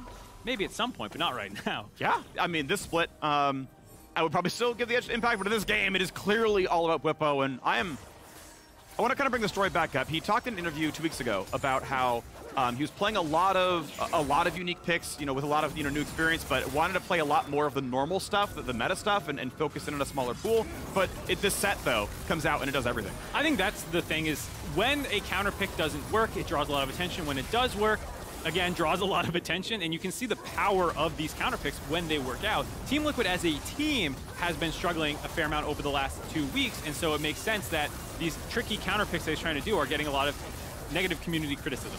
But now we go into this one. The shuffle's back and forth. Jojipin stays alive for now, but this man's gonna die. Sivir is there. The pizza hits him. Bjergsen is on a rampage now, 405 on a 2-item Azir. But yeah, I mean, you look at the sort of opportunities that Whippo's had, and look, he has been playing a lot. 4 games so far in the split behind his Gangplank at 5. But I feel like anecdotally, Team Liquid are having a worse split than in spring. And in spring, he was just playing a unique champion every game. Like, he went to go narrow down the pool because they lost in playoffs, and it actually made the team, it feels like, look worse. Yeah, I think there's been maybe Team Liquid, sometimes when you start stumbling a little bit, like we said, still 1-1, still by most metrics good, but compared to their own standards, they wanted more. Yeah. Sometimes you can get in your own head about, well, what should we be doing? And you start really over-analyzing a lot of things. And I think for Whippo, his personality is these unique picks, and you kind of have to unlock him so that he can take over a game and absolutely 1v9 like this one. And he's doing it right now. Of course, some help from his jungler, but it's going to be mid lane dropping, and here comes the team fight. Dunk comes across, goodbye to the Gwen. 5v4, good luck for the flank, buddy. Inspired comes in for a second and drops just as fast, and now in a 3v5. There's not much you can do. Jojipin is here. He'll find a stun, he'll find a heal, and he will find his... Oh, he does get the kill, but he will find his death. I don't think 2v4 is much of a defense here. Danny going to be hiding behind the turrets right now with his lane mate. And to be fair, the bot lane is 1, 2, and 6. The EG bot lane tried their hardest. It's not going to be enough. Team Liquid top dip the whole way through. A ton of coordination through Whippo, Santorin, Bjergsen, and Core JJ. They slammed every one of those lane matchups, and they're going to be looking to kill the last few EG members. Nexus falls, and TL crushes the doubters. Team Liquid break the 1-1 streak. They absolutely speed run Evil Geniuses, running them over in the pavement, going up to 10-5, dropping EG to tie 100 Thieves as well. And right on the verge of the final weekend of the LCS, it feels like everything is up in the air again. Oh, this is going to be a whole lot of fun. Team Liquid, their first undefeated weekend since week 1 in the LCS. We head over to the 8th week, 3 games per team. And TL, only 2 games behind first. The world where they make that happen, they catch up to either EG or 100 Thieves is possible. They keep up with CLG at 10 wins as well. To get the multiple poses, really Oh, the fake mustaches are gone. Unlucky. It's actual Team Liquid. Yeah, that's why they won. The actual Team Liquid showed up. I gotta say, the way they did it too, not just going 2-0, but absolutely dominating in their 2-0 weekend this week. Feels like maybe the team's starting to figure it all out. The gears starting to click into place at exactly the right time. And if that's the case, it means we have a very exciting playoff run. And that's all what it's about, is coming in for the very final weeks, and you don't know who it's going to be. You've got really good things to look at for any given team here. 2 teams tied at first, only 2 teams behind for the next couple. If Cloud9 figure this stuff out, right, they're obviously a real threat as well. I mean, there's a lot of fun teams here. Yeah, I mean, Cloud9 had 0-2 this weekend. They were 8-2 with their regular season or main starting roster, and it was tied with EG. And it's like, wow, is C9 secretly the second best team in the split? 0-2, Team Liquid goes 2-0. Everything's getting tossed up in the air. And it's going to make it a whole lot of fun to see what happens in Week 8, as well as the playoffs itself. Now, the next bit of business is for all the fans who have visited us at the LCS Arena. Listen up, because I've got what you've been looking for. Our friends at Esports have opened up their game day photos so LCS fans can download their favorite memories for free. Visit www.espat.ai. AI, sorry. That was weird. They wrote a URL out by spelling the letters. .ai, the better version of that one, to grab these photos for yourself. Check it out. Now, we're heading to a break, but after the break, Whippo is going pro to pro with High, so we'll see you there. I mean, I was kind of speaking from a diaphragm, to be fair. It's a bit too loud. That's not good though. Put some real juice in it, you know? Hello! It's safety by a bit of space right here. Still has the shield. It will not matter. They'll get him. Oh, my word! That gore drinker! Silence will be first with the so strong. Look, Wukong. Go on, Rakan. Silence there. Rakan. Black. I need to kite that. I'm here too. Yeah, play together. We win first. Maybe Zaya. Okay. Oh, actually, he's sensing. I don't know where Zaya. Nice try. Nice.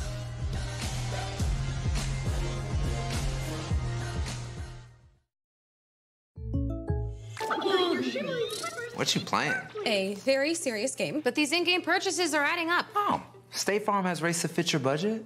Mega Sparkle! Like a good neighbor, State Farm is there. Call or click to get a quote today.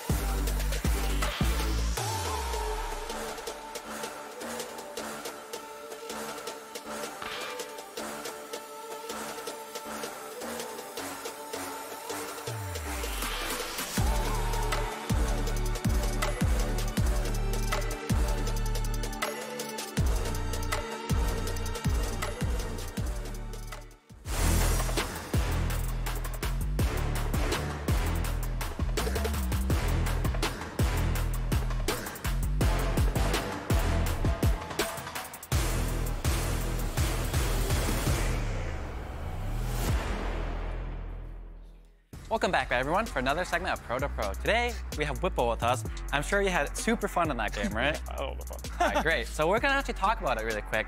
So before I hit this clip and play, you're trading super aggressively with Impact here. Is this how this lane really goes, like normally goes? You can go even more aggressive if you like to. You can take lethal tempo and walk behind the minion wave level 1 and just fist fight her to the death and, well, just beat her to death. But I opted into Conqueror because I felt like scaling was very good for me in this game. They have a lot of melee champions. Obviously, Zyra Khan on the 4-5 was good picks against my champion, but everyone else like wants to get in the fray and fight with me. So I figured with Conqueror, if I can stay alive long enough, I'm going to murder everything. Gotcha. So if you take a look at the minimap, you'll see that you actually tell Santorin to skip his blue to come up here for this dive. And I'm wondering, since you're playing so aggressively, is this something that you guys planned before the game started? Or is it kind of just like a thing, like as the lane goes on, you got him chunked, you're like, hey, we can go for this dive now? So the thing is, I actually, like, this was Santorin recognizing how like volatile the lane state was, and he came up, because I actually backed up. If you look there, I backed up a little bit, and I waited for my W cooldown. But then he made the judgment call to come up top and give me the pressure. So once I crashed the wave with E, I think Impact feels safe to tank the dive. Right. But Closer is here too. You guys see that he's there and you're still talking about you're going for this dive? Basically, what we're talking about right now is like, we see Wukong, like, so we're talking, as Santorin's coming in, we're talking about where's Inspired, where's Wukong. We're not sure where he is, so I tell him just start the golems and try to find him, and if he doesn't show up in time, when my E is up, we'll just tower dive tops. In this case, because we both win 1v1, both me and Trundle wins Wukong 1v1 and I win against the Gwen 1v1, we're just waiting for Trundle to push him out, and then I'm just like, we can dive when my E is up, we can dive them 2v1, like 2v2, it doesn't matter. Right, so this is pretty much the perfect scenario where you actually get the kill and you kill the jungler as well. I don't know if that was planned the entire time, but this was super well played from you guys, so I wanted to bring up and highlight that. So we'll have a second clip here. Obviously, when you see that the enemy top lane is running at you with half HP, you know you're about to get ganked. You see on the minimap that he starts showing up right there. So before this goes on, what is going on in your head right now? Are you thinking about how to survive, or are you thinking about how can you kill them? Well, the thing is I know as soon as my ultimate is up, I can slap the Gwen immediately. But in this case, I have to just play slow and wait until I survive. So the interesting thing about Set is early game, when there's not enough tenacity yet in the game, when you EW, you can't dodge the true damage part of his kit. So what I'm waiting for is basically a moment where they're stacked next to each other, because Set's E pulls in all 4 directions. But people, like the way Set E pulls from the sides is very short. It's a very short, small hitbox. I have to wait until they're both stacked on top of me to get EW. And then I use Gore Drinker at the lowest health to make the most use out of my W shield and Gore Drinker up. And in this case, Rakan was still coming, so I gave, but in the case Rakan wasn't hovering, I would have murdered the Wukong as well, so. Gotcha. Yeah, I was feeling So you guys get this kill, and normally people like take that and like recall you're like half HP, you got like 1,000 gold, but you're still sending people up here. So then what's going on in team comms here? Is someone saying, hey, let's spawn the Herald here, let's look for a dive? Can you tell me about who's saying what here? Basically, we're saying that we want to go top and put the Herald down. We want to just keep the pressure up, because Leona is still coming in very fresh, Trundle is coming in very fresh. Like, we're still stronger than the enemy team, so we're just talking about like, we can still make a play here. I'm calling like, she can TP back. So in this case, like, we just, I wanted to make sure that the Herald was going to crash and kill the tower. And I got a little bit lucky there, to be fair, that the Q didn't finish me off, because I didn't want to waste my W before they committed. So that was like kind of hoping that I wouldn't die to the Q there. But in the case that I don't, I can get a really big W, and then I can use Gore Drinker to heal back up. So in this case, it was just a matter of like, we felt really strong 3v3, 4v4 still, even though I hadn't based. Like, I made sure my teammates knew that I was still really strong. And all we're talking about is like how strong Trundle is, because he's coming back with Sunder from base. Wukong obviously doesn't have his mythic yet. I have my mythic. Enemy top laner doesn't have mythic, so it was just a matter of like, we're on our spike, and me being low health like is not enough to stop me from going. Gotcha. That's awesome that was all planned the entire time. Like, it's obvious, like, you guys know that he's TPing in, you're calling for it, looking for the fight. So it's great to see that you guys are doing that. That's actually all I have for you today. I want to say after that point, you probably think it's also GG, I'd imagine, so. Oh, yeah. Here I was certain. When I pressed tab and I saw 404 Trundle, 404, 401 4 Set, I was like, yeah, our champions are way too strong against theirs. Their top side can't play the game anymore because our bruisers are just way bigger, and we already have the scaling in the Azir and Sivir, so I was super confident that we were going to take this game. Even the Trundle outskills, so we were super confident in our scaling this game, so an early game like this was just the nail in the coffin. That's great to hear. Once again, congratulations on your win. Really dominating. Hope we can continue to see that. That's all that we have, and we're going to send it over to the State Farm Analyst Desk. Thank you so much, Ty. Thank you, Whippo.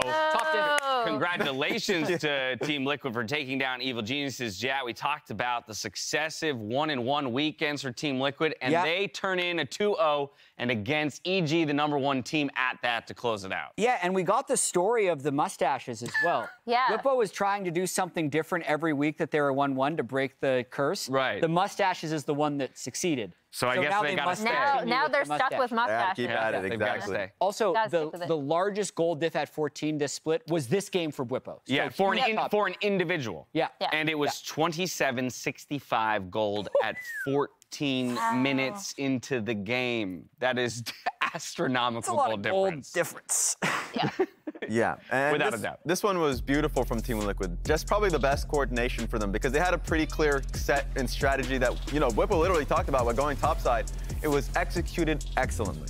Yeah, I'm so glad he called for these successive dives. You saw them punish this over and over again. And I think the big thing that we've been so critical of with TL is like, okay, you have this lead, now what are you gonna do with it? We saw them stick to their game plan really, really well and be able to snowball the game. They had the late game insurance. Arguably they didn't even need it with how well they snowballed this, but that was great to see. This is the best part about it because it reminds me of when Team Liquid had Alphari in the top side of the map, basically, where if your top laner is ahead, we are doubling down. Core JJ is also roaming topside, and so they made it happen. It forced Evil Genius's hand to come top. Otherwise, this matchup is insanely hard. And just take a look at this. It's insane.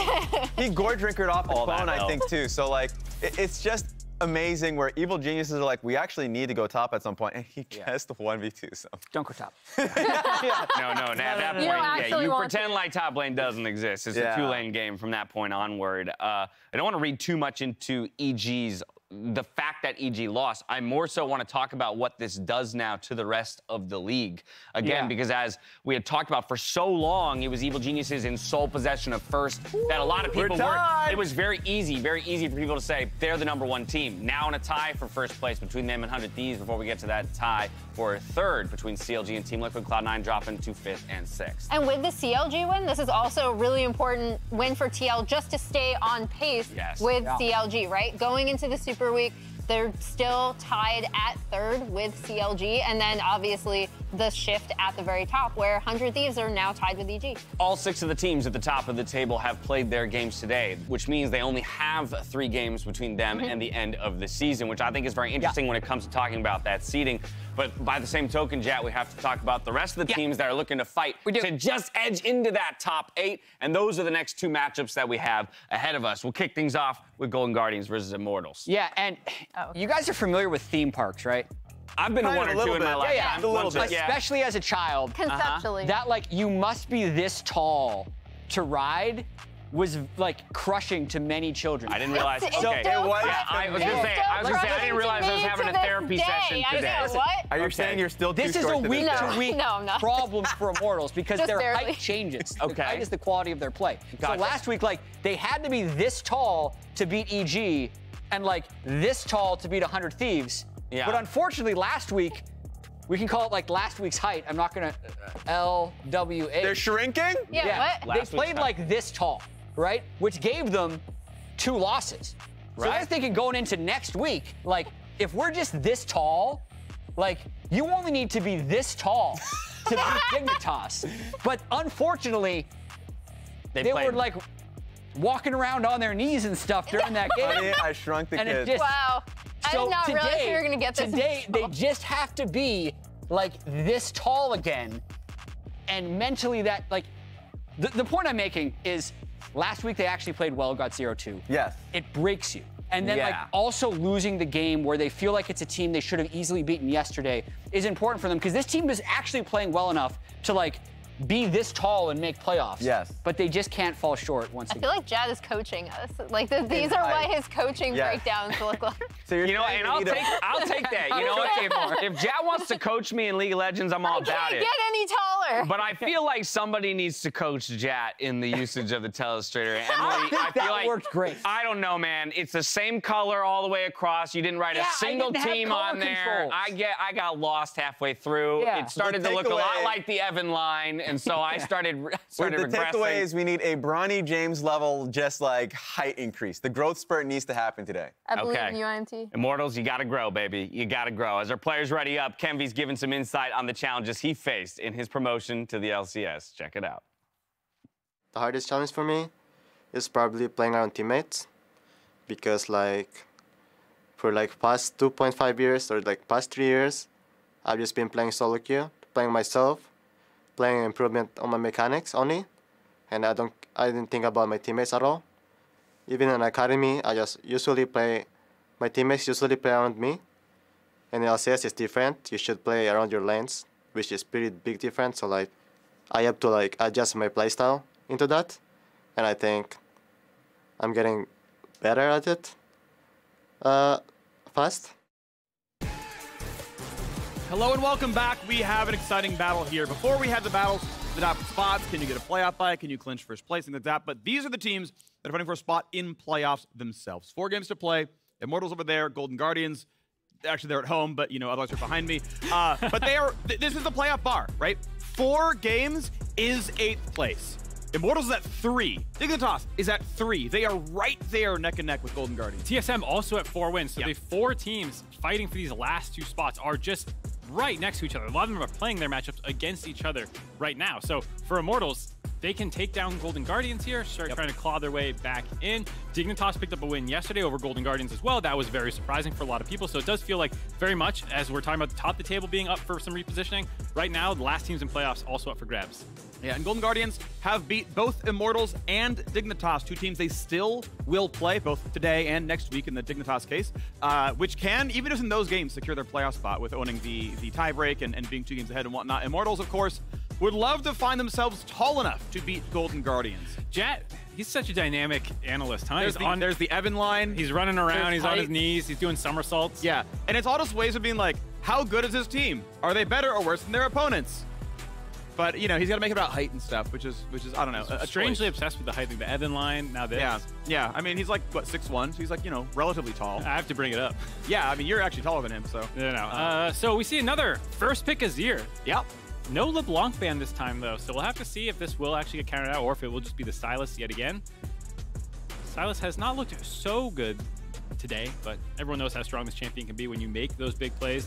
That was also one of those games where it just kind of got away from EG. It was over in the first 5 minutes, so a lot of those matchups and stuff did not get a chance to shine. This does feel like a bit of prep on the side of Immortals, though. Leader has exactly 1 total recorded competitive game on LeBlanc across his entire 212-game career. Like, good call out. He actually just doesn't play the champion. LeBlanc is the highest presence mid laner, or sorry, the highest presence champion in LCS history. And Leader's like, not me. Someone watched 10 and 10? I watched 10 and 10. Did you get that one right, or did you get the answer afterwards? I'm not sure. I don't think I would have guessed. I didn't think about guessing. I just watched. So I got it wrong because I said Braum because he's the most played champion, but he's not often banned. He's almost never high enough strength to actually ban him, whereas LeBlanc had a lot of time where you never saw her because she was always on the ban table. Indeed. But Azir is through, and they're going to go ahead and have the Sylas be the answer there. Wukong comes through as well. A nice Fiora. Licorice here for Golden Guardians has put a lot of games in the champion. Many top laners I've talked to said, yeah, the guy has like 1 or 2 champions. Fiora appears to be one of them. 5 games on Sejuani as well, but this time going to be on split push power as Graves will be the answer. Can outrange and nothing really worth reposting. Yeah, nice to see Revenge throwing down the gauntlet. I feel like both these teams felt like they were gearing up for this late season playoff push. You heard them talking about Immortals playing so well against the number 1 and number 2 team last weekend for Immortals, and then for Golden Guardians they had all these roster shuffles. First they bring in River, then they went 0-2 immediately after that. They bring in Leader this week, drop another game, and it just feels so bad that you have all these changes. You feel like you're gearing up and you stumble, but like we said, they're not out of striking position yet, and so kind of got to put all that noise behind you. Move on, and we're getting that skill matchup in the top side. Both teams still feeling confident. Yeah, Immortals basically have control over destiny, right? They win here. They're head-to-head, 1-1 against Golden Guardians. They'll tie them in record. You just win out from here, win tiebreak, whatever you need, and you can make that one happen. We're going to see the Neela ban here as well. I will say Neela Yumi, Neela Tarek, both look very, very good for different reasons, but very effective in those, as afraid of Golden Guardians bringing that one out here for 6A and Prismal.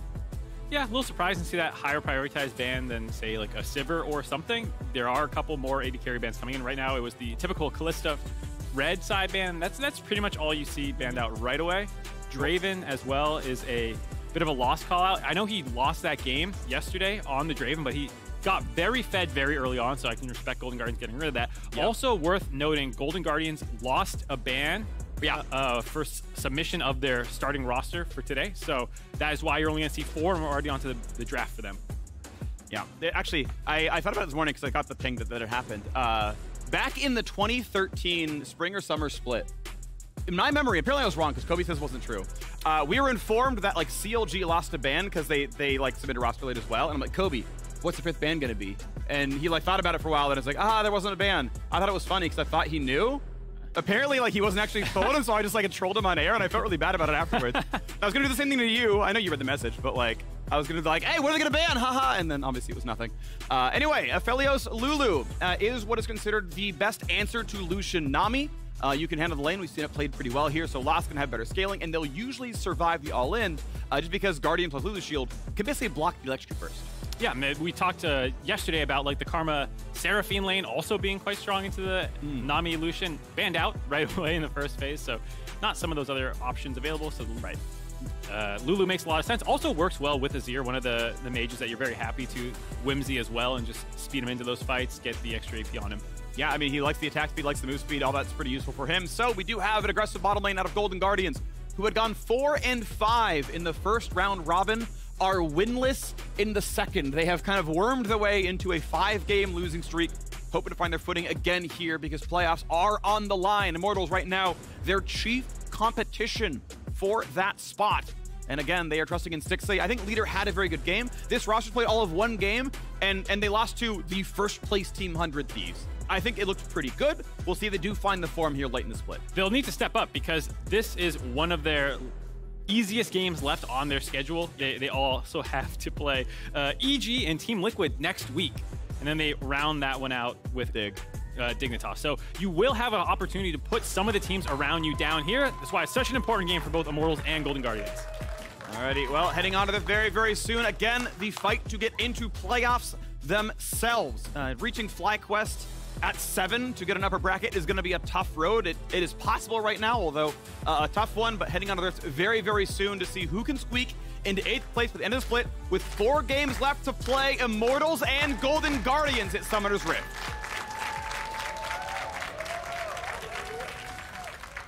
Golden Guardians heading out into the Rift. Kenvi as well. You heard him talking about having to learn to play around his laners. And it's something that he was someone who has been stepping up a little bit and having to get to know PoE and Revenge and whatnot. Yeah, well, Power Vivo himself is going to give us a word on the power of shot calling. Being on the same page, that kind of just comes by time normally.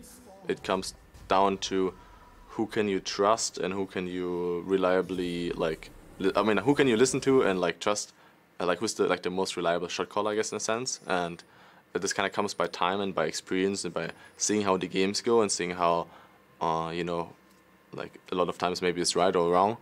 And it's hard to just, you know, make someone like a shot caller. I think it's a lot of times nowadays that people have their roles and in their strengths and their weaknesses in calling. So you kind of just assign them to each player a little bit. It's always so interesting to hear people, different perspectives on shot calling. Funnily enough, when C9 launched onto the scene and Hai was like the guy, a lot of people were like, oh, we should do it that way because he's so good. And funnily enough, he probably ruined a lot of teams where people were trying to make players become Hai. And not everyone can do that. And since then, I think there's been a more balanced approach to shot calling. You heard him talking about it there, about people having kind of roles on the team. Junglers often taking more of a responsibility in the early game by communicating with their laners and coming up with their own plan, as well as like what they need to get objectives. And then sometimes a lot of teams do, if someone becomes the strongest in the game, you should know how you win the game from here. If you're a super fed Twitch, we want to hear from the Twitch what he needs from the rest of us. And I think that makes a lot of sense to me, where you are like, well, you're the fed guy, you tell us how you win the game from here. But that can also sometimes lead to situations where people have to start trusting calls that they're not normally listening to. It's always a messy situation with exactly how shot calling works. And everyone has their own like ability to have instincts around what the game is like. I think back to CLG's win, where like that is a game that no one's really played like before, where, you know, we're 7 dragons in and there's a Baron dance and a top dead inhibitor, and it's like, oh no, CLG made the call to TP top lane, wait 10 seconds, then TP mid lane, and that killed the Nexus. And it's like, does every player have the instincts to get that one correct? No, right? Like it's a tight call. They almost lost that one. And like you need players who just like, oh no, I got this. Like we've never played this exact situation before, but I think I know how the game plays out. And you just want that person to make that call. And there's a social dynamic to it too that is the messier part that you often don't hear talked about, which is that guy made a call and I listened to it and we lost the game. And there is a very real trust that you have to have with your teammates. And when you're on teams that are losing more games, it can be hard to establish that trust. And I think that's why it's really cool to see some teams like CLG who are just so all in on the same page because they trust each other's calls. Yeah, it's really cool to see.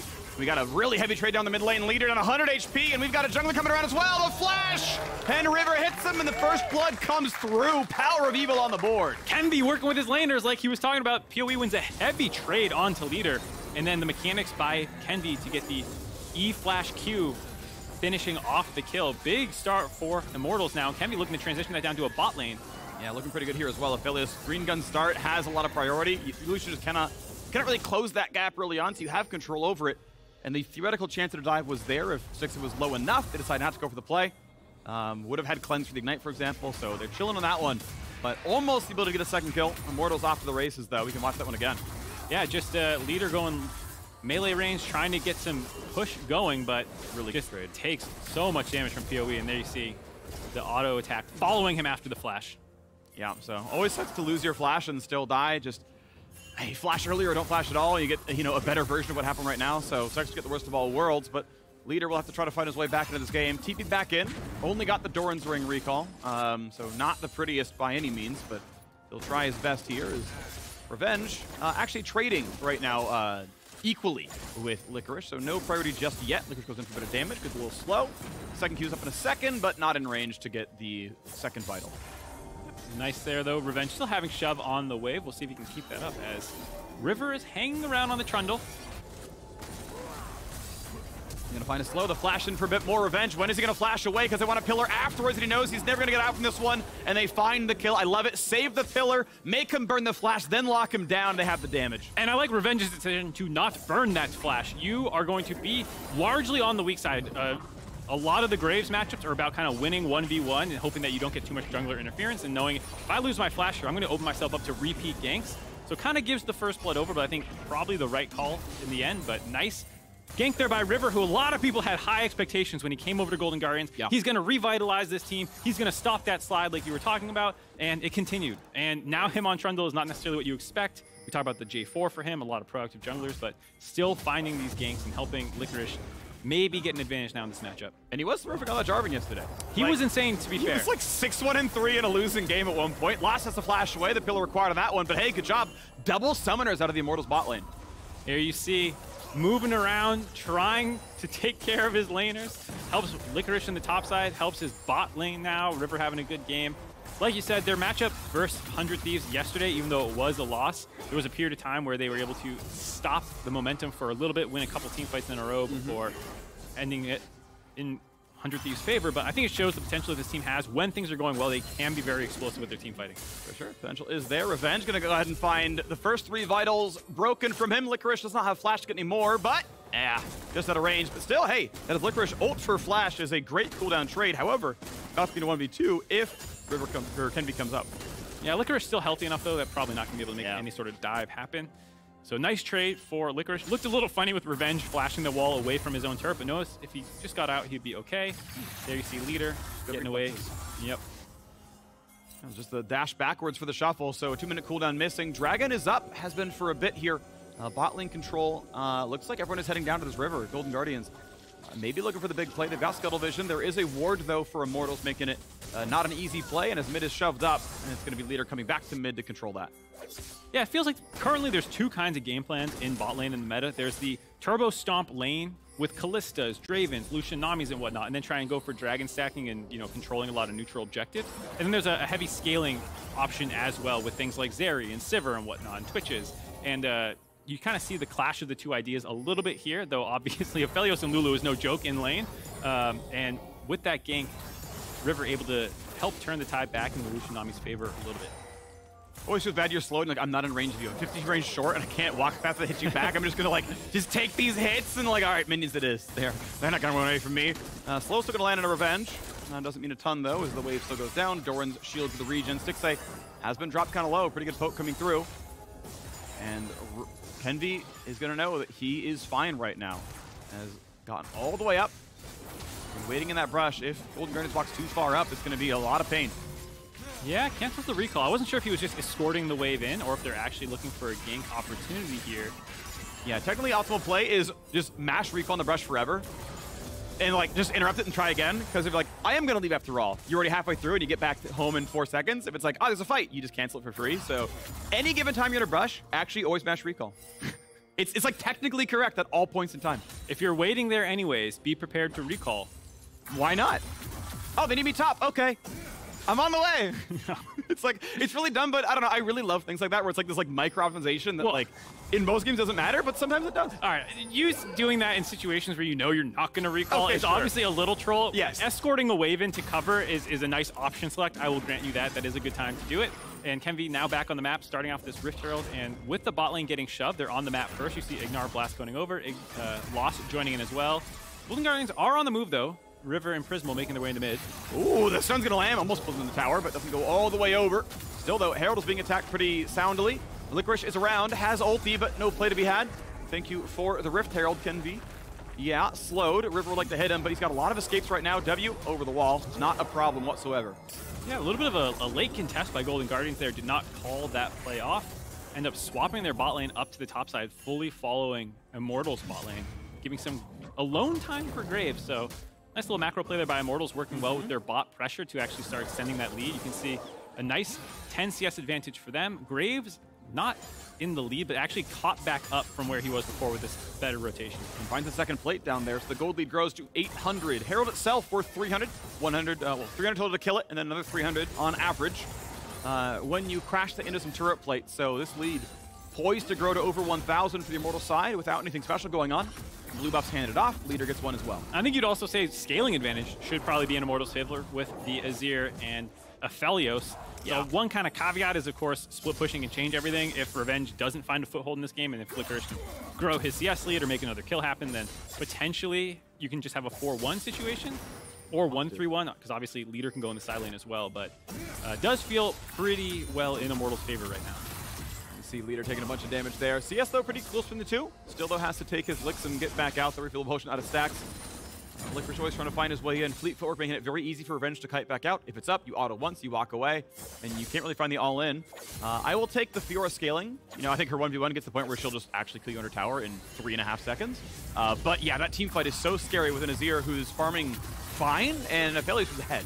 So I will say, Revenge is going for the Lethality Graves build, which is what Whippo did. I believe it was in the same matchup. Right, yeah. And he was able to have pressure almost the entire game because he ended up a little bit ahead. And then you just stay ahead of the pace of the Fiora, and you can keep pushing them in. You start just having like insta-give threat if you ever try and fight her. So there is that potential for Revenge with the build that he's going. I've seen Whippo do it, so you can win against the Fiora throughout the entire game, but it does require you to actually get ahead of her. Yeah. Also allows him to be in a team fight and say, screw it, I'm just going to hit my spells and just burst the team down. And I've done something at least, you know, like if you are behind, you can just get your spell damage out. We are going to see items come through. Leandry's done. 10:55 here for Power of Evil, but he is not around for this dragon. Ignar may see it happening, but the map control right now belongs to Golden Guardians. Very late into the game, 11 minutes, the first Drake has been claimed. Missing health regen on the board now. Far away from the chance at a Dragon Soul, but Ignar might want Prismal. We'll look for a slow. And does Kenvi find his way in. W-E, flash, ulti, here we go. Prismal gonna try to get away. Ulti already burned down, flashes the wall, gets away from Glitterlance, just barely stays alive. Flash for flash, ignite down. Prismal able to get out, loses both of his individual sums, but gets Ignar's and Kenvi's as well as a couple of ults together. So not bad for Golden Guardians in terms of relieving the pressure around bot lane a little bit. Is going to be able to sustain up just with his W and whatnot, so doesn't even leave lane. Might get their counterpunch in here. A lot of spells on cooldown right now. Lost theoretically at a very small deficit, but healthy enough with a mini wave that there's no play to be had for the Lucian. Now they're behind him. If they stayed, no. Is there going to be enough people? Ignar's going to be the target. They know he has no flash, but how about the reinforcements? River is not that tanky. He's being attacked. He's been polymorphed, and he's going to drop. Fertilizing the ground now. Last one in the front line. He is happy to fight. Golden Guardians picked the 3-on-3 that they lost. They tried to find the angle. Still too tanky, though. Couldn't ever get on top of Ignar. Then it's Kenvi versus River as the 1v1 and just slightly more damage for Immortal's side. Yep. Able to kill River, then continue that push, drop the Rift Herald, going to explode this game up to 3,000 gold lead 12 minutes in. That's looking really nice now. Honestly, Immortal's going to feel pretty happy with this one. 3,000 is huge off the fact that Lulu was not the target to go for. Was able to kite it long enough. Everyone else free hit. Stixay may hit the back of the eye. Yeah, okay, this will be a Herald not getting a second charge. You got to walk down, bud. I mean, he should be able to get it. He's going to get it. Okay. He's going to get it. I was just nervous that he's like going to, I don't know, screw up somehow, but he's fine. All right, we got to watch that fight again from Immortal's side. Let's hear it. We look for one more time. Actually, literally 3 ping words, guys. I mean, it's just quite a one-shot, no? Just one shot. Just one. I'm running, but Silas first. I'm running safe, mate. I'm running safe. We win. I'm same time as Silas. Survive, Ken. Survive for Rift. Survive for Rift. I'm shield. Yes, I'm running safe. Silas left side. Okay, Silas left side. Okay, back now. I'm here now. Okay, go. I love Revenge throwing in his comms from top lane. I didn't hear it. You know, he was the one who was saying Ken survived for Rift. He was telling Ken to not go too aggressive. So Revenge got eagle eyes on the map. He's like, who cares about my 1v1? There's a fight in the bot lane I gotta watch. Yeah. Also had TP, so I'm sure he was looking specifically to see if I should be TPing in. Yeah, down to the bot lane turret and like, I'll walk up there, don't worry. See you soon. Never mind. I actually really like Pee-wee's comms though. Like just nothing but praise for the fact that, like, okay, I'm moving, but their mid's first. Like, that's exactly what I want to hear. I didn't feel like he was too cluttered. Like, just knowing roam timers, honestly, you're busy fighting a 3-on-3. Like, you are not tracking minimap mid, right? Like, you just don't have that attention available. And so the fact that I was like, hey, by the way, Styles is here before me, very useful to know. So I want to give praise to Pee-wee for good comms. Yeah, as well as Ignar saying, I'm fine. You know, when they jumped on him, he said, I can get out of here, and so that they can feel confident fighting it. Very, very well done by Immortals to win that little skirmish in the bot side. Now we get the minions to drop down. Plates will drop. And at 14 minutes, a 3.1 thousand gold lead. The Golden Guardians plummet continues as they've been...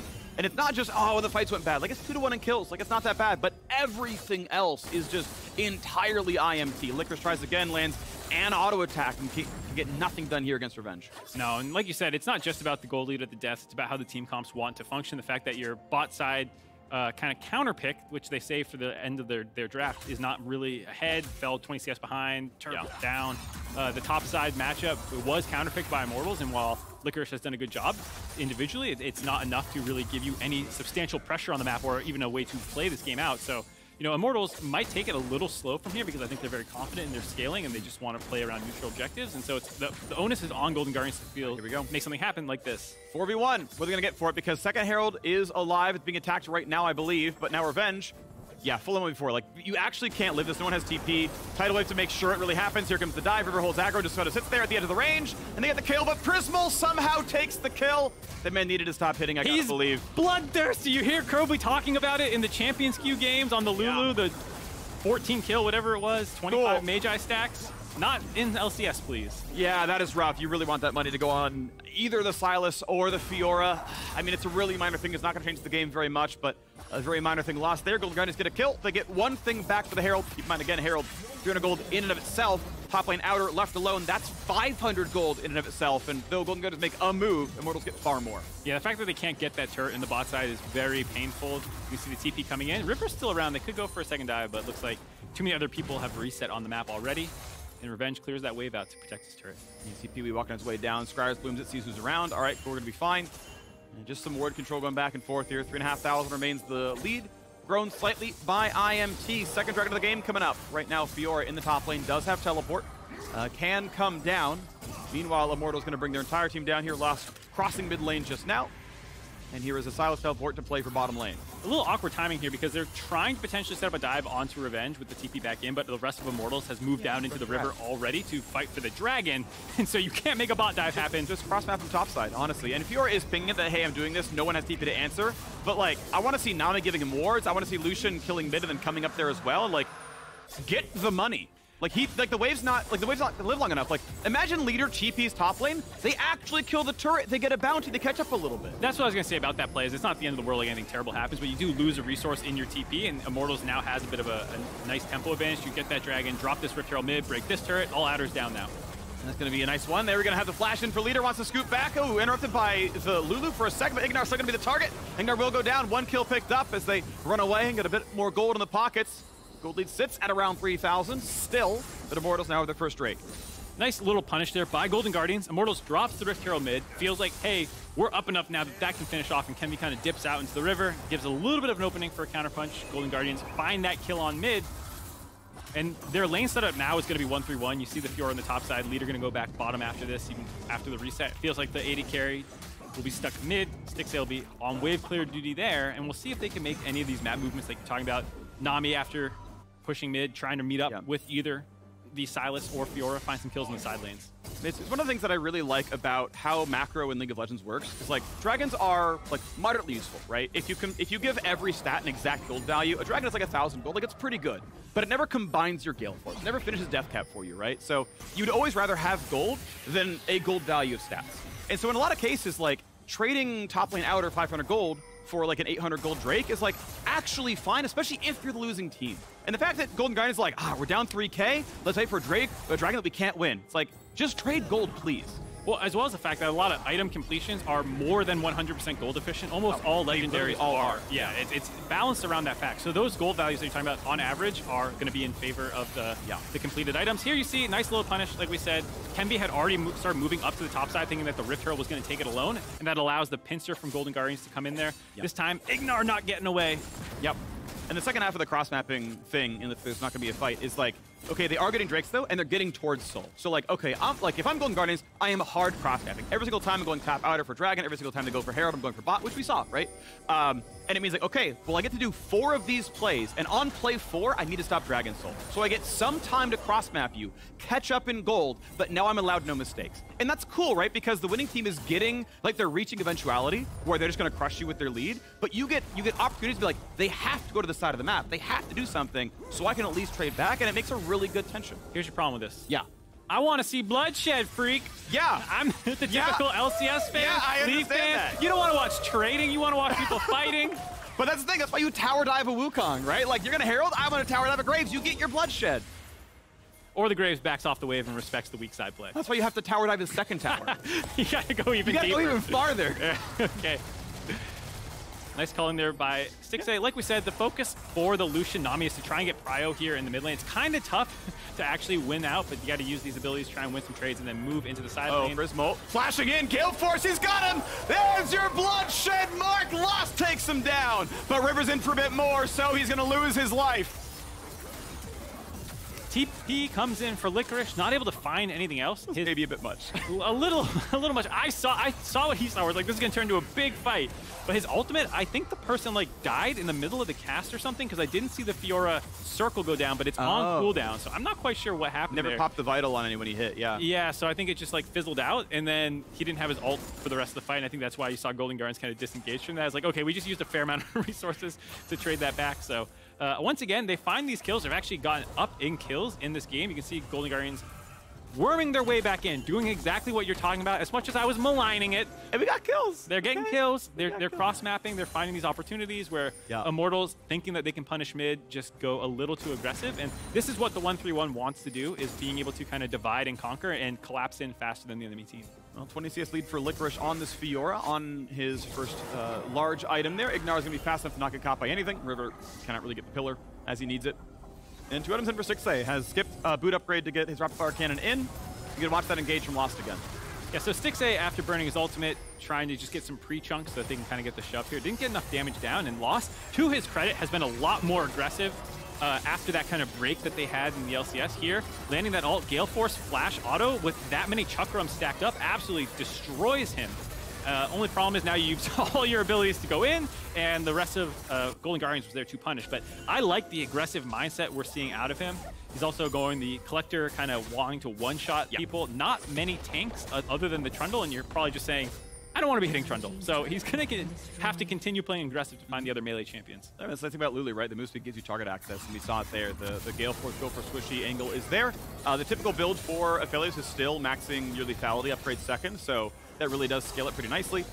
Yes, he's skipping on tank busting. Yes, he's kind of skipping on third item DPS. So once you get the IE, then LDR kind of kicks on. But yeah, I used Hunter to one-shot the Nami. Just needs the peel next time. Well, and I think it's fair to say that IMT's comp does not lack for damage. Between the Graves, Wukong, Azir, there's plenty in there. And so if your thought process is, I want to kill the threats to me as fast as I can, rather than chew through frontline, like this you can say is going to help you punch through the Fiora or the Sylas with the rest of your team.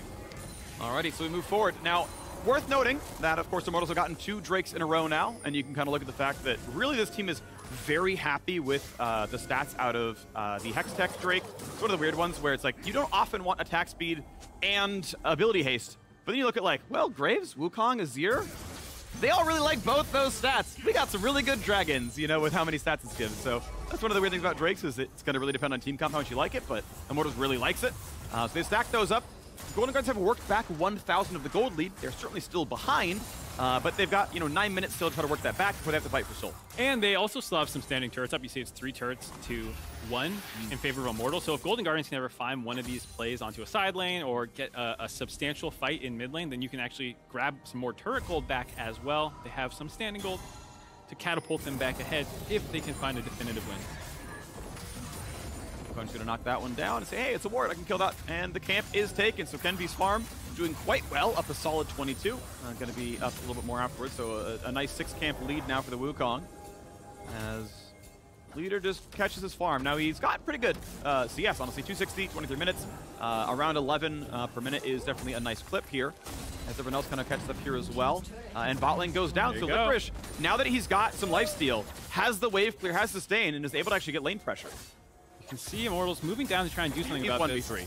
Yeah. So there's the Shirelias, there's the pop in, a lot of slows. Polymorph could make it an easy scoop, and they're going to get it indeed. Finally gets the riposte across, but he will die. Really nicely done. Guarantees with the Whimsy. He knows he can scoop, and the 1-for-0 Immortals get the gold back up to 1.7k. It is post 20 minutes, so Golden Guardians do dip into the top river to try and be like, whoa, my Baron, but they don't have enough of a threat to actually make Golden Guardians, or excuse me, Immortals react to that one. So nice kill onto Licorice. And like you said, he does have a lot of sustain. You have the Chempunk Chainsword combined already, Chum Chunk Chainsword. Yeah, that's good. That's the new name of the item. Yeah, it's gonna cut the healing a little bit, but it's always a funny thing to talk about, like, is this the best thing for you? Because if he's healing, do you cut it enough to actually kill him, or should you prioritize burst and hope that you land some CC and then 100 to 0 with other items? The nice thing is it's still a pretty respectable amount of AD. It's not like he can like go for an Infinity Edge kind of item that's pure damage, so I think it's pretty respectable. Yeah. That in the average case, he will be hitting some vitals, so I think it's pretty reasonable. He's going to heal a little bit. He will Gore Drinker at some point. Yeah, yeah. No, you know? I like a lot of the healing debuff items that is so much sustain. They did nerf a lot of the sustain in the game with this latest patch, but a lot of the champions items still bring a lot. Ult for ult. Licorice needs to get this Q into range. Doesn't get the reset. He was close to it, but didn't have it there, so I think it's a bit more move speed. Cannot quite keep up with Revenge on the way out. But yeah, the first one hits, he can go for a lot more. Reinforcements were coming.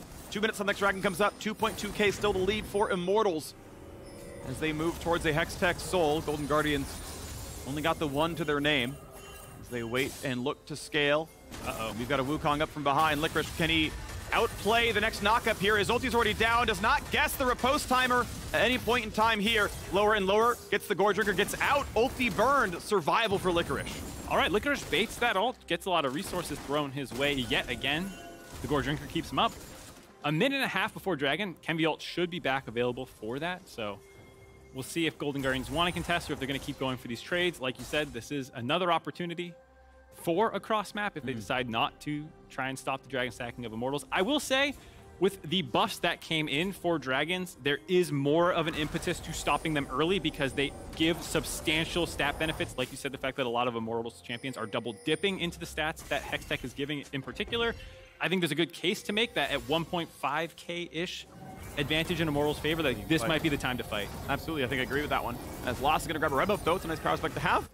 One of the best parts about this, actually, since no one really runs, I mean, Red Hunter doesn't exist anymore, and Legend Bloodline doesn't get taken all that much either, that you really like the out-of-combat regen of red buff. Like, you'll just get randomly chipped by something, and it's like, I'm just going to get 2/3 forever, because I have no, like, it's so inefficient to buy lifesteal, but those are so expensive, 3,400, that you're like, I would like some regen, please, and red buff does that for you. Yeah, also, just having a Vamp Scepter sitting in your inventory feels really bad when you're trying to get to your second and third item completion. So yeah, red buff.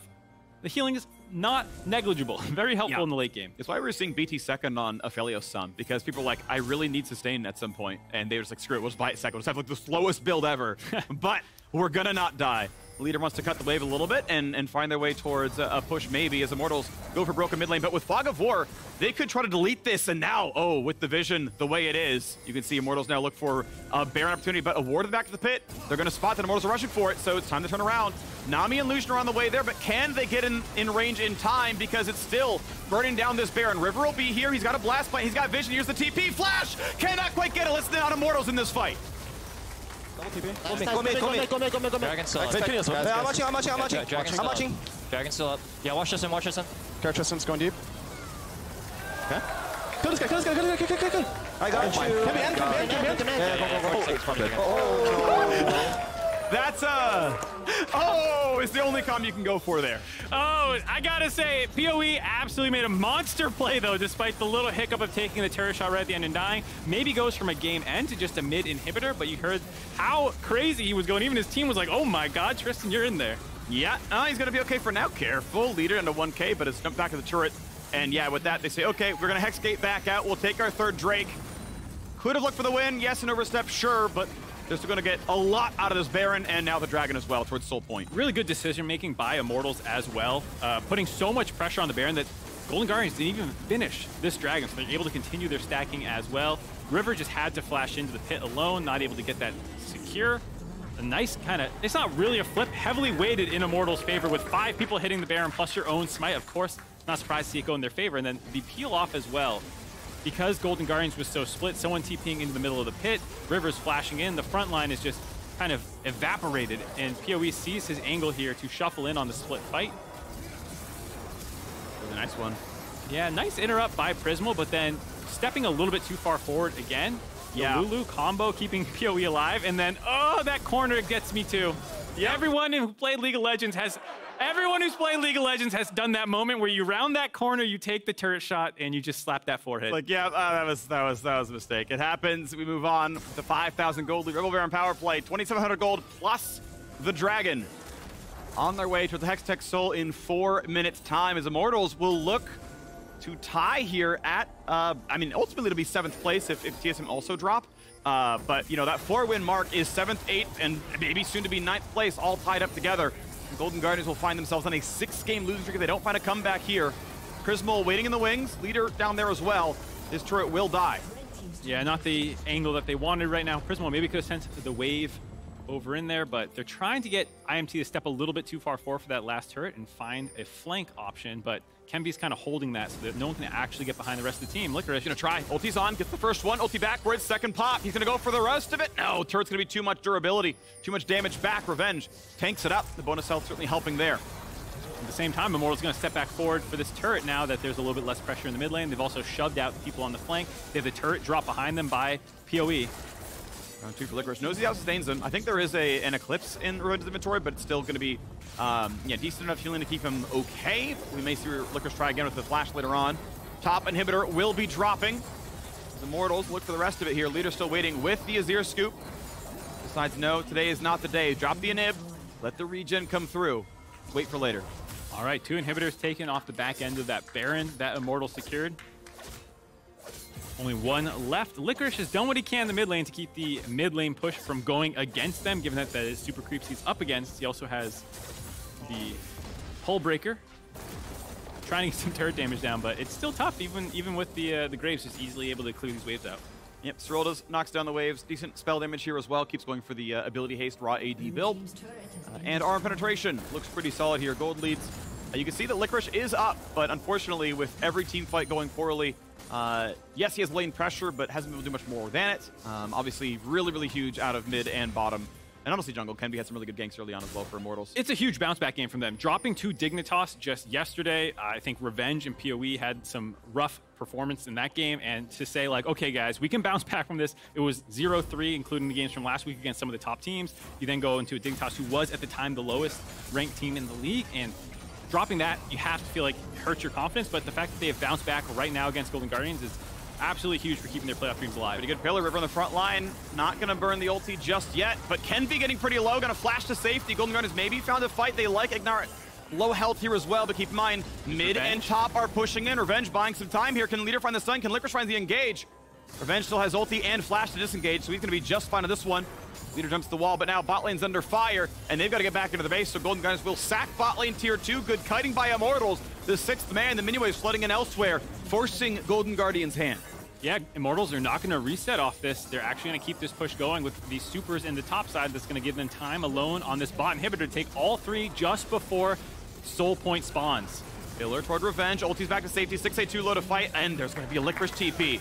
Is this even possible? Second one coming. Second TP, they've got to make the play. It's Golden Guardians going for broke. Here comes the first dive. Ignar burns the ulti. Whimsy for a second. Now here's the dive, the scoop on a 2, and it's a perfect setup by Power of Evil. Leader's already gone. They're going to look for Licorice now as well. They chomp him down. A double kill for the Azir, and it's Golden Guardians running away. A TP for the flank inside the base onto the minions. Hey, Sticks say, guess what? Revenge is here, but he may have sealed his own fate. Just barely survives, runs away, and it's 2 left. Now only 1 left, and Golden Guardians will find their 6th straight loss. Immortals stop the slide. They will take down the Nexus turrets, and Immortals will finally get their 4th win in the LCS. Set up a potential 3-way tie in 7th as well. Immortals Too much peeling for Golden Guardians. Dive to punch through. They kite out that fight.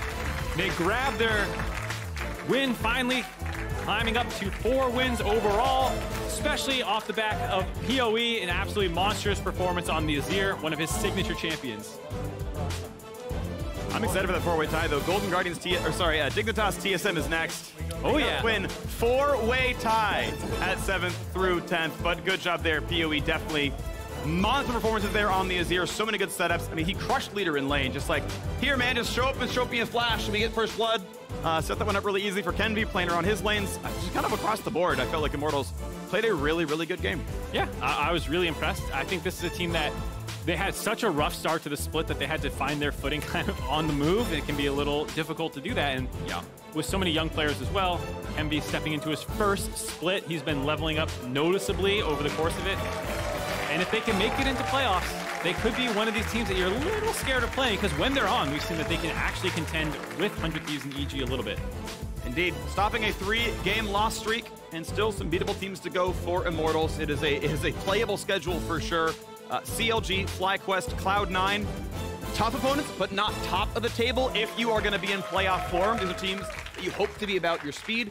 As they stand right now, they are 1-1 head-to-head with Golden Guardians. They are actively tied with them in the standings, so they are tied at 8-9. We'll see if Dig keeps up. We'll see if they don't. But at this moment in time, they are slotted for a tiebreak with Golden Guardians for the last spot in playoffs with 3 to play. I mean, this is a crazy end to summer. It felt like middle of the split, things were decided. It was like, EG is the best team in the world. We're great, you know. Then there's the bottom teams. It was like Immortals, and it was Dignitas, who were like, oh, they're struggling. And now suddenly, with the Dignitas win, the Immortals win, it's like, it feels like pretty much anything can happen still in the rest of the split. Yeah, which is exciting. I'm glad that there are races everywhere, even for first place, right? Yeah. It is within reach. 1 and 2, they're literally tied at this point.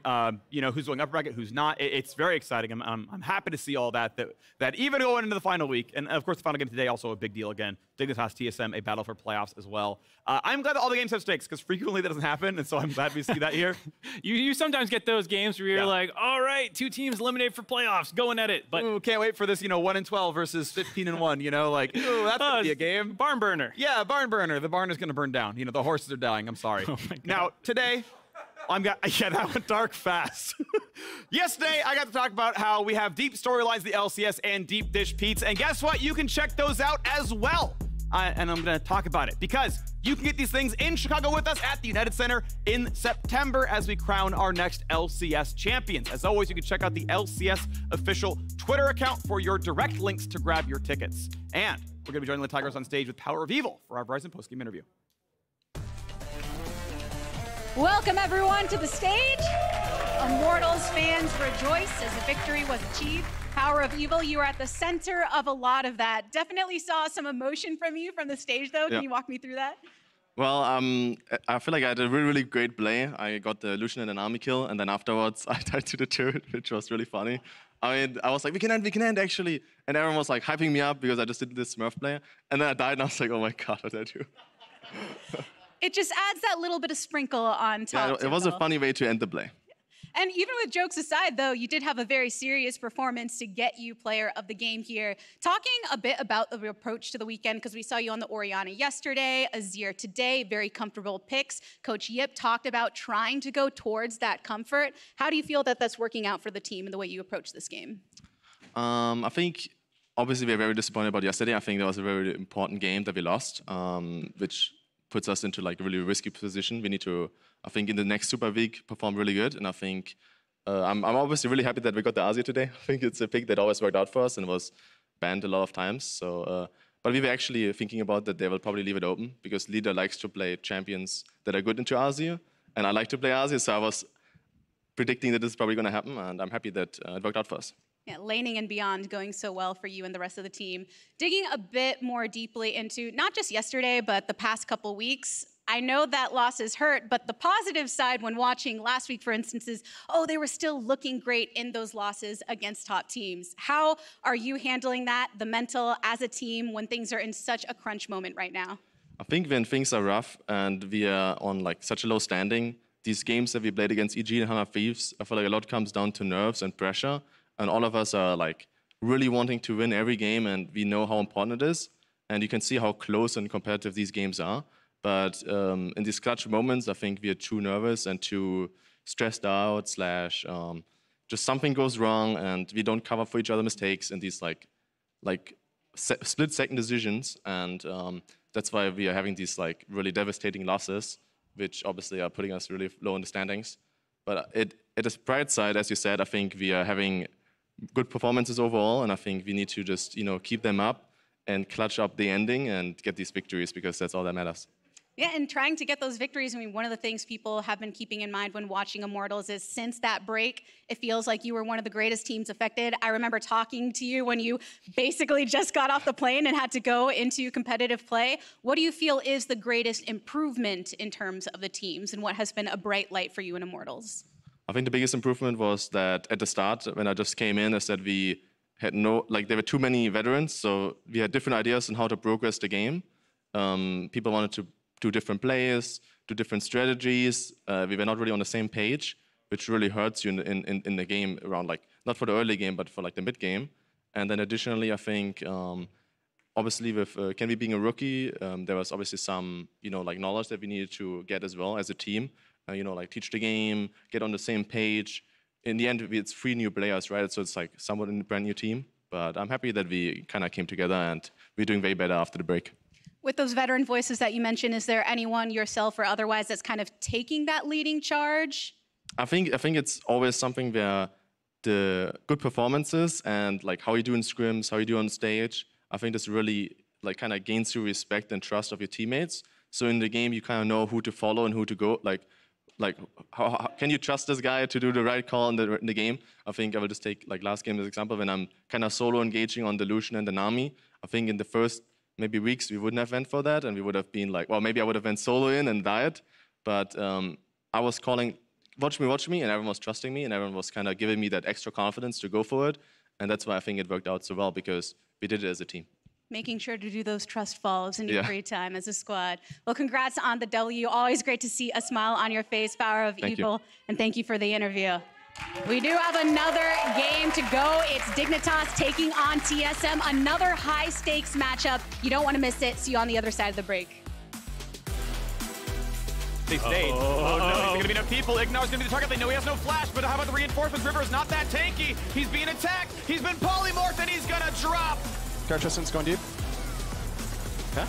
Kill this guy, kill this guy, kill this guy, kill, kill. I got you. Can we end? Oh, no.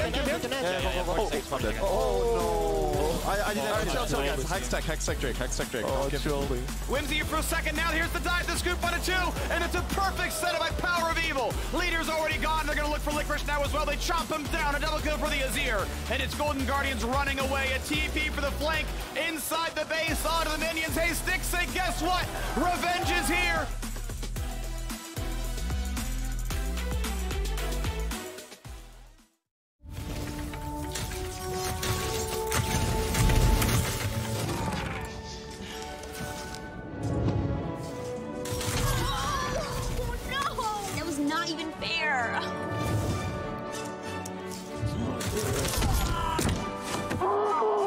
What if respawning was refreshing?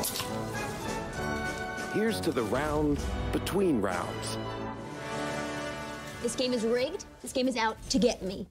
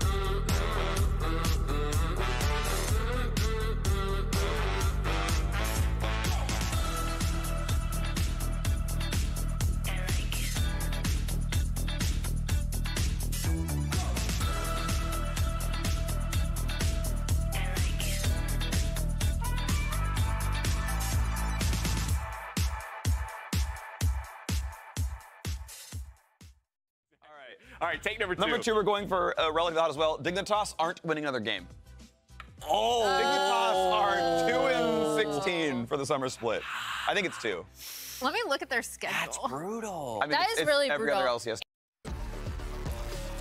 It was a brutal take, and even more brutal, clap back by Dignitas to prove Freak wrong. He said they wouldn't win a game. Oh, what'd he say? Exy. Are both terrible. Can't wait to dismiss both of them today. Good for you, Exy. May not have happened on that day. Oh, the first one, the other one was not happen on that It day. didn't happen on that day, but they did get the win. Dignitas stepping on a stage across from TSM in this one, particularly considering the results of the last game, which pushes both of those teams also into that kind of 4-11 position. A 4-10 TSM is a win away from eking into that top 8 already, and Dignitas also not too far outside of this picture at this point. God, it's crazy. Because I'm with Freak. I was with Freak. You were with Freak. I was with Freak. I lost that one too, but I was silent. So I'm standing up and saying that I fully agree with the idea that they weren't winning in the end of the split. I didn't even think it was that hot of a take.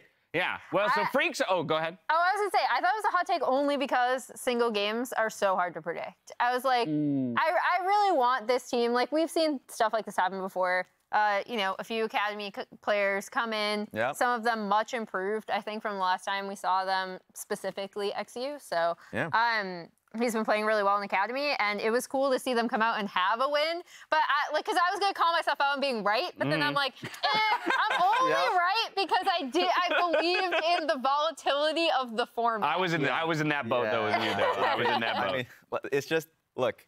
I voted for IMT. They just came up short. I know we just had the conversation. They're tall now. Yeah. Now they're tall. Well, they're at least taller than Golden Guardians. Yeah, We've learned that much. So Freak had a bad take. It was a bad. It was an awful take, and it was proven to be as such. A couple other people, though, on this broadcast have had some takes. Who? And there's a little bit more skin in the game when it comes to this one. Check it out. I think CLG will sneak into top 5. I mean, they're already there. People have been doubting. Wait, I'm smelling a bet. Oh, I'm smelling a bet. I'm smelling a bet. Oh, he gets first pick. So he's going to go I picked CLG in my draft. Oh. See how hard it is. But then we all lose. Oh, yeah. I'll pick. I don't even want it. TSM. I'll pick. He's going to pick TSM. TSM always comes back to TSM Jad. All right, so he's going with TSM. Mark. I'm going FlyQuest because I actually predicted them in my power rankings. As 5th? As 5th, yeah. Wow. There it is. There you have it. And What are we races. betting? What are we betting? We're off to the races. This is the hardest part of Didn't you eat something super hot? I did eat something super hot. He ate habaneros. Let's do it again. We'll do it. Just eat spicy stuff. I mean, that's probably the best. Do we up the ante? The bet is, let's say CLG is 5th. You two then have to each lose. Oh, no. All right? Okay, so it's each of you then. Oh, no. Okay, so if all of us lose, we're just if all of you lose, together. just you all do it. Oh, no, it is right. Oh, no. That's looking great. Picking first in these bets is so open. It's so strong. Oh, my God. Picking first does help, for But sure. guess what? You haven't won yet. That's true. Oh, God. I got some help. I got some help. So, wait a minute. TSM can still get top 5. They may be in 9th right now. And listen, I'm going to this side. We're already partway there. So, C9 lost, right? I'm switching colors. There we go. Yeah, they lost. Now all we need is for Dignitas to lose, CLG to lose, C9 to lose again, C9 to lose again, C9 to lose again, FlyQuest to lose, and then at least 2 of these. So I'm even willing to say that FlyQuest can lose to 100 Thieves as long as CLG loses and Immortals loses and TSM also wins the tiebreaker. If all those things happen, then boom! I win. Wow. And so would you, because it would be C9 that's not top 5. But Mark would lose. But Mark would lose. Lesson. That's important. Matters. Lesson in all. I was going to say, in all this, I just cared that somebody lost. So as long as there's a pathway to somebody losing here, I'm a happy man. Shout out to whoever did this custom graphic. Love for it. you. Thank you, Gavin. Gavin's so a 11 boss. matchups have to go the right way. We're already on the way. Well, right. We're 1 out of 11. One. Yeah. So this 10 more. 10 more. This entire thing could have been dead already. Could have been. But it's not. But and this is assuming that TSM also has to beat CLG, C9. Oh, yeah, it's all on the board. Were you not paying attention? Yeah, look. We just ran all the through all of X's. it. I'm just saying, that's a lot of wins that you need to go through. Just a reminder for anybody that...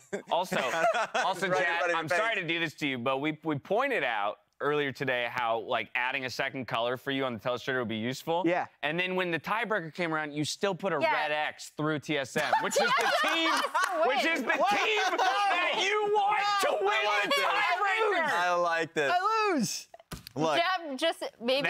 So really, that's the pathway to losing at the final hurdle. That was making it all the way to the line and then tripping over your own shoelaces. I want exactly this to happen. And then He's getting right back up there. He's running, he's bucking it. I'm correcting it. So you got to initial when there's a mistake. There it is, sure. And then instead, it's... Wait, what? Yeah. When they both lose. This is getting so much worse. I have no idea what's going on. But the win for me is just dining on whatever is running in front of me that's just amazing with you and Mark. There's both idiots just eating habaneros. That's a win for all. Said the first idiot to eat a habanero on the show. Thank you very much. And I learned my lesson. Damn right. You'll get to be in the audience this time around. Dignitas and TSM are ready to up and ready to go. There's not much left to say besides it's Hoonin time. I think Hoon is like a superstar on and off the Rift. I think he really brings like a really good energy to the team, and he's like really funny, but he's kind of quiet. So I think he's like gonna be slept on for sure. People are not really gonna like fully get to see his personality, but he's really funny. He's a really good player, and he taught me how to say pig in Korean. So I'm coming for everyone. We're looking for that energy here in our last game of the day. I don't know why pig is the word. I was like, is there like a Szechuani joke in here that I'm missing? Because otherwise, why pig of all Korean words to learn? Who the heck knows? Anyway, Mark's still hanging out here. I look different. It was Freak, and now it's Oh, yeah. I was like, really? I saw you on the stage. It was the same. Yeah, it's a crazy game. Apparently, it's about the Peppers. It's about also Spica. Earlier in the year, when I said I power ranked TSM 7th, he took offense to that and asked for me to be fired if they finished above 7th. So not only is there Peppers on the line, and I'm not supposed to be biased as a caster, I'm really hoping TSM lose today. That's the main motivator for Mark Zia here on the Self-interested, admittedly self-interested. A lot of self-interest to be had by the teams in this matchup, though, because we just came off of Immortals versus Golden Guardians, that do or die bottom 4 to make it into playoffs, and TSM and Dignitas find themselves in similar territory. Yeah, it's really interesting race at the end of the split. If Dignitas can find this win after they just upset Immortals yesterday, or Golden Guardians, excuse me, that they should be able to find this one here as well. Then they can make it a 4-way tie. That'd be an insanely close end at the last week of the regular season. So that's another reason to be pulling for Dignitas if you just want to see some chaos. Especially when you don't know what chaos can ensue in a super week of the last. Yes, so a lot of tiebreakers. Oh yeah, we live for it, baby. But as far as the draft that we got going, bans locked in. It's an Ari for the first lock-in for TSM here. A pick from Maple that has worked out, with a response from Lulu, who has been making her statement all across the weekend alongside the Viego. Yeah, Viego is both a fine pick in his own right, but I think also a bit of a takeaway from Spica. Has a little bit more individual carry potential, you could say, than some of the other jungle options. Like Wukong can carry, of course. We've seen contracts pop off. A lot of people did, but like the Poppy necessarily or the Trundle. So taking that away from him, as well as being able to combo with Ari in the mid lane, I think is a good play by Dignitas to take that. 6 Viego games for Spica across the split thus far, so for sure targeting in that direction. On the TSM side, Sivir, a prominent pick through and through, all across, and early prioritization in multiple drafts with the bot lanes really getting that heavy emphasis. Yeah, it feels like we were talking about in the previous game about, do you go early game or are you more about the scaling option? And Sivir feels like the premier scaling option. Just in the late game, those ricochets are absolutely insane. Zarya is no joke either, though, so Dignitas grabbing that one. Yeah, can definitely have a heavy impact, especially in the latter portions of the game when getting online, chasing down the rest of the team. For TSM side, Chime the last couple games had played the Bard, which is obviously a comfort pick for him, but he's also noted wanting there to be specific conditions when it comes out. Didn't have a good experience in that game against Evil Geniuses yesterday, so wanting to switch things up with the Nautilus. Also, when you think about the fact that engaged supports in general are something that we're looking towards in the future weeks because of 12.14. I am a little surprised to see Nautilus in particular. Doesn't feel like the clear Sivir pairing. The option that a lot of people go for is some sort of enchanter to help her in the early lane phase, as well as being able to kind of buff you up in the late game. But Nautilus, doesn't really help with a lot of lane phases. He has some strong ones that can be paired with like Kai'Sa back in the day, but right now it doesn't feel like a strong winning lane as opposed to Lulu Zeri should have priority, it feels like, in that lane, and it's going to be for Chime a lot more about, like you're saying, these team fights around dragons and whatnot, and maybe getting out of lane and affecting things with roams. Because that tankiness and that durability that works later on within the game, not very present for Nautilus in the early stages when you can actually poke him down very effectively, so something for TSM to be looking out for. With the bans concluded, there was still a prioritization towards taking away another one of Spica's favored picks, and now getting the additional lock-ins. As well as getting rid of some of the other options to play into Ahri. You see TSM gets rid of Lissandra and LeBlanc, and Dig is going to potentially pick blue this Sylas again here. A lot of Dignitas's success yesterday was blue on the Sylas, properly positioning around objectives and making sure to survive. I gotta say, also, we get a yeah for Ornn, I guess? I guess. Okay. Well, Ornn, baby. That's the most enthusiastic Ornn exclamation I've heard, I think. I mean, especially for Solo, he did have a game where they just played around the Ornn. They killed, I think it was Whippo, like 4 times. So there you go. Solo is a pretty competent Ornn pilot. And they round out their team comp with a lot of good team fighting.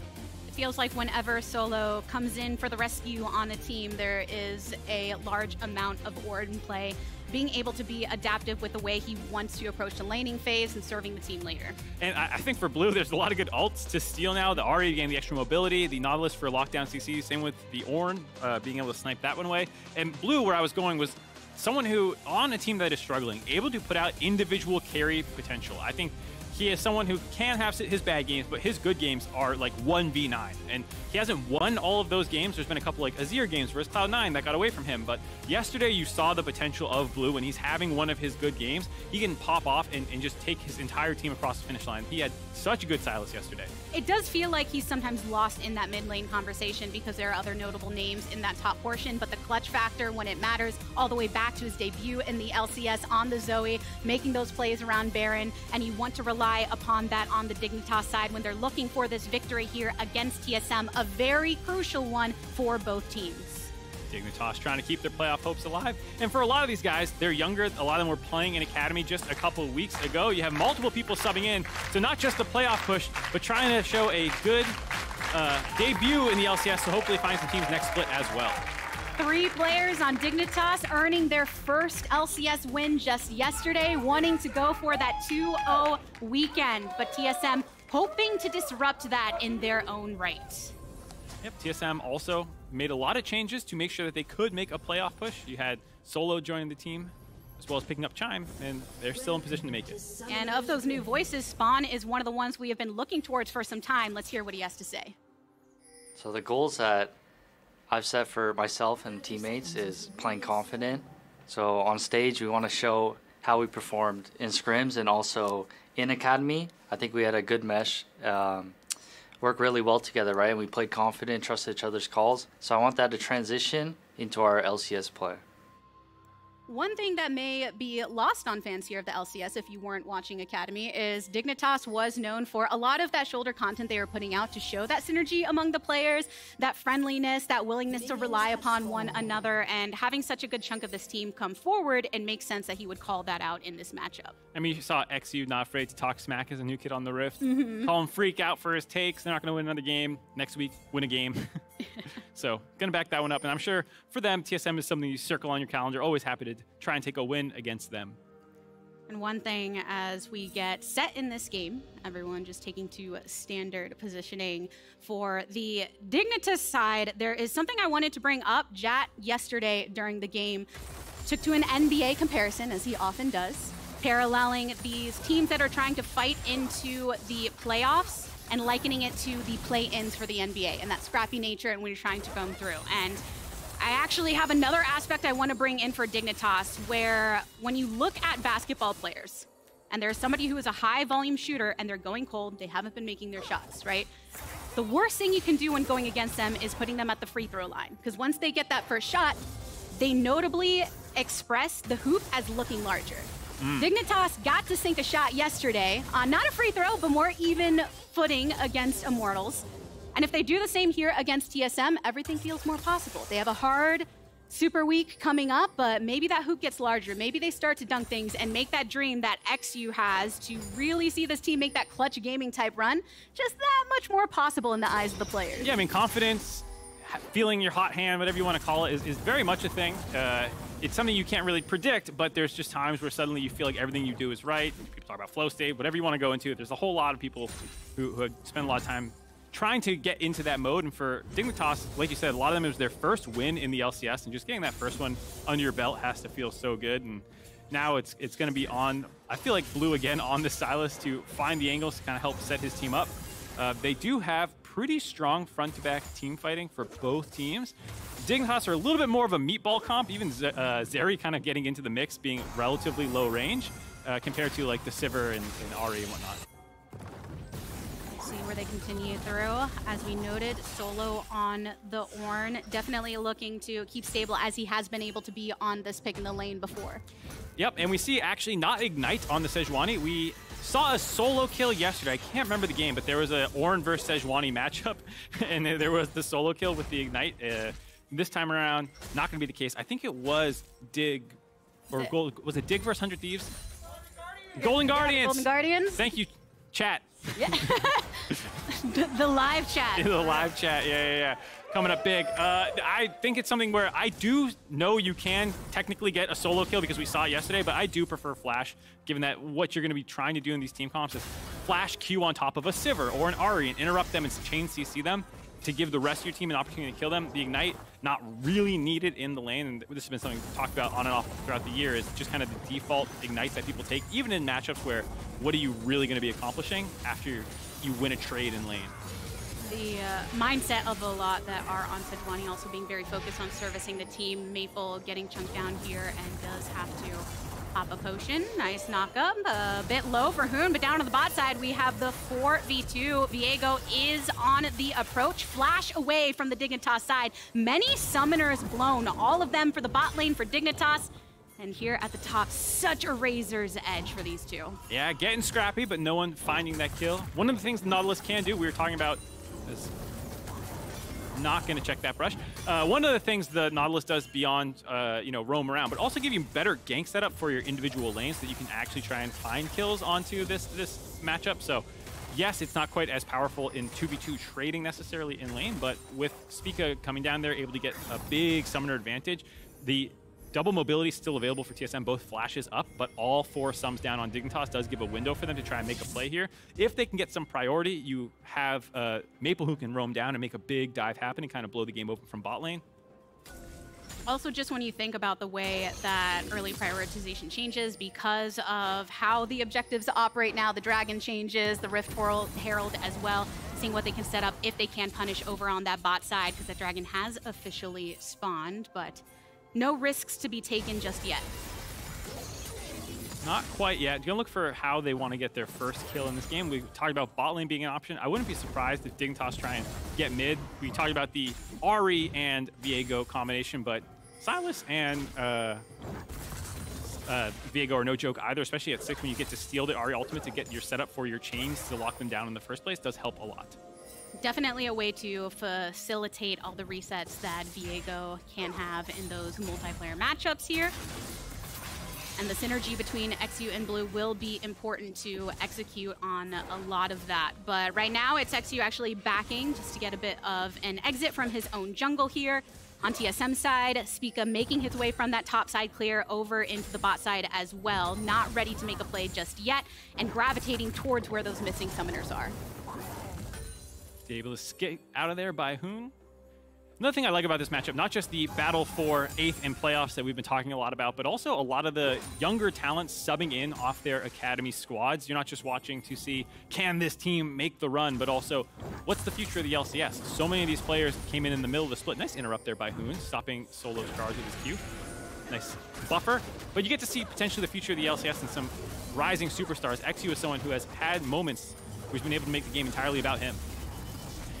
Some potentials of the skirmish here, but it's a blue over to Spica's side. And on that note, I think that's one of the most intriguing things when it comes to these players that are stepping in. And it can feel like a generic question in, oh, what are your goals? What are your goals coming in here, right? Is it, taking a little bit of a step down on that? All right, I gotta give Hoon some credit here. He is outplaying Solo. The trades are still relatively even because both these champions are able to do a pretty insane amount of damage for tanks, but the interrupts on the dash-ins by the Ornn, getting his own Q to stop it, buffer that one, and then as well as waiting for the R2 of his ultimate to throw out his E, stop that ult from coming through, making it very frustrating to play, it looks like. I can feel a little bit of that simmering from that frustration for sure, but nice patience on both sides. Here down bot, Spica has finally made his way, was on top of a ward though, so this is no new knowledge to the bot lane of Dignitas. We want to keep as safely as possible. Some plates now getting the opportunity to be chunked down for the TSM side. Gold starting to expand slightly, nothing major yet. Decent damage onto Instinct, but now they have a wave to usher through. Yeah, but you see you have XU moving into the top side to try and get a potential invade off or gank, maybe just the Rift Herald. They had that blue buff contest that we saw where TSM was grouping up for that one, and Dig just continued on with the game plan of clearing up to the top side for XU, and then TSM used that window to know that there was no one to help, and they were able to grab a turret plate. The flip side of that play is now potentially the Rift Herald or your blue buff, but Maple was able to get up there, contest XU, stop him from being able to do it. Now it just turns out to be a leash for TSM. That intel properly used by TSM here, so they will claim the first Rift Herald. Oh no! Leash completely nullified. Someone took scissors to it and cut him off. Yeah, Shelly resets. Still gonna be in their favor, just gonna cost a little bit longer for Spica now, but he has plenty to do after this as well. He has almost his entire jungle up to go back into. Still throws out the thumbs up. I got it. He's good. You eventually get it. Still a lot of value to be had by it, so I think the thumbs up can be taken as a nice tranquil space that Spica is in after that. So that'll be in his pocket to be able to throw down. But so far, Mark, not a lot of action across here. No one really willing to... No, they're dropping the ball. Today was crazy. We had so many good games. Yeah, people want to see bloodshed. This is what we're watching for. Not these clean, hover bot, get a turret plate, rotate up the top, steal the Rift Herald. It's all great play, TSM, I gotta say. Up to a 400 gold advantage with this Rift Herald as well. Gonna figure out where they want to drop this one, but no bloodshed yet, and that's what we want. No bloodshed quite yet, so everything is coming off the laning prow as the 1v1 here. Another ultimate coming from Ornn. Solo gets the knock up onto Hoon, but dash away. It's so cursed. This top match is not going to get a kill. You saw what Hoon wanted to do there. He wanted to get the stun interrupt on the R2 again. It didn't even work, and even then he was just like, all right, I'll Q out of the way then. There's feels very doomed. I appreciate the effort that the top laners are putting in to have some mechanical outplays and tank first tank, but at the end of the day, it's still just a wet noodle fight. The bot lane summoners have come back up. Dignitas' bot lane is not that easily exploitable anymore. They did do a good job of backing up during that window, especially when XU cleared up to the top side of the map. So they did see their gold a little bit, but respected the power spike that TSM was on. Button clicking respected on the top lane. Bot side is some of the potential advantages nullified. Dragon's still up for play, so looking to see who can offer pressure on one of the surrounding lanes. TSM here with Spica as well. But a backing here from Blue. Doesn't have teleport. They were trying to catch Blue in that little recall there with their bot lane pressure. They do start the Mountain Dragon. It is very tanky these days. The damage that it does was drop, but Dragons got their health pool increased. So going to be slow to go down, and Dignitas want to contest this. And Chime doing his best to put his body between himself and the rest of Dignitas here. Solo making his slow walk down as well. But no commitment until this moment. Dignitas making sure to remain in the vicinity. Hoon also coming through, did not have teleport available. Yeah, got him on a yo-yo. Hoon came down, looked like he was going to reset. They dropped Dragon. Now they're actually going. He's the one to go in, gets knocked up upon the entry, and at the Wild Growth does manage to survive. Spica chunked down to half HP, but still remains. Immediate retreat. Biofrost teasing us there, able to keep XU alive with the heal and ultimate, but now Dignitas is starting this Dragon out. There were a lot of ultimates committed by both teams. Only Ahri ult up for the side of TSM, and without a way to start that fight, they end up sacking it. But on the flip side, they got the push on mid lane, gonna grab a couple of turret plates in their favor again, grow the gold lead up to over 1,000. So still maintaining some pressure, even though that first Dragon was given over to the Dignitas side. TSM spending a lot of time flirting with it, but unable to connect. But the gold's still something for them to rely upon. So I don't know, did the Did the Scuttle get the larger yeah, or was it the Ornn earlier that got the larger yeah? I don't know. I'm just looking at the yeah scale. I don't know. At this point, I'm just counting down the time to first blood, see what kind of reaction that's gonna get. It's like when like you say, you just keep teasing it out. Eventually, it'll be even better for it. It'll be more fun than having, I don't know, 10 kills right now, right? What? Is anyone being convinced by this logic? What kind of first blood in your head would give the justification for a really long time for it to happen, where you're like, oh that was worth it? There's none. No play in the entire Summoner's Rift. Every minute the game goes by without a kill, I get sadder. There's no benefit to it being delayed. Hopefully around this Rift Herald push we get it. Killing someone, the key to Mark's happiness. Getting a Rift Herald charge onto the mid turret. That's one way to put some smiles on the faces of TSM and the fans alike. Able to finish it off. They won't get the second charge because Dignitas was awaiting those hits. So to be fair, Dignitas did not bring anyone to defend that. Going in would in fact be inting, given that they kept Hoon in the top side and spawned down bot lane to get the shove in their favor, trying to get some CS back in their pocket, respecting that TSM had first move there as well. So I understand that was not the fight of all the fights to actually pick, but I'm looking like either next Rift Herald or Dragon in 3 minutes, unless someone can make a play happen. If they did go for it and then end up dying there, would you say that's the most disappointing way for First Blood to happen? No, I'll take anything at this I'm just point. trying to force you into I'm a starving man. I will take a crumb, my lord. Oh gosh, sounded like the character in a book that I can't remember now. So. Game of Thrones, House of the Dragon, here we go! Hey, let's go for it! Who get locked on down first? Blood over to Speaker! You knew it was going to come in the top side. The trading back and forth. At one point, someone was going to fall asleep, not realize more people were missing off the map. Spica and Chime making that rotation up there. Get that first blood and give the crowd what they want. TSM now the best team, everyone's favorite team in this game. Everybody's favorite. Though I will say, it's not a new look for TSM to have that roaming over from Chime to put that pressure on the top side and capitalize upon some of that pushing on through. But let's hear what the players themselves have to say. Nice. I want to sneak in. I need to get in the bush. Okay. Bot's not showing, okay, guys? Yeah. This wave push sides can be here. Sides can be here. No, it's okay. We have support gap, I think. Yeah. I'm ahead of Lulu. Maybe hello? Yeah, I'm looking in a second. Beast that, I think. I think Ornn just base after this wave and go bot. Ornn base and go bot. I'll go top. Fair. I'll take over top. Wow, look at that. All business to get that first blood, swap up to the top side. Instinct already saying, I'm coming up there to try and grab some extra turret plates and whatnot. So well done by TSM there coordinating that attempt.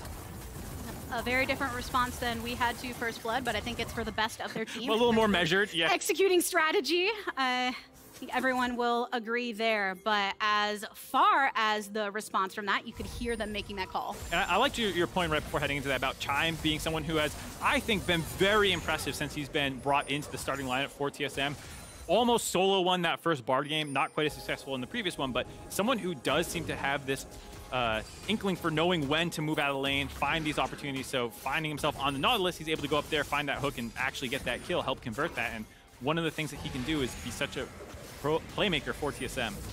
See if any plays are made right now as TSM keep their eyes on this Rift Herald. Dignitas on the approach, go in for the knockup. A charm lands onto one, followed up with the root, but Hoon, the subject once again by the wild growth. Blue flashes away, follow-up knockup on Hoon, leads to his death once more in the center of it all. XU still remains until TSM has something to say about it. Another flash plus. Oh, the charm immediately after, answered by the stasis of Biofrost, but it's not enough. The note was written, the death is achieved. 3 down for Dignitas. Blue looking for a safe place to back. Nice 3-0 fight for TSM. Chime in the brush, baited them in. Off the tail end of that, they're going to instantly drop the Rift Herald mid, grab some more gold in their pocket, up to a 5,000 gold lead just over 16 minutes into the game. Looking really good for TSM. Nearly a perfect game aside for the one dragon that they had given up to Dignitas. And the second Rift Herald being achieved there, and definitely worked out for them. Let's hear it. Play for finish first. Play for finish first. Play for finish first. I got it. We fight. Okay. Sojani. I go Sedge first. No flash Sojani. Yeah. Look at me, okay? Look at me after. Big. Hook in 5. Yo, follow Lulu. Yeah. No tower. Kill Biofrost. Hook in 3. I'm going on him. 2. Oh my god. Look at Zeri. Wait, he wasted his stopwatch. Give me the kill. Oh my god. Someone go top. Mid.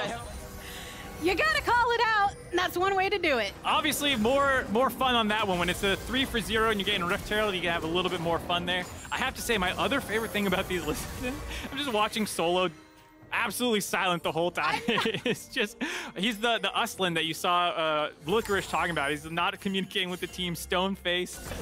Just Solo the bounty hunter. He had a massive 3-man Ornn ult across the enemy backline. Didn't even call it out. He was just like, I'm going to crush these guys. Think about the times we've heard teams talk about it being a disadvantage having so many voices. So having Solo who's willing to go mute can for sure be a benefit. Stoic, mullet wearing, making plays around for his team. There's been a number of times that TSM's early kills have come through him and manipulating the wave states and working with his jungler and support. There's always seems to be a good opportunity to make plays around Solo. He does such a good job of setting them up. A lot of that off of him, how uniquely he does play the lane and sometimes catching players off guard. And also going back to Chime a little bit, because we were talking about how he's able to facilitate on that side. One thing when going into these listen-ins, thinking about the last time he was in the LCS before he dipped back into Academy, he was specifically calling out wanting to find that voice and really work on that leadership being so important from the support position, as TSM does go in here, gets knocked up by one. The follow-up, oh no, they lose Spica. An ultimate executed again on XU, but did get the pickup of their first kill. Little over eager there, as Maple needs to be careful not to face check XU there. Just Spica thinking he can get the red buff and clone out, not giving quite enough respect to the rest of Dignitas, who flash in there, actually gets the stun, they get the kill. Feeling themselves a little bit, they were 5,000 gold up, but just a small overstep, not the end of the world. Shutdown does go over, but still a big lead. It's just about making sure they don't lose anything else off the back end of that slight pressure loss. Maple is gonna be just fine. Still plenty of time until the next Drake, and with no major objectives, they're able to make the play. Let's hear it. Maybe here. Fight smartly. If they show on the waves, then I'm here. No, I'm gonna spam. Yeah, it's good fight. It's good fight. It's good fight. Kill this guy. No W. Our side from Mo. I'm here. Nice. Okay, go catch top. I'll go top. Okay. That is a classic of team comms. Wait to kill this guy. If you've ever been in scrims, if you've ever listened to teams, it's this moment where the enemy missteps and you go, what is this guy thinking? And we can kill him. Sometimes you get baited, but that was not the opportunity there. They saw Spica just E forward into the red buff and be like, wait a minute, we can just kill him.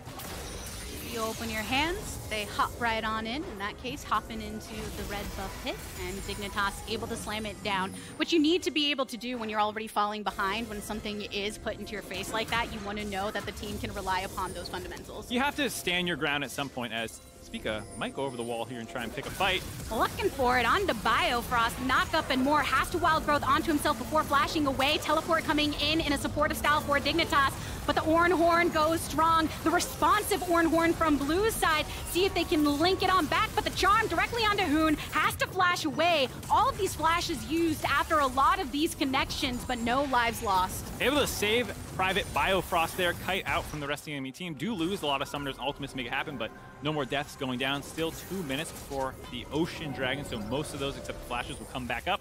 Good look by TSM, almost finding a flank onto him.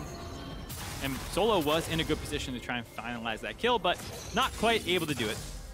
And in the end, TSM are up 5.4K right now. So when you're looking at that dragon fight just under 2 minutes into the future, wanting to maintain that so they can slap Dig a bit harder than Dignitas can slap themselves.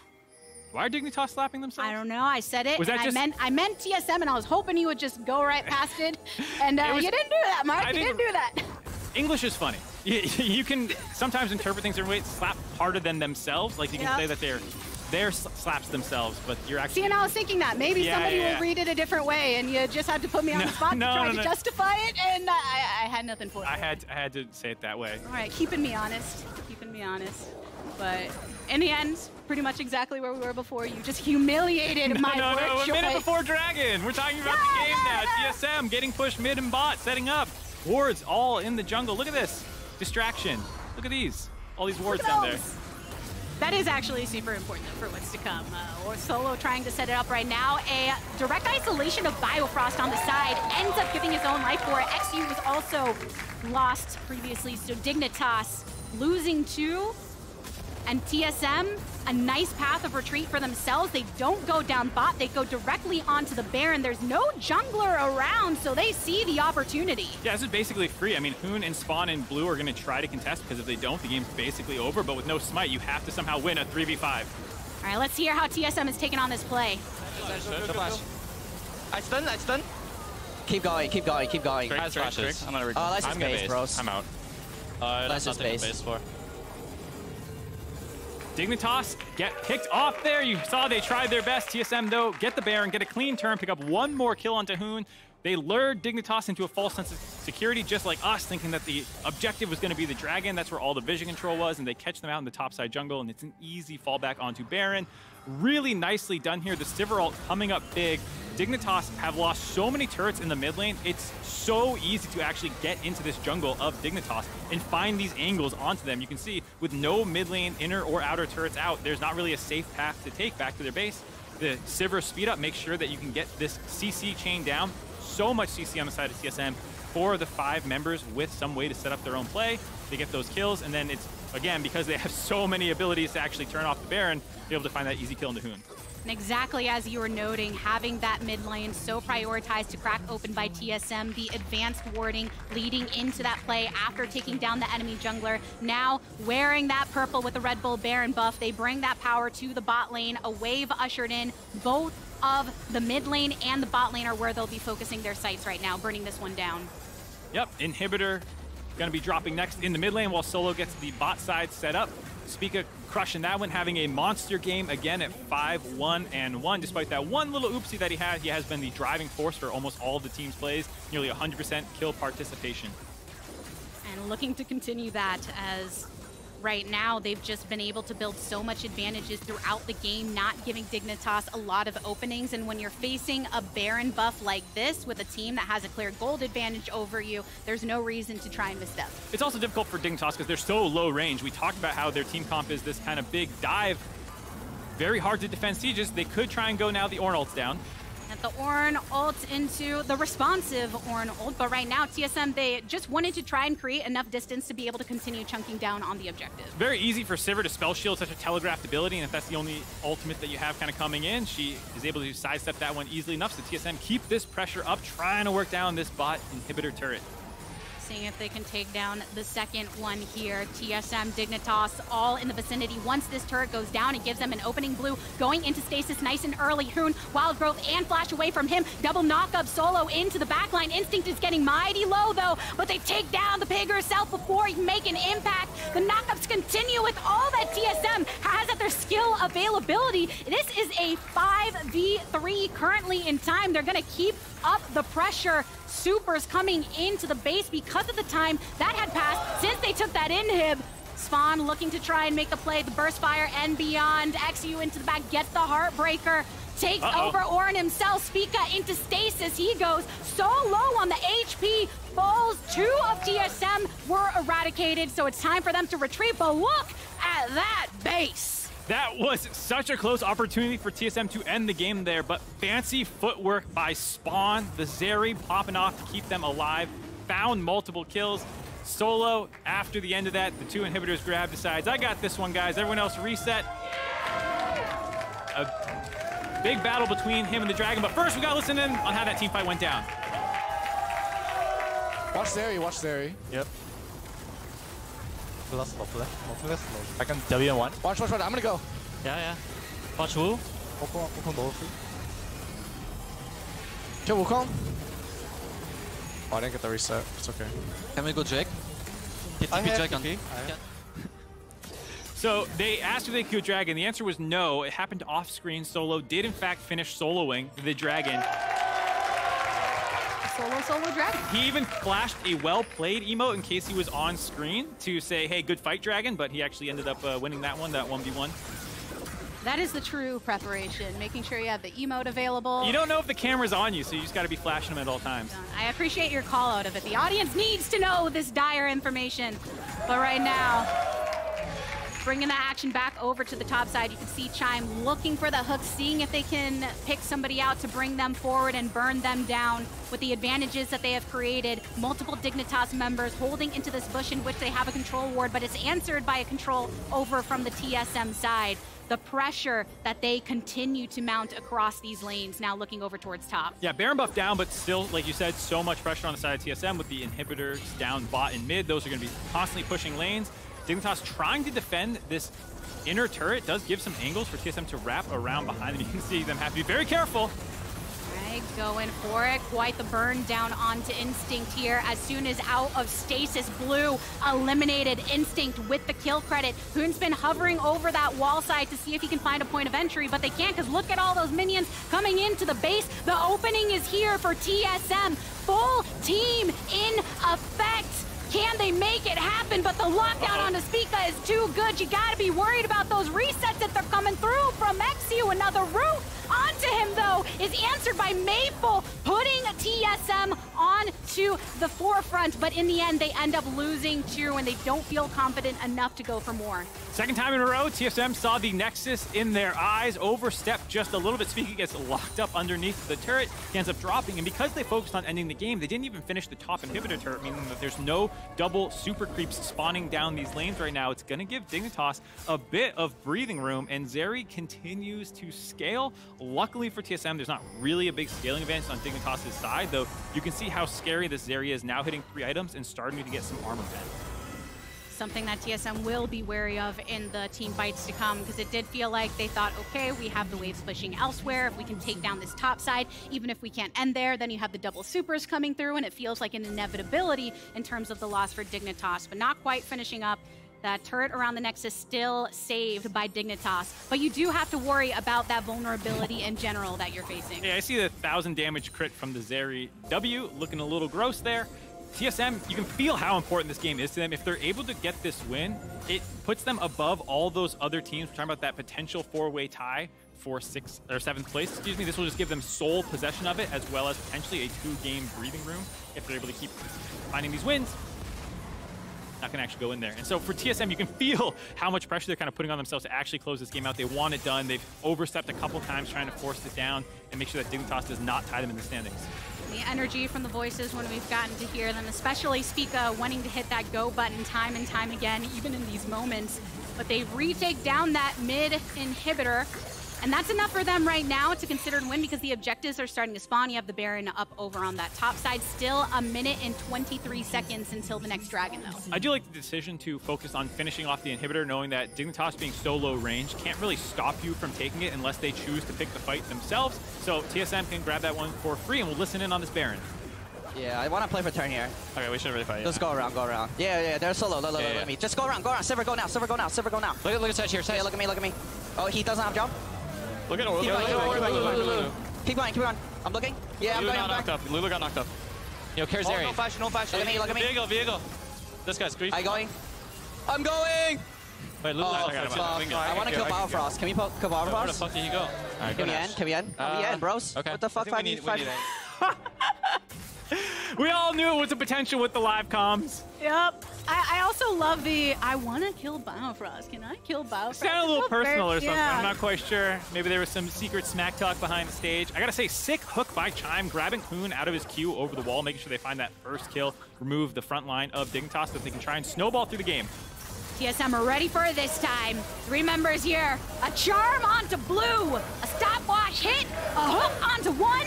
Taking down the biggest threat on Dignitas. TSM should feel the vibration of the fans starting to rejoice, trying to see if they can make these pushes in the final moments of the regular season.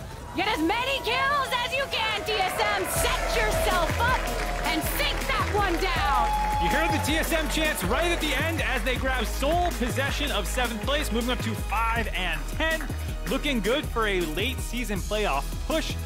3 games left, but looking like they set themselves up well for it. Critical moments for this squad with a definitive plan on their minds coming into this game. Dignitas, though, perhaps slightly deflated after what they just witnessed. But I love to hear the TSM fans rejoicing. They're going to need that energy to be able to continue pushing off of this. Well, and you heard them still having fun a lot in their comps. They were less serious than Team Liquid were in that game that we saw earlier in the day. Once they win these fights, it's all serious until they know that they have the fight won. Then they're looking for how they can find the extra kills. TSM, a very fun team to watch right now, seeing how much noise they can make if they can actually secure playoffs. Whenever there's a bit more similarity between their comms and how I feel people sound when I'm just in Discord with my friends at home playing, I feel like that's a good time for TSM on the stage. Definitely the case. Also giving them sole possession in 7th place, make me sweat for my job a little bit. We'll have to see how that goes from there. For Dignitas, still ending up now at sole possession of 10th place with this loss as well. Gonna have to see what they can do next week. Technically not eliminated from playoffs yet. I'm not sure if they hold fate in their own hands or what they need to break that way. We'll have all those tiebreaker scenarios figured out by next week. But even for the individual players, I think you saw some good moments from Spawn, able to pop off, some good laning out of Hoon and whatnot. So still some players showing off individually. And Spica very much continuing to be a backbone of the opposite side as well for TSM in their victory. So I think there's a lot to look forward to with both of these squads. Well, and you can hear how vocal he is for the team. That final team fight, he's the one who's saying, Sivir, pop ult now, let's go. We have this turn opportunity, they're all low. And so Spica is very much the leader of this team, trying to, shot call for a lot of the younger guys and get them in. And he's doing a great job of it. They are being able to pick up some wins now, that this seems to be the lineup that they want to use going forward. It is one of those things that I'm always in awe when thinking back to when that narrative began. Oh, Spica, he's the veteran of the team. He's the one leading. And I think he hasn't been around that long. It's actually really early in his career. So that's a lot of pressure to put on someone to step into that role. And he's been flourishing in terms of being that shot caller and that uniting force. And I think there was a little bit too much put on his plate, maybe in spring, where not only do you have to shot call, you also have to potentially translate and be all like the leader for the team and whatnot. Here, you can see that he does have the ability to shot call. He can be the one deciding mid to late game, early game, what needs to happen in the game, but you do also need to give him some breathing room where he can focus on his own play, because he can absolutely carry the game. And it's nice when you can see the squad in general starting to form a bit more of an identity in these moments, the way they can play around the advantages that Solo creates in the top side, Chime's willingness to roam and really capitalize upon those said advantages is something that I'm sure they will continue to lean in on the side of TSM. Yeah, I think there's a lot of good things working for them. Instinct has looked good since he's come in. He played the weak side Sivir when Nautilus went top, when they went to Rift Herald and whatnot. Chime, like you said, great job starting a lot of these fights. Even that Rift Herald one, he just stood in the brush, baited with E, then hooked out, and then re-engaged later. Like, the team is beginning to gel, and we wonder, like, are you going to be one of these teams that can make some noise in the lower bracket, pick these people off? Because it's very difficult to actually make the push all the way up into 6. I think it's theoretically possible. I think FlyQuest is at 7 and 9 now, and they are at 5 and 10. So, in theory, they can even break into the top half of the bracket. That's why I'm so stoked for next week, because not only is it the last week, but Super Weeks always come through and rattle things up. So a lot can happen for not just TSM, but all of the teams in the LCS. As far as this victory goes, though, we are going to be joining Pastry Time and Spica for our Verizon post-game interview. Thank you very much. I am here with TSM's own Spica. How you feeling, man? That game got a little bloated at the end there. Yeah. You guys are very far ahead. What happened? I mean, I just started having fun. I think, we play well. I think we play as a team, and then it was a bit of improvement from yesterday. And I think it's important to just have fun and to be more lightheaded or more lighthearted. I think that was what we're missing a little bit. So just enjoy the game, I think. Yeah, and I think that has showed in results. You are currently in 7th. You're actually the only team there right now. Obviously, in summer. Obviously, in summer, top 18 playoffs. Yeah, Super Week, sole possession of 7th place. Super Week's coming up to, hey, it's better than sole possession of 10th. You don't want that. Yeah. I guess, kind of with that in mind, how are you feeling about the team? Obviously, I haven't had that much time together, but it seems like you're in position to maybe squeak in the playoffs. Yeah, I mean, right now, definitely playoffs is our goal. It's top 8. This split, last split, we didn't make it. We're just trying to focus, try to develop synergy, work together as a team, because we had multiple roster changes. We just got Solo coming in like last week, so we still have a lot of things to iron out. So hopefully we can start playing better and show better results as well. Yep, and I think that has been reflected. One thing that has been fun about today, though, we have been listening in on the teams throughout the day. Oh, I see. I actually hear a lot of you guys play kind of leading and being yeah, we play the comms. Oh, so you gotta watch out. I said some stuff. No, you're good. I'm good? We didn't play that part. Okay.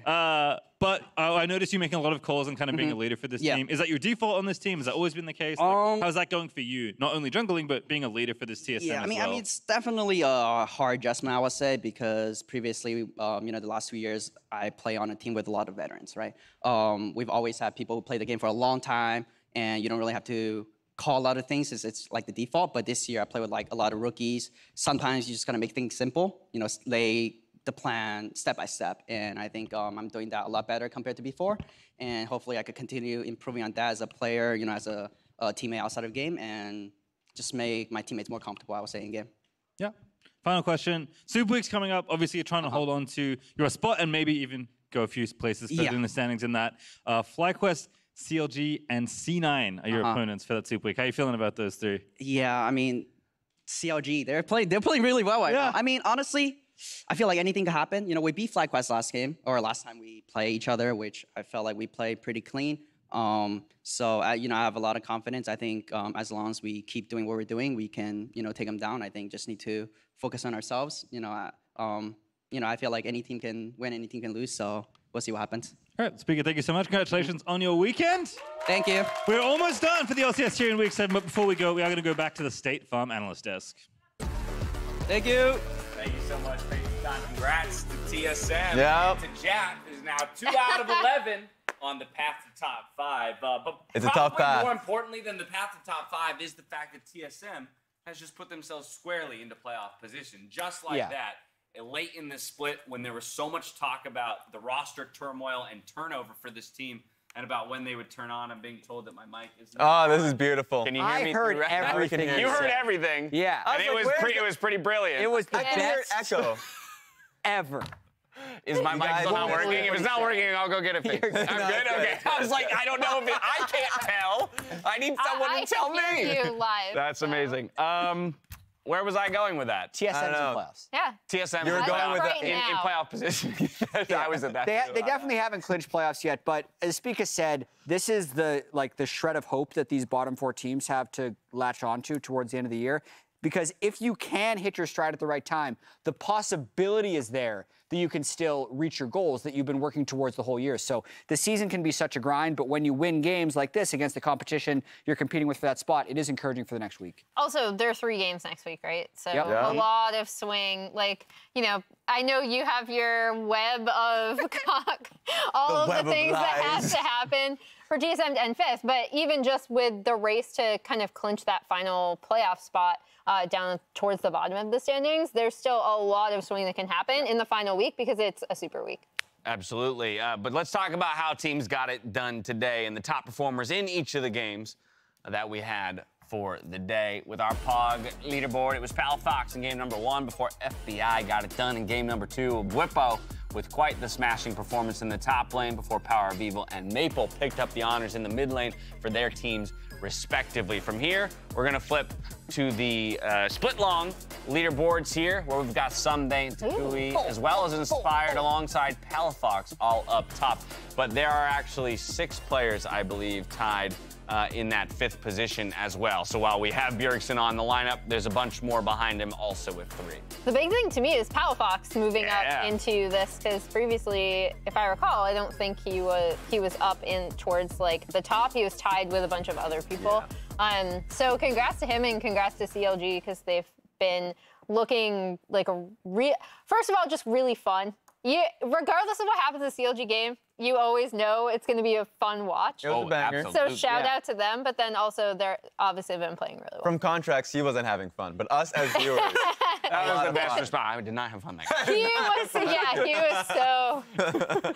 But we had a blast. Here's one for CLG. Okay. They have 10 wins now. Yes. If they go 3-0, they have 13 wins. Yes. They've gone 13-5 twice. And in both of those 13-5 splits, they became the LCS champions. 2015 summer. Boom. And then 2016 spring. Boom. Is it going to happen again? Wow. Only time will tell. Well, there is a way of knowing. It'd stick around until playoffs, and that finals weekend. There's no I way. promise you that game will get played. There's no way. There's no way. Find out. Jat won't find out. The rest of us will.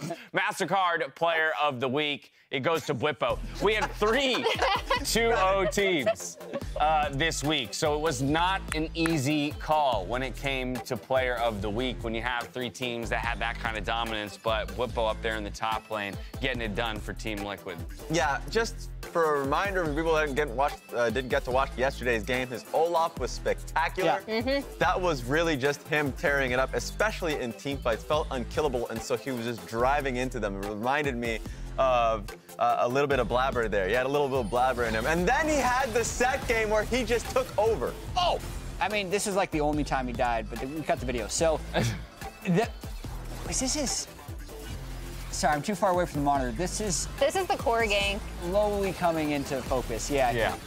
I mean, this was the largest. 14 was, yeah, as you said, the largest. Largest individual gold lead we've had at 14 minutes for a player at 27.65. This is the play. This is the 1v. Yeah.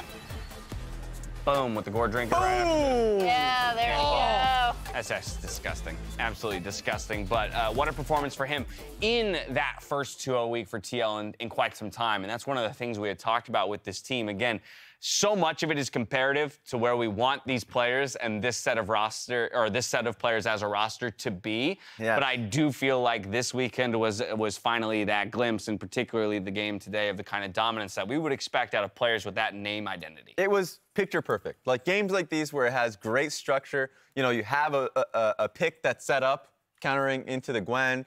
You have a great trade into it early, set up the dive. You have Core JJ come back top. Like, you double down in it. They understood they had a win condition coming in, and they played clearly to it throughout the game. So we need to see more of this Team Liquid, and we might get the prophesized demon team that just will rip you to shreds. This is what I'm looking for, and it's perfect timing. They scaled well going into playoffs. They absolutely are peaking at the right time, yes. But that's a storyline that we've talked about with teams like 100 Thieves, who always seem to turn it on at the right time and look to be doing something similar right now. CLG's on a run, 5 games here, so quite a few teams looking hot in the final moments. Speaking of looking hot, let's take a look at our Samsung SSD Fast 5 for the week to see which individuals top the table in each of these individual categories. It's a pretty decent spread this time around, actually, when I'm just looking at the team icons. Yeah, Solo winning the category is a still new addition to the Summer Split LCS. Gotta feel good. We saw that PoE game getting that early Leandries. It cost him a dragon, but he won him the game. He did it. Also, shout out to 100 Thieves bot lane. Yep. Both of who appear here, but just they had really, really strong performances this weekend, I thought, in both of their matches. And we've talked about 100 Thieves and how, you know, they're a bot-focused team, and they used to always play through bot lane. And I think this week was the first time I really saw them step out and have, like, 2 really strong back-to-back performances. Yeah, FBI called out Huhi in the interview afterwards, just talking about how strong of a performance he had in the Nami game. FBI himself, just spectacular. I felt like that team fight that he had in the river, where Gnar, specifically, was C9, top lane, Fudge. Fudge's Gnar, goes in for the engage. He flashes it perfect timing, and then they win the fight off of it. I thought he had an excellent team fight throughout, just of course today and yesterday's games. He's an absolute beast. Now, congrats to those of you who earned bonus points in the LCS Sleeper Fantasy app for having those or this week's top performers in your lineup. Let's get to the standings, though, because there have been a few notable changes. First and foremost, there's no longer sole possession of first place for Evil Geniuses, as they now find themselves in a tie with 100 Thieves. We also have a tie, though, right behind them in third place between CLG and Team Liquid Honda, before we get to Cloud9, FlyQuest, TSM to round out the top 7, and a tie between Golden Guardians and Immortals Progressive for that 8th and final slot in the playoffs before we get to Dignitas rounding things out. I do want to stop down, though, real quick here as we talk about 100 Thieves polling themselves up into that tie for first place, that simultaneously the LA Thieves, underneath the same organization, you see Nadeshot, big smile on his face there, have just taken their first world championship as an organization in an esport in the Call of Duty Championship. So big congrats to them. I know that for Nadeshot, that has got to feel sweeter than any world championship can. Yeah, his team won previously, but this is the first Call of Duty League championship they've had, so it's pretty cool. And that is his game. That's where he came from, so yeah, shout out to them. Congrats to all of 100 Thieves family and Nadeshot in particular. Let's talk about our schedule, though, as we look at Super Week next week. Notice it says Friday at the top of your screen. Hey. That's right. You got to wait one less day for some League of Legends action Extra to come work back days. your way. It's Team Liquid Honda against Dignitas to kick things off before we get to Golden Guardians versus Evil Geniuses. A FlyQuest trying to take down 100 Thieves in the middle of the day before CLG goes up against longtime rivals in TSM, and we'll close things out with Immortals Progressive versus Cloud9. Again, I think just by virtue of where the standings are, each and every single one of these games has some specific weight to it. So many ties to break. Yeah, and every time we get to a specific day that looks like it's lopsided for one team or another, there's always that underdog that comes into play. So I'm interested in the FlyQuest 100 Thieves game. You know, 100 Thieves on the top of the world. FlyQuest feels like they're really hungry after taking a few losses. So interested in that one specifically. Well, it's 3 whole days of games, but also next Saturday, August 13th, it's Pool Party Day. We'll have a themed tailgate kicking off before the games, including a dunk tank, posters, Poro beach balls, the Immortals boba truck, and plenty more. Now, we've got a few more surprises coming your way, so be sure to tune in and turn up to the studio. The pool party will be going all day long. We can't wait to have you here. Down for another dunk tank, Dad? Let's go. Dude. I mean, dunk tank is great. Ice bath, I'm not so sure. Maybe we add the ice a little polar bear plunge. Another bet. Pepper while standing in an ice. Which wins out? The heat? God. I actually kind of like that idea, just to see which pain really gets to you more. Okay, I love it. I love it. Okay, we got to find something to bet on now. Good luck with that. We'll give it some thought, and we'll bring this one back in the future. I do want to take a moment to invite you all to join us in the Bud Light League Lounge. You can catch that on twitch.tv/BudLight right after the highlights, or you can wait for the raid. But that's going to do it for us here on the LCS. So on behalf of myself, the casters, and the entire broadcast crew, thank you so much for watching. We'll see you on Friday for the final week of the regular season. Until then, stay healthy, stay safe, and be good to each other. Good night. Looks for more, and he finds it. The Emperor picks up the 4th kill of the game, make it the 5th as well. I can look here. Yeah. Slow. Yeah. Turn on the flash. Leona's one in the pit. Carl's dead. Turn on that. Leona 1 HP. Leona flash. Leona's dead. I'm looking. Fiora. I'm hitting Sivir. We win. Philip wants to survive, but It's GG. It's GG. It's GG. Oh my god. This one was scary, guys. these are squads that realistically have eyes set on winning Summer. They've done it before, they want to do it again, and we'll see who's coming out on top today. Blabber just barely walking away as closer, now looking for the chance, and Abadaga has already found 1 kill. Berserker's at 100 HP. He's about to die to a little bit more damage. The throw hits him, and Q2 takes him out. Blabber's got it done. Now Sumday's fighting everybody here in the middle of the pit. A double kill back over to FBI. Blabber might just be taken down next. Berserker with the flash out over the wall. Closer coming in, looking to chase them down. I was kind of speaking from a diaphragm, to be fair. Like, it's not that so loud. It's not good though. Put some real juice in it, you know? Hello. With safety by a bit of space right here. Still has the shield. It will not matter. They'll get him. Oh my word! That gore drinker! Silas will be first with the Leonos. So strong. Look, Wukong. Look on that. Rakan. Black. I need to kite that. I win. I'm here. Yeah. Play together. We win. Maybe Silas okay. Oh, actually, he's sensing. I don't know where Isaiah. Nice. Oh no, he's gonna be enough people. Ignar's gonna be the target. They know he has no flash, but how about the reinforcements? River is not that tanky. He's being attacked. He's been polymorphed and he's gonna drop. Tristan's going deep. Okay. Kill this guy. I got you. Can we end? Yeah, go. Oh no. I didn't. Chill, guys. Hextech Drake. Oh, chilling. Whimsy for a second. Now here's the dive, the scoop on a 2, and it's a perfect setup by Power of Evil. Leader's already gone. They're gonna look for Licorice now as well. They chomp him down. A double kill for the Azir, and it's Golden Guardians running away. A TP for the flank. Also, we get a yeah for Ornn, I guess. Dragon. Here we go. Hey, let's go for it. Who get locked down first? Drive over to Street Cop. Yeah, we got him, boys. We got him, boys. Nice. Flashes away. Follow-up knockup on Nahoon leads to his death once more in the center of it all. XU still remains until TSM has something to say about it. Taking down the biggest threat on Dignitas. TSM should feel the vibration of the fans starting to rejoice, trying to see if they can make these pushes in the final moments of the regular season.